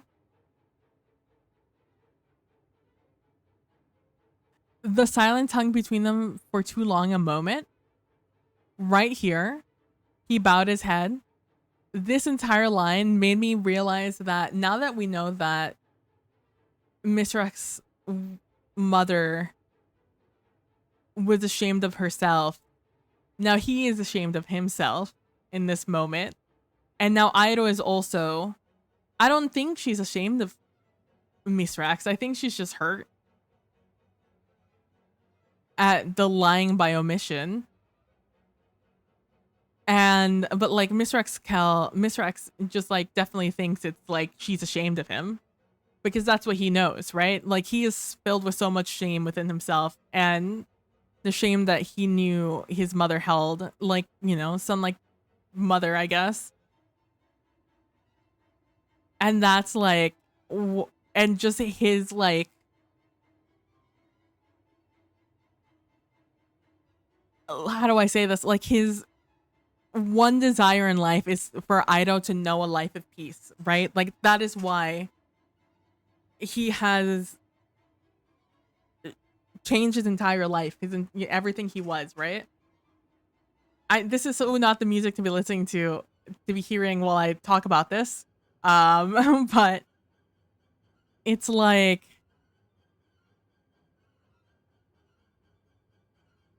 it's just really sad. It makes me really sad. I'm just very sad about it.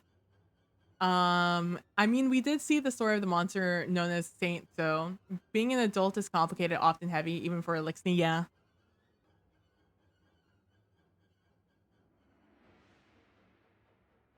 I kind of want to wait for the song to go away. There we go.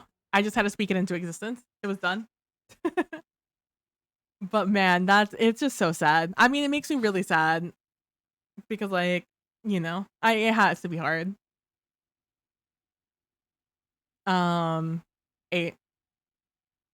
Here always pieces.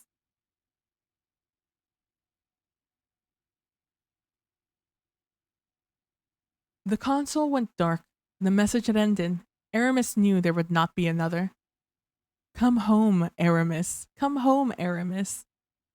Aramis closed her eyes. The words settled into the Kel's thoughts. They were heavy, sharp. She felt herself bleed with them. She had begged for death in the moment that Misrak's blades were at her throat, and his mercy was a deeper wound than any. It was reopened now by the kindness of a child. Aramis remembered her home. Her home was Reese, devastated by the great machine.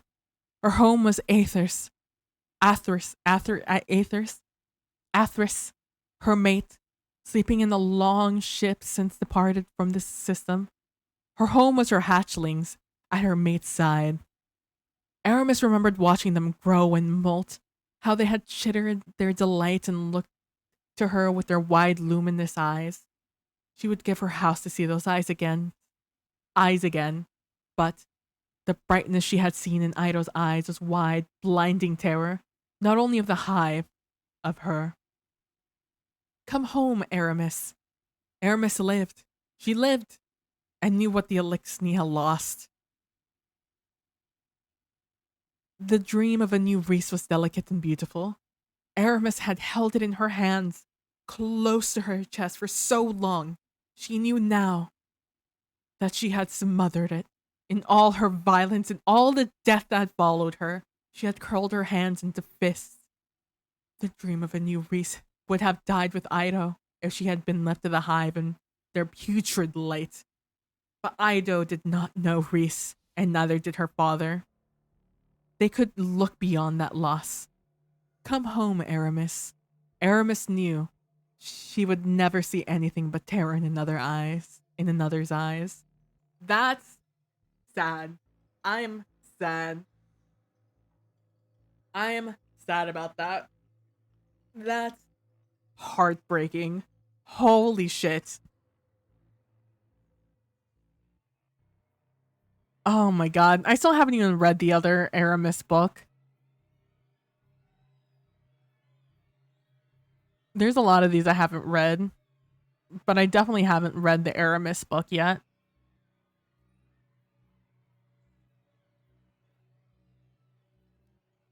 That's so sad. I am devastated for...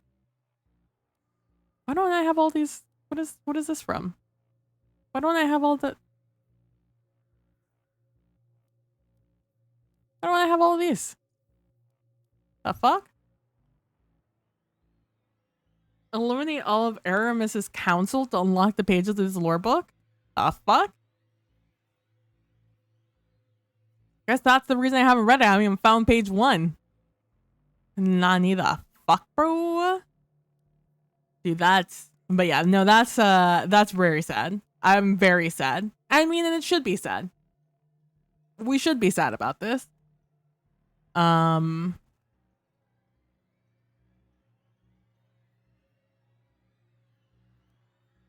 Because it's a devastating... Because the Fallen are devastating, right? The Elixni are devastating. It's why the name Fallen is so mean. Aramis and Misrax feel a lot of the same things, I think. I mean, as they should, honestly. Except I think Aramis is like Misrax's mom. I forget what she renamed herself to. Because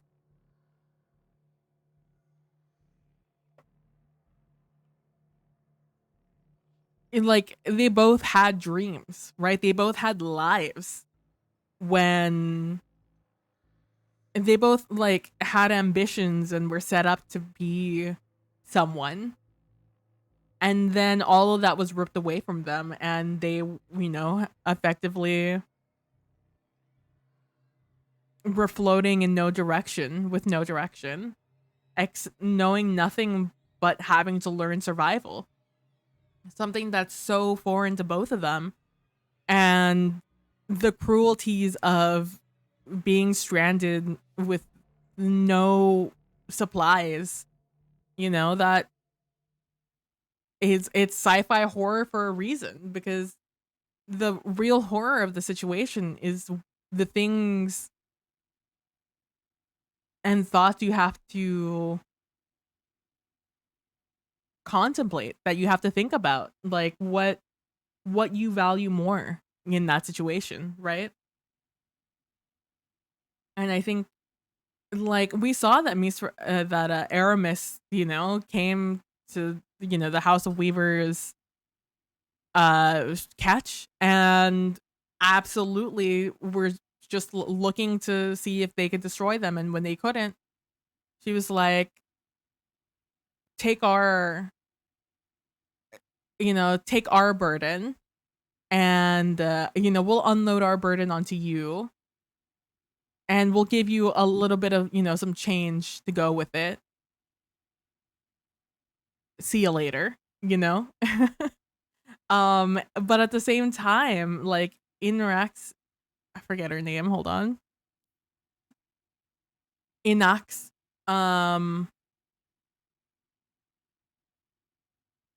she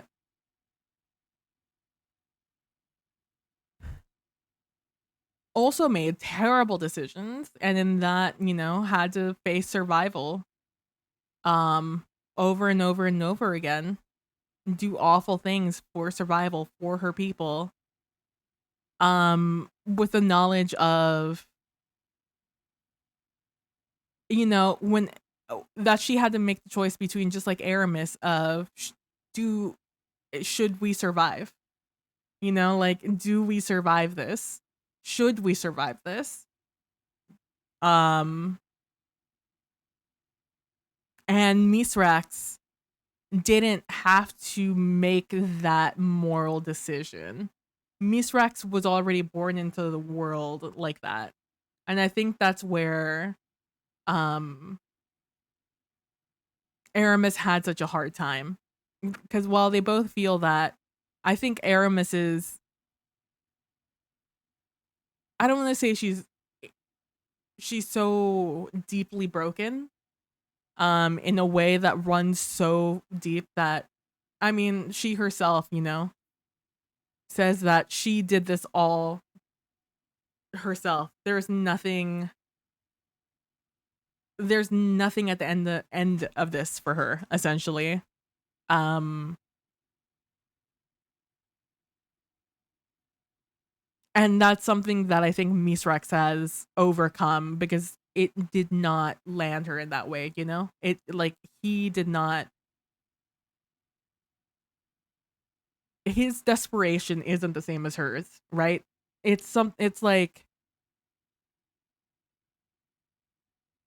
Aramis was always trying to reach for something that she knew what it was, and essentially drove herself insane, and did morally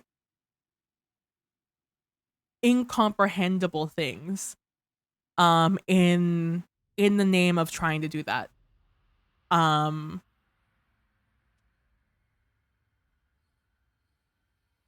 while Misrax did a very similar thing, I think Misrax did it in personal gain. And I think that's easier to forgive yourself for, because that's almost like a learned, maybe not a learned thing, but that's something you can rehab, yourself from, as he has. Aramis, however, had to break a part of herself to become the person she is, multiple times, over and over again, crumpled herself like a piece of paper, over and over, squishing it harder and harder and harder, until she no longer looked like what she originally was, compressed by the decisions she had to make, trapped in this fist of her own making, in the name of survival, and in the name of getting back what was lost. While Misrax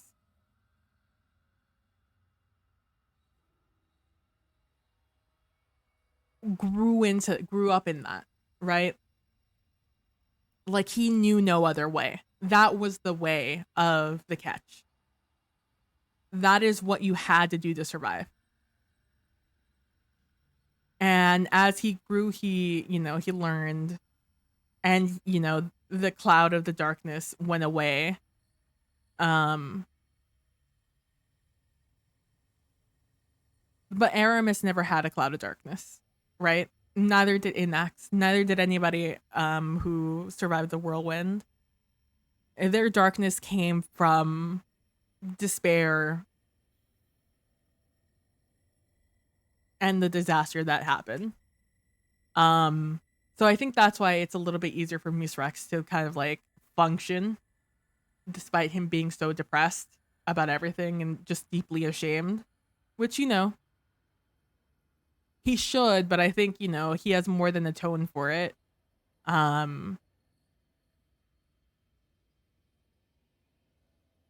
It's like once he learns how to, just talk about it, I think he'll be better off about it.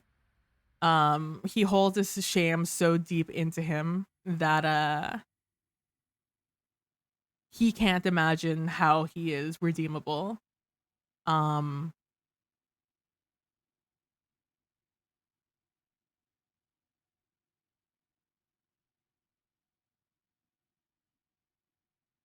And I think that's why he finds great comfort with the Guardians, especially the older Guardians from the Dark Ages, like Saint and Shax and the Iron Lords if they were around.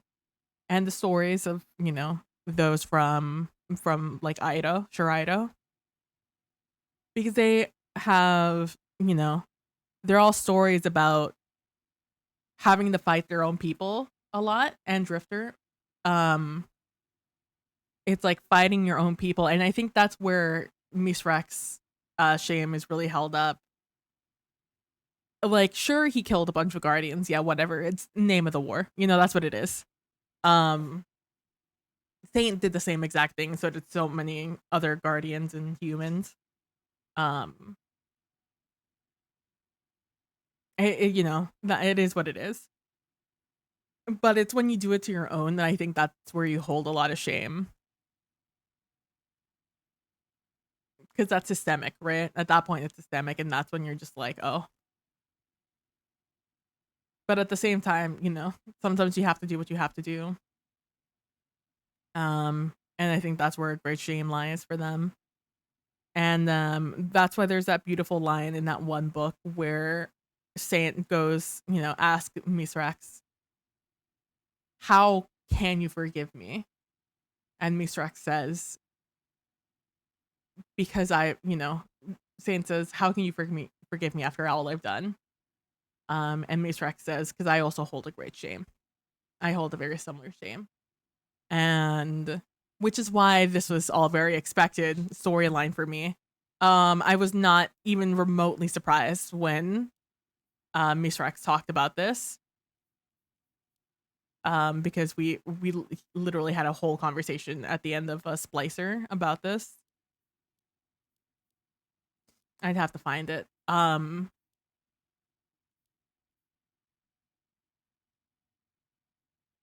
here we go.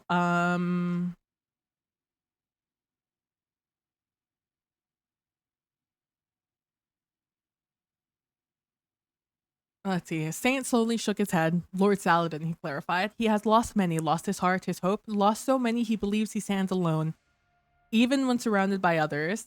I understand his pain. I see. Saint thinks on how Osiris would describe it. His cautionary tale. Mistrix hears the ache in Saint's voice. And how are you? Saint tensed at the question. The railing in his hand creaked as he gripped his grip tightened and bent the metal. I am fine, he lied. Indeed, Mithrax said with his best affectation of sarcasm, then placed a hand on Saint's shoulder. It is not above a warrior's station to feel pain, not above a warrior's station to feel spirit wounds. Mithrax's grip firmed on Saint's shoulder, reassuring, stabilizing. Not above a warrior's station to break. Saint nodded in half-hearted agreement. I should go. Oh, that's not the correct one. That's when they're friends.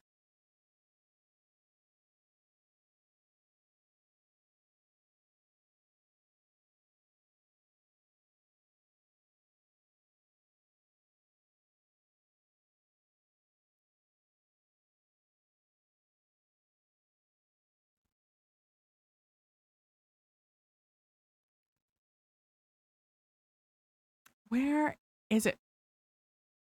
Is it this one?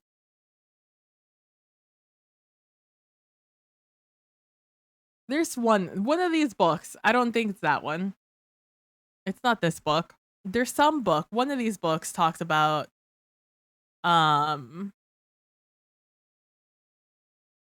conversation between Shax and what's his face. I don't remember which one. Can't find it right now. Oh, maybe it's this one. Eggcloth, maybe?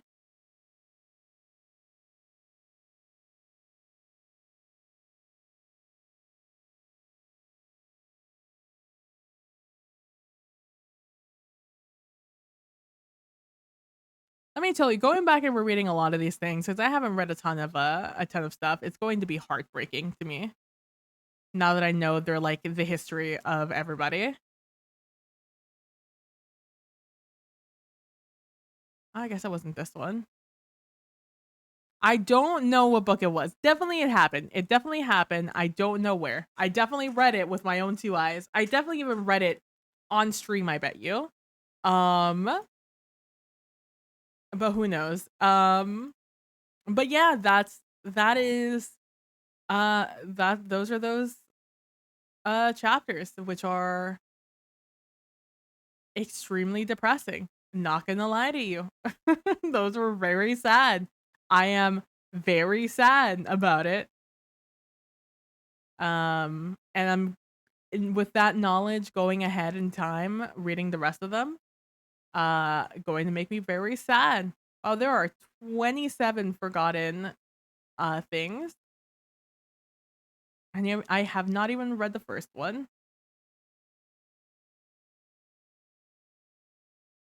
This one? This is a Vala.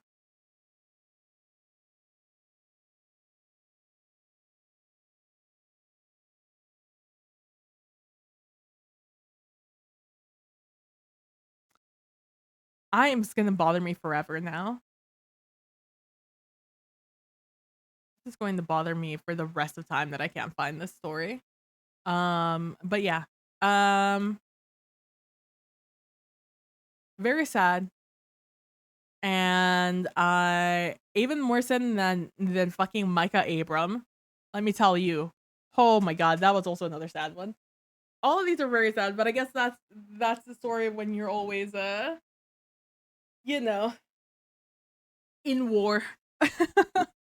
Thank you guys so much for stopping by. I really appreciate it. Thank you for just hanging out during the gameplay. I'm hoping to test out some more the Lightlocke tomorrow. We'll do a couple more runs and then I will oh, I have some stuff. Let me do that while I'm here. I have one umbral. Let's go do that. And then we'll call it a day. I'll probably just pull some energy weapons. I'll do like a run or two and then I'll pull some energy weapons. And then we'll run Pit of Heresy. It'll be fun because I don't really ever run Pit of Heresy with not a sword on. So we'll see if I remember that as I'm jump around in. It'll be a whole new perspective on what I'm doing.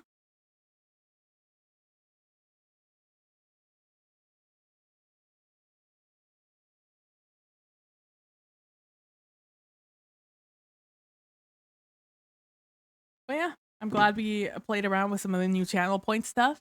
I need to add something for controller for 5 minutes so I know when someone redeems it. I don't like having redeems that I don't hear. Because then I'll never see it.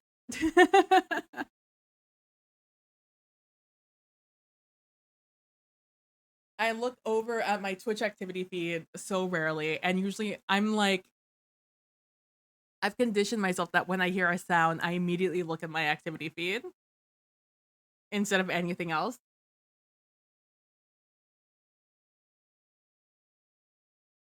Hang no, that's making me sad. Oh, that one. That's cool. Oh, once again, this is more than 20 people. 1, 2, 3, 4, 5, 6, 7, 8, 9, 10, 11, 12, 13, 14, 15, 16, 17, 18, 19, 20. I'm 20. 21. Maybe 22. I caught him. I knew there was going to be a day there was more than 20 people on this damn tower. Oh my god, 21 Mayhem's back there. Oh my god, there's so many people. What the? I hate seeing people. I hate seeing people without their helmets on. I'm glad we get the choice, but it wigs me out. Son of a, stop giving me armor. That's with recovery, huh? I'll make that decision tomorrow. But yeah, thank you guys so much for watching. I really appreciate it. Maybe we'll stream tomorrow. We'll see. Again, I'm not feeling great this week, so it's a little touch and go as to when I'm gonna stream. Especially now that I know, right now when Lily's busy. So I don't really have any huge obligations to stream at the moment, aside from just my own enjoyment. But thank you guys so much for watching. I really appreciate it. And don't forget to be nice to each other. Don't forget to be compassionate. And I'll see you guys in the next one. Bye.